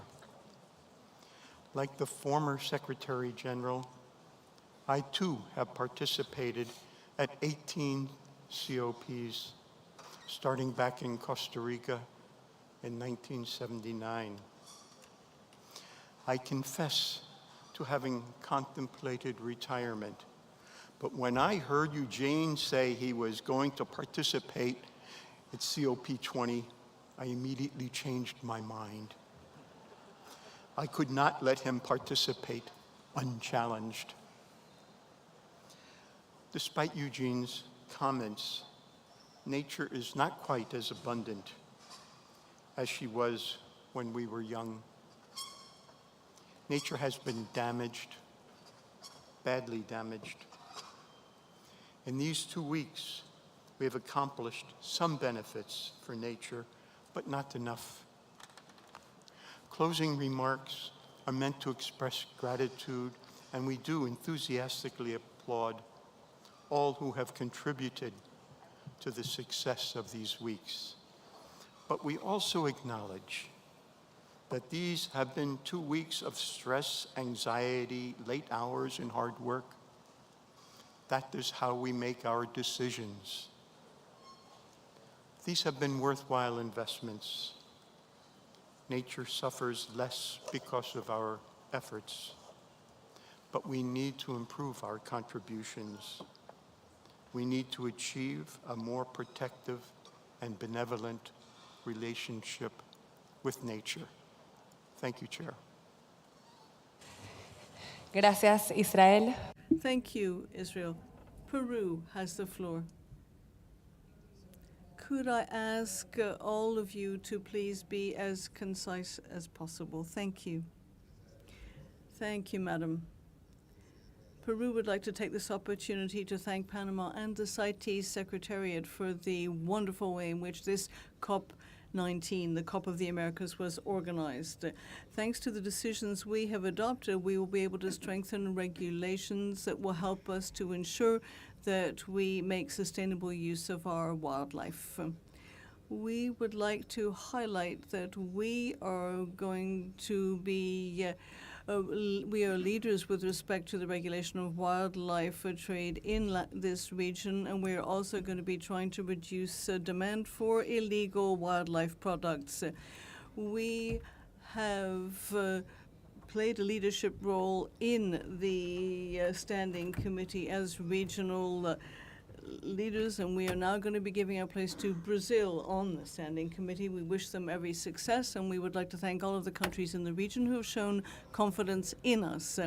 We have accomplished a great deal thanks to cooperation among parties and the involvement of key actors, local communities, academics, sub-regional groups, monitoring groups. All have been involved in ensuring the effective implementation of CITES and its mission to ensure that trade does not lead to the loss of species.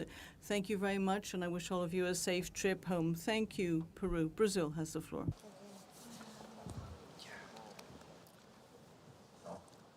Thank you, Madam President. On behalf of Brazil, I would like to express our gratitude to the people and the government of Panama for welcoming us so warmly to this 19th conference of the parties. The COP of the Americas has been a huge success, and this is mainly due to the brilliant work carried out by the host country. We commend the Secretariat of CITES and the chairs of the committees for their wonderful work, and we thank other member parties and observers for the fruitful debates we have had during these 2 weeks. In particular, we would like to extend our fraternal congratulations to our friends in South America, Central America, and the Caribbean.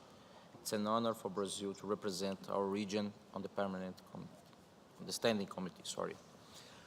We came to Panama with the intention to work hard to foster the implementation of this convention, with special attention to its objectives and mandates. During this COP19, the Brazilian delegation sought to promote the exchange of ideas and experience with other parties, observers, and all those who came to us. Whenever possible, we showed our flexibility, aware that decisions taken in this COP represent an important step towards the conservation of endangered species. For the next intersessional period, we invite the parties to reflect upon the key elements that still hinder the achievement of our objectives under CITES. In this regard, we must not neglect the need to provide predictable and appropriate means of implementation, including capacity building, financial resources, technical and scientific cooperation, and technology transfer to support developing countries in the challenging task of preventing trade from posing a threat to our wildlife. We also propose to discuss ways to promote greater regional balance within the convention bodies, with a special attention to the COP committees. We must also work to improve our procedures in order to make our decision-making clearer, therefore providing for more effective decisions. Madam Chair, as we celebrate the 30 years of the Rio Declaration on Environment and Development, we must commit to a renewed sense of solidarity when it comes to the conservation and sustainable use of our natural resource. In that sense, I am confident that the spirit of international cooperation will guide our discussion during the next 3 years. We look forward to meeting you all at CoP20. Thank you. Gracias. Thank you, Brazil. Indonesia has the floor. Thank you, Madam Chair, for giving Indonesia the floor. At the outset, like others, we would like to commend the government and people of Panama for the excellent hospitality and for taking the presidency for this COP. And we would like to commend Madam Secretary General of CITES and her team for the excellent arrangement. In addition, we would like to convey our highest appreciation for the 1-minute moment of silence and praying made to the victims of the Indonesian earthquake this week, and for the condolences and prayer conveyed by the fellow delegates from contracting parties. It has been a very long and not an easy 2 weeks. The contracting parties have worked together during these past 2 weeks to produce many decisions for the effective conservation of our endangered wildlife, with the common task to ensure concrete implementation of the convention. Briefly, in this closing statement, for the consideration of all contracting parties, we would like to convey 3 points. First, as mandated by the convention, Indonesia encourages all of us to strive to achieve a balance between sustainable protection, conservation and utilization of our wildlife species. The livelihood of people in our countries are dependent on us to achieve this balance. Second, that we should always strive to achieve our common objectives through consensus. It is very important that the substance of all our decisions and resolutions always take into account the perspectives and views of all contracting parties, in line with the common principles in environment multilateral conventions that emphasizes on inclusiveness and full participation. And third, we would like to express our gratitude to the contracting parties for their engagement and support to our issues, as well as in providing us with views and support requests on issues of other fellow delegates. We felt this kind of engagement and communication are very useful. We truly felt that during COP, delegates were not only focusing on their own agenda, but also to the issues of other countries. During the decision-making process of many species and resolution and listings, many times Indonesia did receive a request to support not only from the defending contracting parties, but also support requests from other parties not directly related with the issues under discussion. This shows the high degree of thoughtfulness and selflessness among contracting parties to achieve our common goal. We think that this kind of engagement are very important, since our decisions have implications not only to our conservation efforts, but also to the livelihood of people. We saw that this high degree of thoughtfulness and selflessness is not only among contracting parties within the same region, but also among contracting parties among different regions, including from Asia, Africa, and Latin America. We believe that this cooperation efforts should be continued, and this should be the best way for all of us to achieve our common objectives. In closing, Indonesia stands ready to engage and cooperate with other contracting parties to achieve our common goal, safe travel to everyone, and until we meet again. Thank you, Madam Chair. Thank you, Indonesia.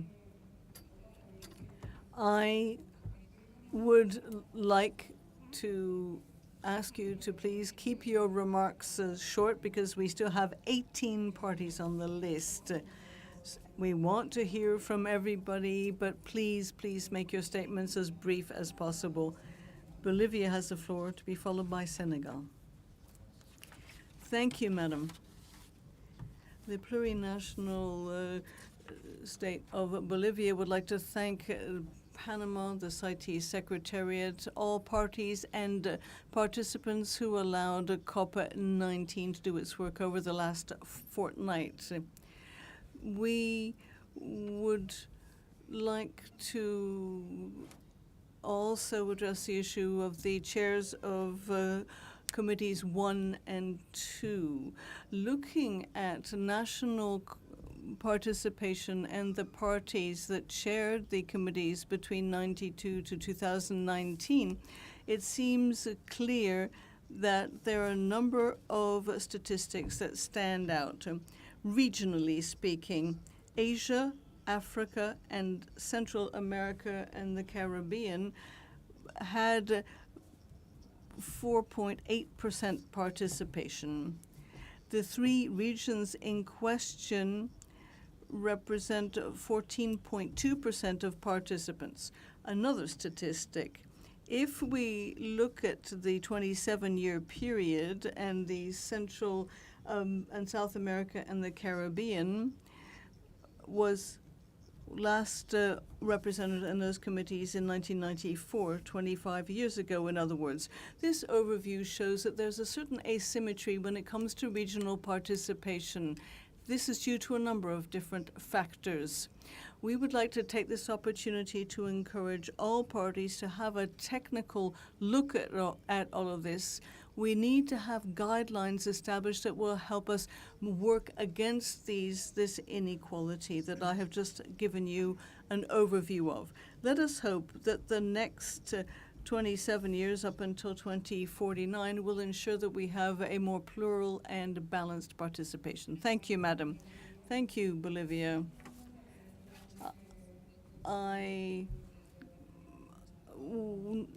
We have not, we must recognize the hard work done by the chairs of Committees 1 and 2. We haven't heard enough from them because of the pressure of the list. Senegal has the floor.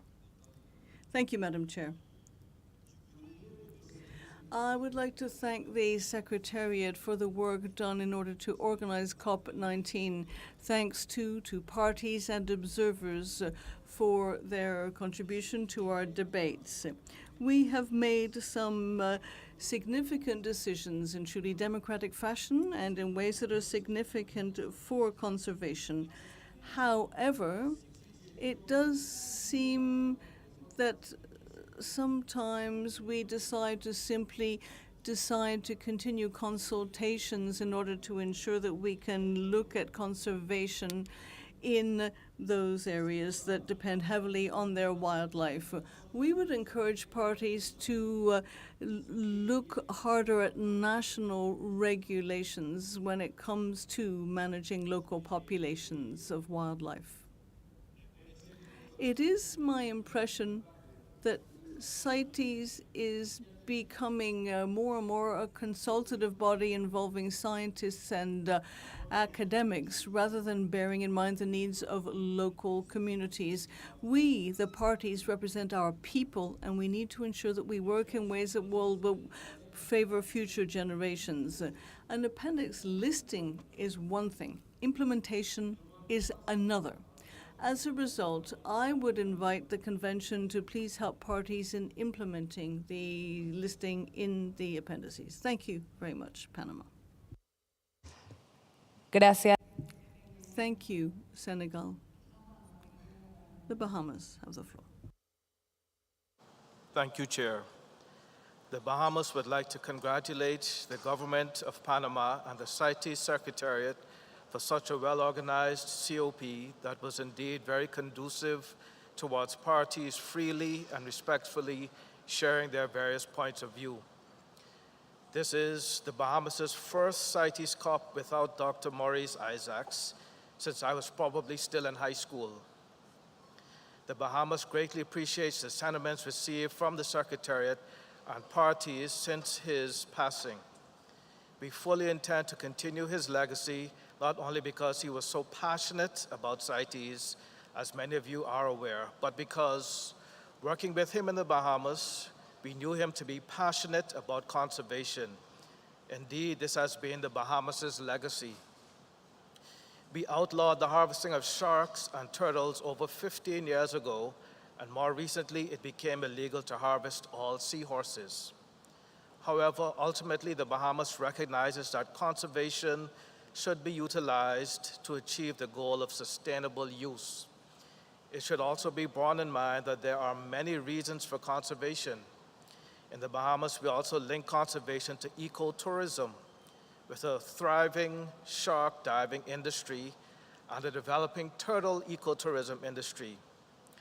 While the focus of CITES is on transboundary trade, we should not forget that the simple availability of food within countries was threatened due to trade limitations caused by COVID.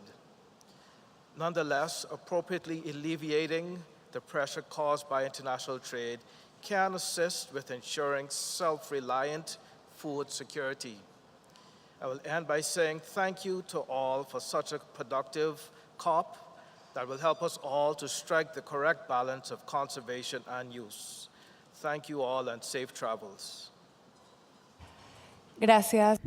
Thank you, Bahamas. I now give the floor to Australia. On behalf of Australia, I would like to say a warm gracias to Panama for hosting this very successful convention. Also, very much thanks to the Secretariat for all their work in making this happen. Finally, we'd like to congratulate the Chair of Committee 2. We know that she's been flat out like a lizard drinking over the last fortnight and hasn't had much time for us, so we're looking forward to seeing her back down under. Thank you.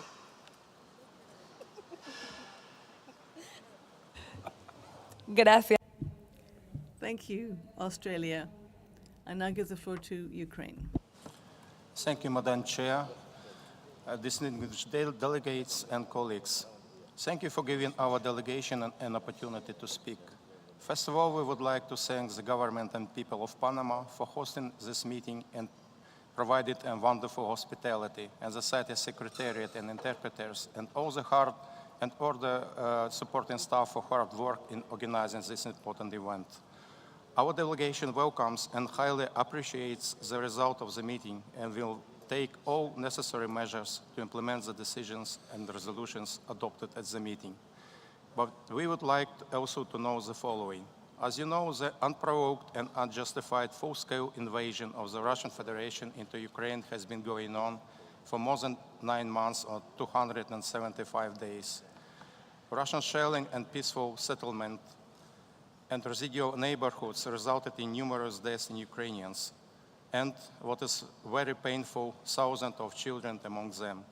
Residential buildings, hospitals, schools, and other critical infrastructure facilities have been massively destroyed. Today, most Ukrainians are without water, electricity, and heat. Russia has provoked the ecocide of all living things. The war destroyed the habitats of thousands of species of wild fauna and flora of Ukraine. Many CITES listed endangered animals in zoos and other facilities have been killed or injured by artillery and rocket fire by the Russian armed force. A clear example of Russian violations of the convention is that since the beginning of the war, many women and children who have forced to leave their home in search of a safe place took with them animals, many of which are listed in CITES. They were forced to cross the international border under extraordinary circumstances without proper CITES documentation, as the war left them no chance to apply for a CITES permit or certificate under the normal procedure. We attended an event on armed conflicts and implementation of CITES, and we were struck by how many of the problems facing the African continent are identical to our own, including illegal wildlife trade and links to other forms of crime. Armed conflicts pose a growing threat to wildlife crime strategies, capacity building program, and other efforts to combat wildlife trafficking. And now the most important things. Since the Russian Federation grossly violates the UN Charter and disregards the resolutions of UN General Assembly, we call for all possible restrictions of the participations of the Russian delegation on CITES decision-making processes, as well not to use the Russian language as in work, the language of the country that destroys all living things. Today, the whole world supports Ukraine. 2 days ago, the European Parliament recognized Russia as a state sponsor in terrorism. With the help of the civilized world, Ukraine will stand, Ukraine will win. We will drive out the occupation authorities of the Russian Federation, and soon we'll be able to invite one of future meetings of the Conference of the Parties to CITES to be convened in Ukraine. Thank you for your attention and safe back trip home. Thank you.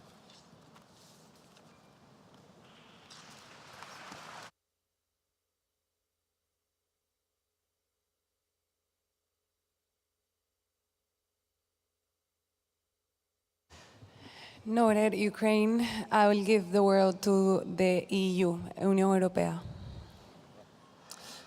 Thank you, Chair. The European Union and its member states came to the Conference of the Parties with a clear objective to advance in the protection of species that are affected by unsustainable levels of trade and to strengthen the response of the international community to wildlife trafficking. We believe that these objectives have been met. The results speak eloquently for themselves. As parties, we may have different views and perspectives. However, when coming here, we are ready to listen to each other and to try to find solutions that are based on the best available evidence and the precautionary principle to ensure that collectively we advance conservation and protection of species affected by international trade. We would therefore like to thank the parties for their constructive approach and readiness to dialogue and find compromise. We would also like to thank the chairs of the plenary, the committees and the working groups. Our gratitude as well to Yvonne Higuero and the whole Secretariat for the intense and excellent work, to interpreters, translators and everyone else who facilitated the meeting and contributed to making it a success. And of course, we also extend our warm thanks to the government and the people of Panama for hosting us during this meeting.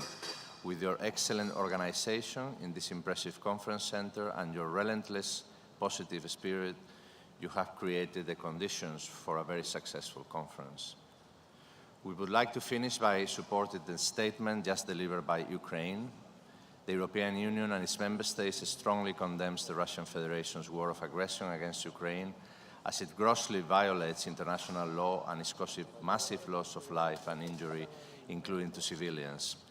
The EU and its member states demand that Russia immediately ceases its military actions. Russia should be held to account, including for the damage to the biodiversity and ecosystems in Ukraine. Muchas gracias, Presidenta, y felicidades por el éxito de la COP.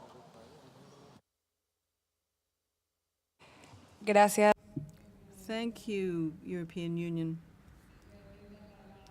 I would now like to give the floor to Argentina. Thank you, Madam Chair. The Republic of Argentina would like to thank Panama for all of the hard work that they did as host of CoP19. Thanks also for their hospitality. We would also like to thank the Secretary General, Yvonne Higuero, and her team for all of the work done for the parties. We would like to thank the chairs of Committee 1 and 2. They managed our meetings very well for us. So we would also like to thank the interpreters, the technical teams, and the rapporteurs. Thanks, too, to the participants for all of the fruitful debate we've had over the last fortnight. Thank you. Thank you, Argentina, and thank you for your brevity. I now give the floor to Turkey. Thank you, Madam Chair, for the floor. On behalf of the government of Turkey, initially I want to thank the government of Panama for warm hosting. Also, thank to Committee 1 and 2 Chair and Secretariat for impressive efforts. As Turkey, we are very pleased to be a party to the CITES Convention since 1996. The Ministry of Agriculture and Forestry is responsible for the implementation of CITES in Turkey. As you know, the implementation of CITES involves different departments and all of them play an important role. On the other hand, sustainable management is only possible with the establishment of protection and exploitation balance. We are gratifying to be here and to make decisions to protect wild animal and plant species. Thanks to the CITES Convention, wild animal and plant species will be preserved and transferred to the future generations. Our wish is that all countries in the world become a party to the CITES Convention. We firmly believe that very important decisions were made for the protection of wild animals and plant species at this conference of the parties. We would like to thank all participants for their contribution and participation. Finally, Madam Chair, safe flight to all participants, and lastly, hasta luego, próxima reunión. Gracias, Turquía. Thank you, Turkey. I now give the floor to the United States of America.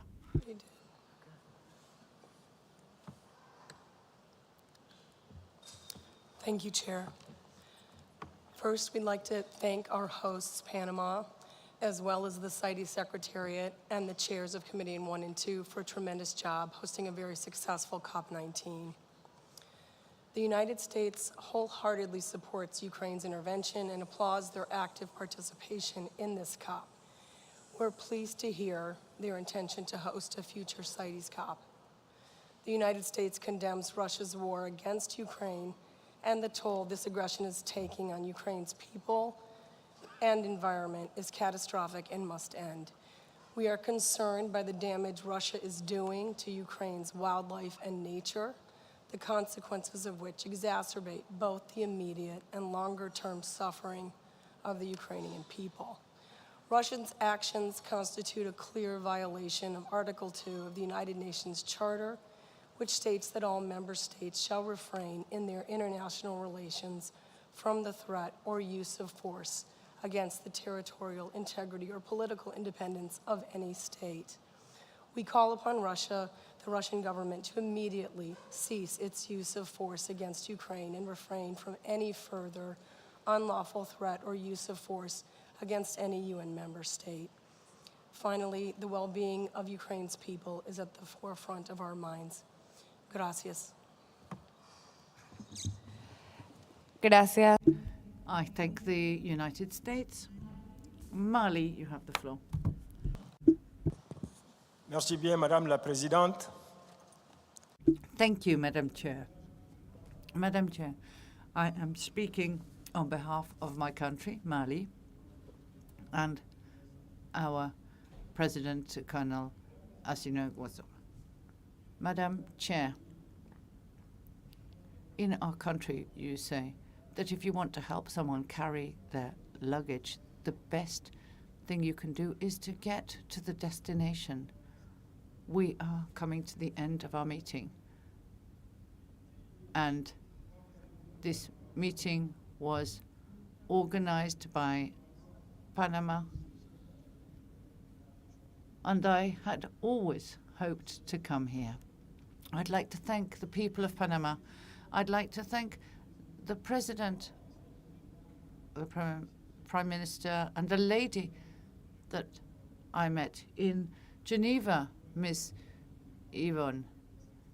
It's the first time I have seen a woman as Secretary General of CITES, and I said then, I congratulated her and thanked her, and I said that we had to do everything to ensure that this CITES was really for the animals, to protect the animals in the same way that she would have protected her children. And that is what we're doing. We want to ensure that everything we do is sustainable. Thank you again, Ms. Yvonne. And I'd like to take this opportunity to thank the Fondation France Weber and their president, and Born Free, Mr. Bill Travers, and I'd like to thank Asdin from IFO as well. They are our major assistants and partners, and I'd like to thank our great brother from Israel, Thanks to them, I am here. I have not missed one since 1994. And those who I haven't mentioned, my apologies. There's a long list in my heart of people to thank. And also to my friends from the coalition. CITES is about dialogue and consensus, and we are willing to work with our brothers, all our brothers and sisters from Africa, without division. And so, once more, the resources that Panama has put into the wonderful organization of this meeting, I'd like to give thanks to that. I'd like to thank the Secretariat, the staff, the translators, the technicians, and all those who are in charge of all the housekeeping and management and cleaning of our center, our hotels, the taxis and the drivers. I'd like to thank everyone, all the people here who have contributed to helping to protect our resources. And I'd like to thank the future country that will host us. Thank you. Muchas gracias, Mali. Thank you, Mali. I now give the floor to Russia. Thank you, Madam Chair. Actually, Russian Federation opposed the politicization of all environmental instruments, but I took the floor in order to realize our right to reply. We strongly reject the false accusations of the Russian Federation made by Ukraine, European Union and USA in violation of international law, including international humanitarian and human rights law. Russia's actions in Ukraine are aimed at demilitarizing this country and bringing it to the status of a neutral and peaceful state. Russia's actions are based on the provisions of Article 51 of the UN Charter, of which it notified the UN Security Council accordingly. I must only say that the war that the representative of Ukraine spoke about did not begin in February this year, but 8 years ago, and it wasn't Russia that started it. With regard to accusation of indiscriminate strikes on the territory of Ukraine, we would like to stress that the actions of the armed forces of the Russian Federation are not directed against the civilian population. Their goal is to stop attempts to carry out terrorist attacks on our territory. Concerning the direct accusations of the Russian Federation in destruction on fauna and flora in Ukraine, we would like to inquire, does the Secretariat have any factual information on such destructions? Were there underlying surveys conducted? Without such info, the statements made by Ukraine, USA and EU are not more than politicized, one-sided accusations. The Russian Federation attaches great importance to the activities of the CITES as an important international legal instrument for environmental protection and fully fulfills its convention obligations. We firmly stand against politicization of the work. We would like to thank all parties for refraining from biased assessments of the situation in Ukraine during this COP. We presume that all parties will be committed to the principles and objectives of CITES Convention, and we believe that war rhetoric is incompatible with the principles of sustainable development. And at the end, I'd like to thank the government of Panama for the very warm welcome and for so wonderful organized conference of parties. Thank you very much. Anotado Rusia. Russia, it has been noted. The Dominican Republic has the floor now. Thank you very much. The Dominican Republic would like to thank the Republic of Panama for having hosted this important meeting of the Conference of the Parties. We'd like to thank the CITES officials for the organization and the chairs of committees 1 and 2 for their excellent work. I'd like to thank the translators as well, and all delegates for their contributions to the debates, which has led to what unites us all, which conserving wildlife throughout our planet. Thank you very much. Gracias, República. I thank the Dominican Republic. I now give the floor to Iran.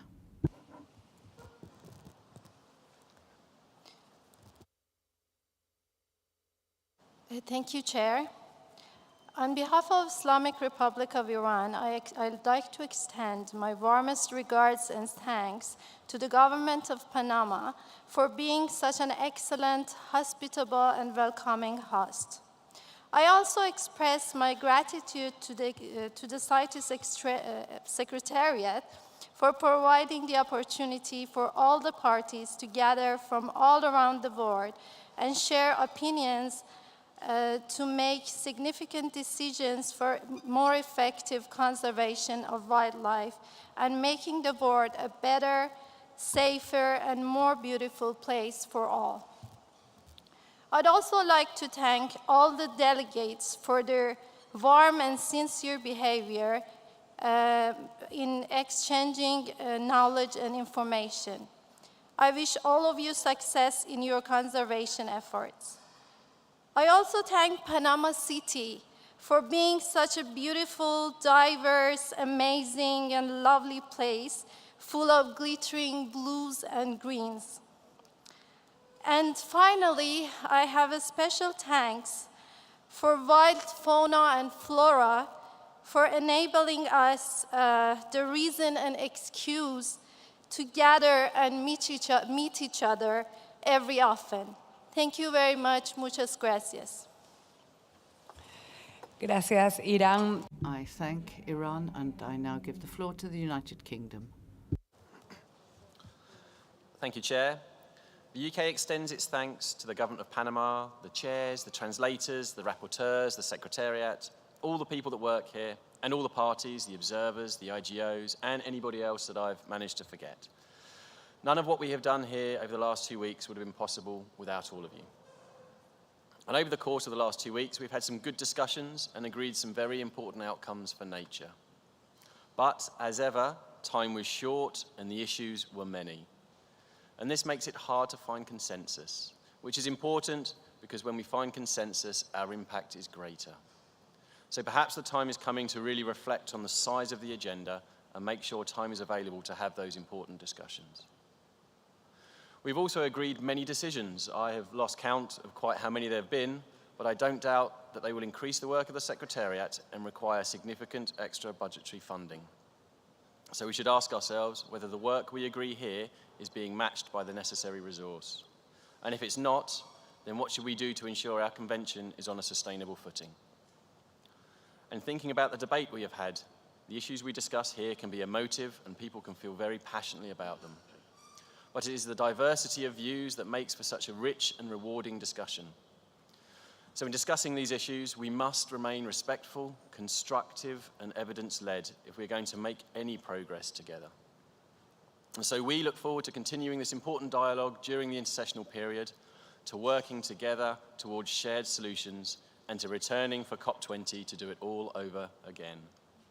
And I hope that the difference we have made here is further built on by those who will soon be attending the CBD COP, and that we set ourselves on the road to halting and reversing biodiversity loss in order to support those people and communities that rely so heavily on nature. And I would end by strongly supporting the comments from our colleagues from Ukraine. The UK considers that Russia's assault on Ukraine is an unprovoked, premeditated attack against a sovereign democratic state. The Russian government has shown that it was never serious about engaging in diplomacy. It has deliberately worked to mislead the world in order to mask its carefully planned aggression. We therefore stand united with our international partners in condemning the Russian government's reprehensible actions, which are a violation of international law and the UN Charter. We thank you, we look forward to a future meeting in the Ukraine, and we wish you all a safe journey home. Thank you, Chair. Gracias. Thank you, United Kingdom. I now give the floor to Bahrain. Thank you, Chair. The Kingdom of Bahrain would like to thank Panama for their generosity and hospitality. We looked forward to every day knowing that we'd be greeted by such wonderful people. We would also like to express thanks to the Secretariat, chairs of the committee, and plenary for facilitating a successful COP19, especially during roadblocks and strong discussions. We would like to acknowledge the growing inclusivity and representation we're seeing at COP, as we all work towards the same ultimate goal of conservation and sustainable wildlife trade. We hope that no party impose on the other and allow room for multiple perspectives, beliefs, and outlooks through flexible approaches and solutions. because that is exactly what it means to be inclusive and what it means to be tolerant. On behalf of Bahrain, it's been a pleasure being in Panama for the past 2 weeks for CoP19, and we wish you all a safe journey home. Thank you. Hasta la próxima. Muchísimas gracias. Muchísimas gracias. Thank you very much, Bahrain. I now give the floor to New Zealand, to be followed by Malaysia, and that will bring us to the end of our statements. I know many countries would still like to speak, but unfortunately we cannot due to time limitations. Thank you, New Zealand. Thank you, Chair. On behalf of the Oceania region, I thank Panama for hosting such a successful meeting, and the chairs and the Secretariat for guiding us on the COP19 journey so effectively. 8 of the 9 Oceania parties were able to attend this COP, and I can say we've had a wonderful time in beautiful Panama. Thank you. From an Oceania perspective, we particularly appreciate the delayed implementation for the marine species, which allows time for some of our smaller parties to effectively implement the new listings. Thank you. I'll finish speaking on behalf of New Zealand. We join with others in condemning unequivocally the unprovoked and unjustified attack by Russia on Ukraine. We have joined international efforts to support Ukraine, including international humanitarian efforts. Our thoughts are with the people of Ukraine, including CITES officials there, and with the Ukrainian community in New Zealand. Thank you. Whoops. Gracias. Thank you, New Zealand. And I now give the floor to Malaysia. Thank you, Madam Chair. I join the rest in saying thank you to the host country, Panama, and the Secretariat and the whole team, including the chairs who have successfully made all the arrangements of the meeting smooth and very conducive. Secondly, Malaysia would like to reiterate our solid commitment to CITES, and since 1978, Malaysia is one of the mega diverse countries in the world, and Malaysia, with the rest of the mega diverse countries in the world, depend on conventions like CITES to support our continuous commitment to the wildlife conservation. Finally, as a first-timer to COP, I'm inspired to see a fair representation of the younger generation, and this is what I really want to say. And I think this is a very right and positive way forward for CITES and for our biodiversity and our world. So as the last party to speak, I think today I would like to say thank you to all. Thank you to the host country, Panama, again, and see you at the next COP. Thank you. Gracias, Malaysia. Thank you, Malaysia. Before we move on with the protocol side of our program, I'd like to propose a round of applause for the interpreters and translators who have worked so hard to enable delegates to understand each other.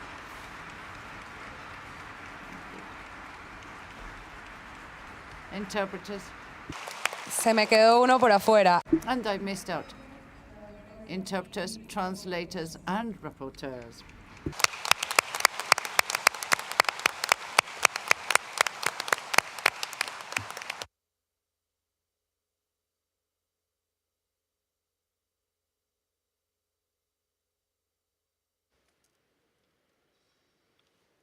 ¿Listo? Sí. Avanzando entonces con... So we will move on with the rest of our program, and we welcome the Honourable Ms. Yvonne Higuero, CITES Secretary General.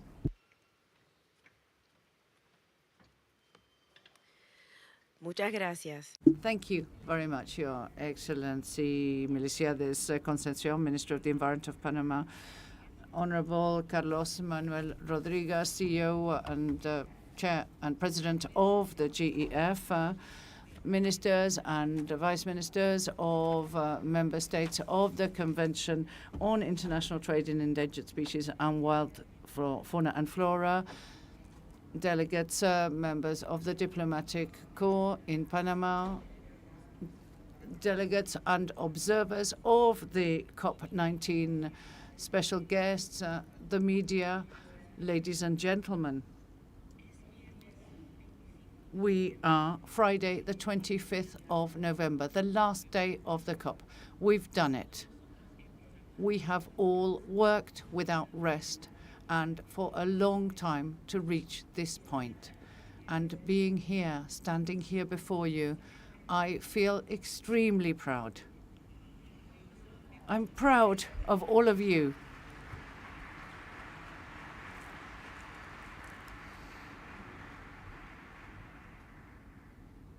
I'm proud of all of you and what you have achieved over these 2 weeks. I'm proud of my country and the way in which they have received us, and proud of my team. I assure you that you could only dream of having a team such as that is the Secretariat of CITES. Please, someone help me here, to show our gratitude for all their efforts. We must express our thanks also to those who have made us so warmly welcomed. His Excellency, the President and the Vice President who inaugurated our conference, the Minister for Foreign Affairs and the Ministry for Public Safety who has ensured our safety, and all those other representatives of the government who have worked to help us.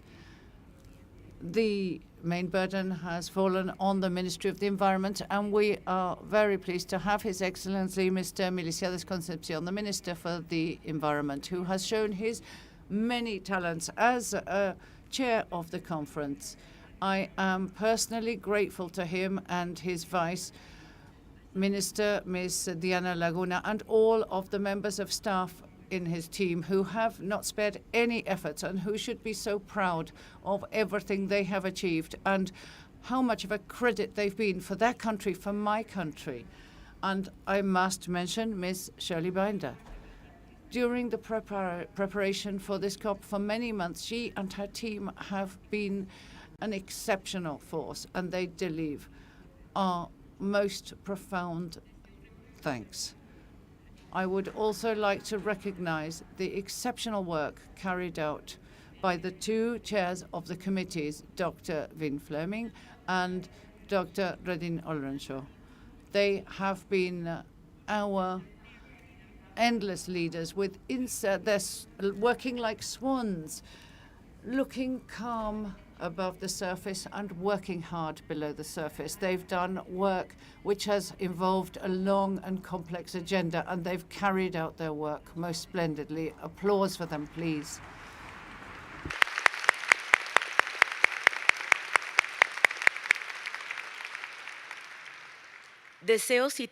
I'd also like to mention someone that you have seen sat alongside Vin throughout Committee 1. Someone who holds a very important position, which they have held for many years at the CITES Secretariat. I'd like to inform you that this will be David Morgan's last COP as a member of the Secretariat. And I'd like to also think of our always smiling colleague, Naomi Reyes. It is also her last COP. We're going to miss them, and I call on you to recognize all that they have contributed throughout many years of service to the parties. Who's David? Stand up. Stand up. Stand up, David. Noemi is with us online.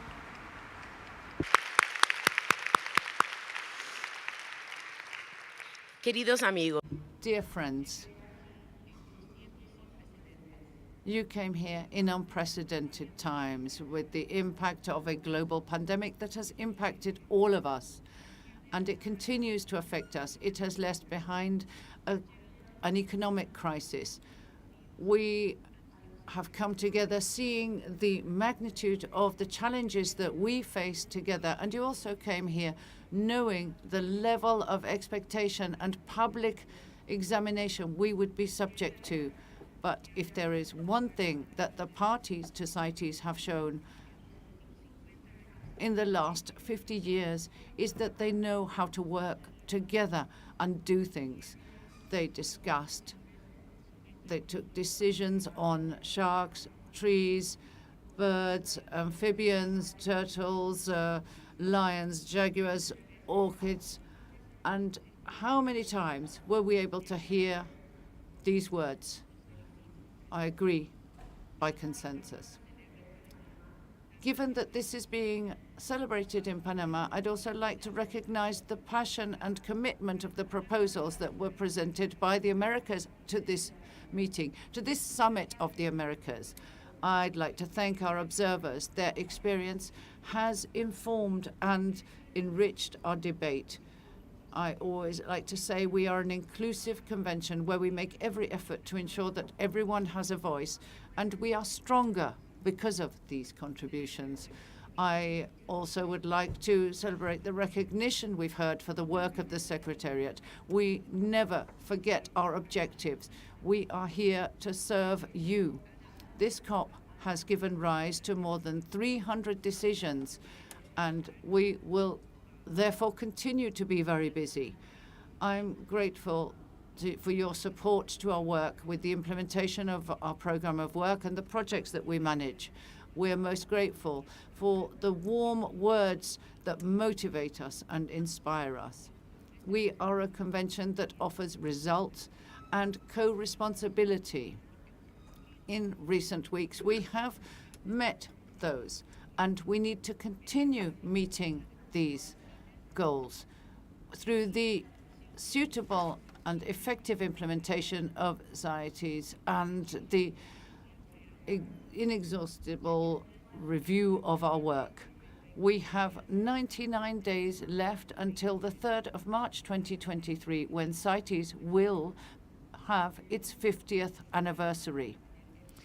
The world needs us to be successful. The planetary crisis cannot be tackled if we don't recognize that our crises are linked. I have some more thanks to give before I finish. Panama made possible this meeting. Our rapporteurs, translators, and interpreters make possible all of the meetings. They have been with us at all times, and I know that you would like to show your thanks for their work.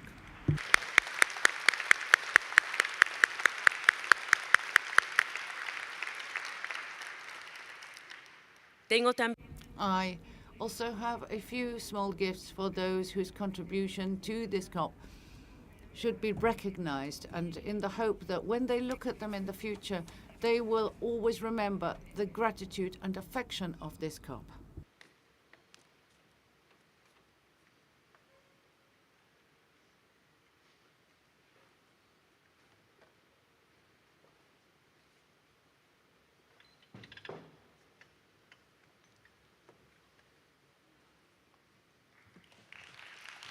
Fuerte el aplauso mientras la The Secretary General is giving a gift to each chair of the committees to recognize the efforts and all their work. Como podemos apreciar, As we can see, there was also a pin awarded.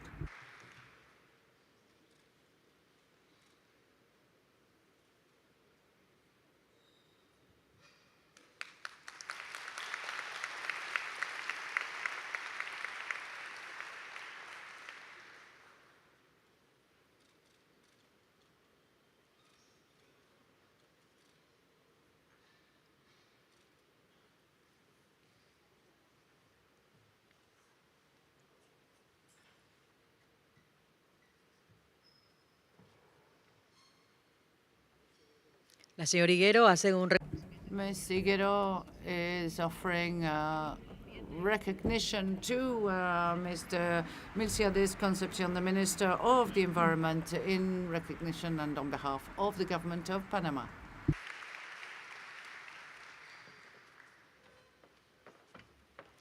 Ya Shirley le di el regalo esta.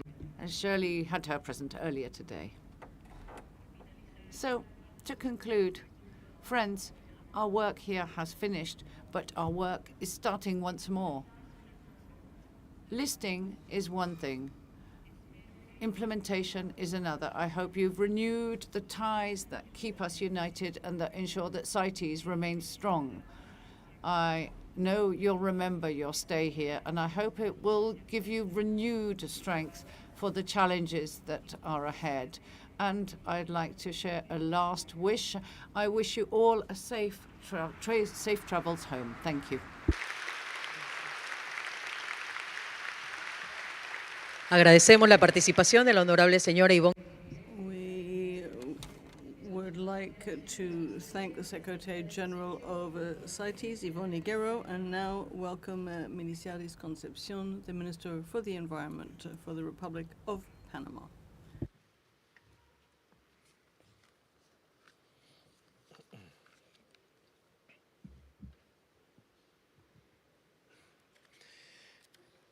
Buenas tardes.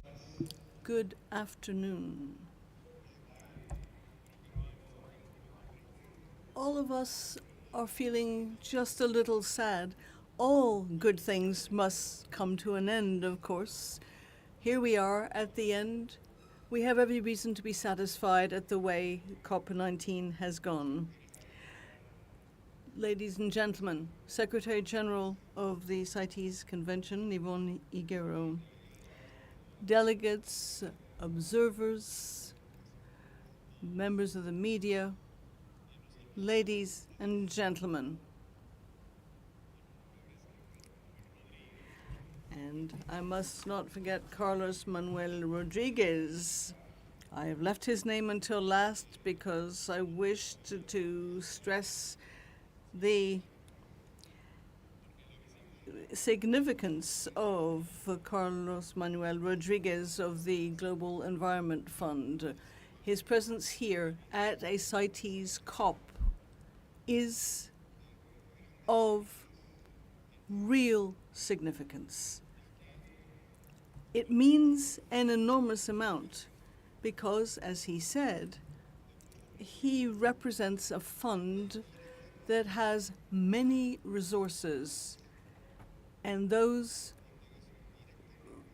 resources are not directly linked to CITES. There are a number of different funds in the world, but the fact is that these funds depend on the same donors, nations, organizations, philanthropists, and others. It is important that these funds all coordinate in order to avoid overlap and to maximize efficiency and effectiveness when it comes to funding sustainable development, environmental protection, and programs that all world COPs have at their heart. That is why having him with us today is so important. It does convey a message. All of the heads of environmental funds need to work together and to work with all MEAs and all other organizations. We need to ensure that funding reaches more people, reaches the people that most need it. We need to maximize coordination among these funds. We have had lots of work together. We have had a lot of exchange of experience, cooperation, voting, arguments. And as a result of all this, we have every reason to feel very satisfied with the key decisions that have been taken over the last fortnight in the course of the 19th COP, the CITES COP of the Americas. The Republic of Panama is delighted that we have hosted a meeting that has generated so many proposals, resolutions, amendments to the appendices, over 50 of them, in fact. We have had proposals considered, accepted, sometimes rejected. All of this work has been in the interest of meeting the aims of this convention, which regulates the trade in endangered species of fauna and flora. This fortnight's work has led to new strategies that will then lead to mandates that will work to protect these species throughout the world. The region of Central and South America and the Caribbean is delighted with the success of this COP. And we are very pleased to have hosted the COP of the Americas. A number of species in this region that are affected by international trade have been listed in the CITES appendices. And yet more important, there have been resolutions adopted that will lead to the implementation of the appendices and the convention. We have managed to include more species whose security was considered in the proposals that were considered. We would, for instance, like to mention the Appendix 2 listing of the Carcharodon carcharias and hammerhead sharks, the great white and hammerhead sharks, the lemur and glass frogs in Appendix 2, and then we have a number of different tortoises and freshwater turtles listed. These are the species from our region, but other species of flora and fauna from throughout the world, from countries here represented, have been listed. I'm mentioning our region because here we are in Latin America. We have had successes with respect to trees, almonds, oaks, and other trees that will now be more closely monitored, given that they have been Appendix 2 listed. This improves the traceability of wood products and other species. It's not a matter of banning anything, it's a matter of regulating trade. We have had reasonable appendix listing in order to avoid the disappearance of these species and the value they represent for wildlife and our ecosystem. These decisions have resulted in significant measures. And we have to bear in mind that all of this is for humanity that has endured a pandemic.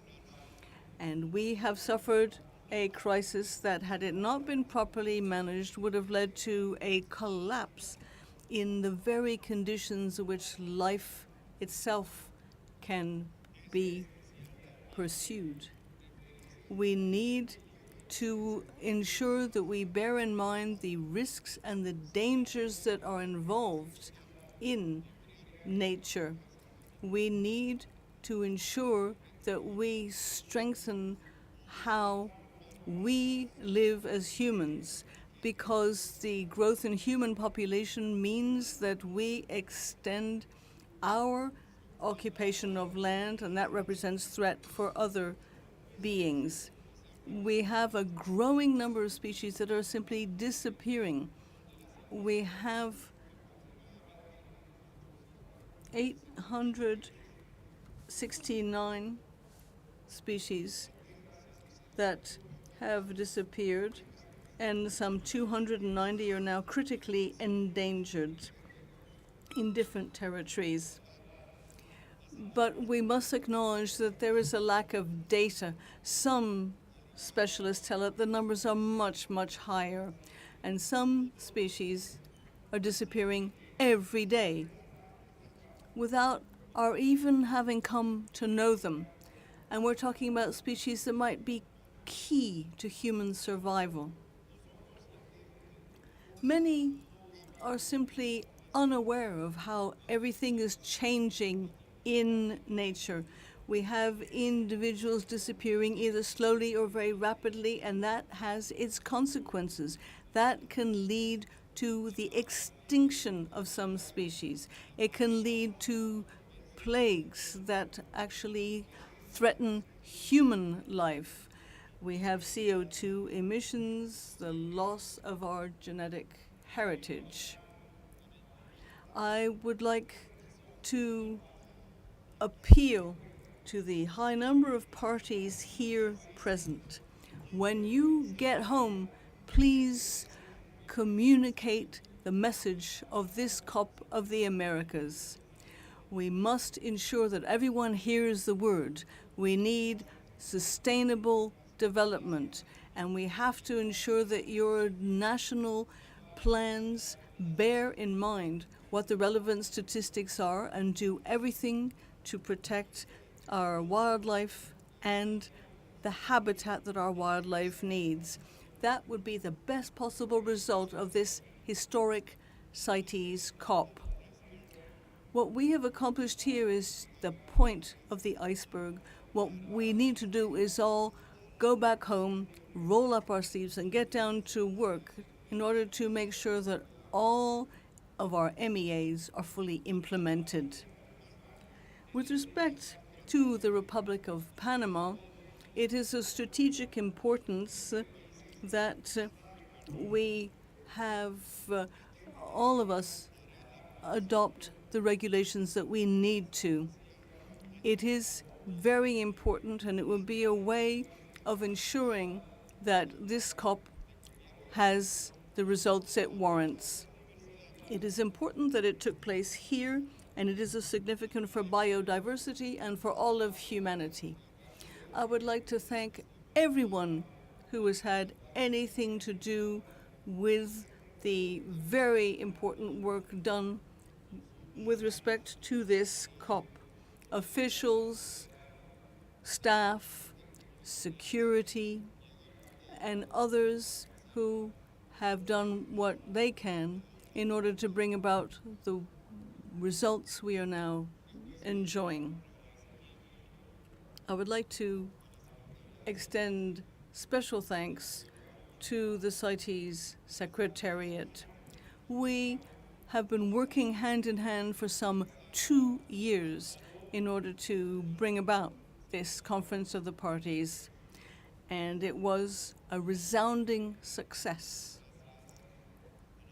We would also like to thank each and every one of you for having joined us here. I would also like to thank Yvonne Higuero. As you know, the CITES Secretary General is a Panamanian, and it was a great honor for her country to host this conference. We really do feel rather choked up. We, the Republic of Panama, the academics, the scientists of Panama, our NGOs, our general public, everyone in Panama is delighted with the way things have gone. And this COP was in fact an inaugural conference for this conference center. And please do bear it in mind for future world or regional meetings. It is here waiting for you. Thanks to one and all. I would like to thank the delegations who attended this meeting. You must all be well aware of how much progress you have made in the course of this fortnight. You have adopted resolutions and decisions over the last 2 days of plenary meetings. We have made positive steps forward in order to protect wildlife and to ensure the enrichment of our biodiversity on our one and only planet. In conclusion, I declare closed the 19th Conference of the Parties, with thanks to one and all.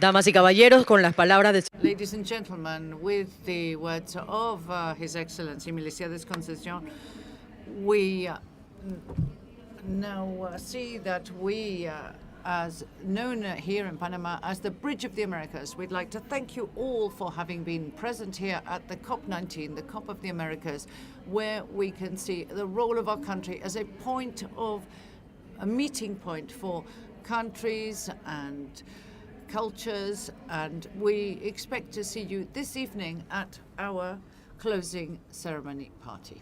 Thank you. Are you going to do it? I may start crying. Delegates, before you leave the room, a quick announcement about the Standing Committee meeting that will take place in 1 hour. In 1 hour, in the room next door, Standing Committee meeting. At the same time, the meetings of the Animals and Plants Committee will take place in Caribbean 5 and 6. Those meetings are closed only for the members of the Animals and Plants Committees in Caribbean 5 and 6 in 1 hour. Standing Committee next door in 1 hour. Thank you very much.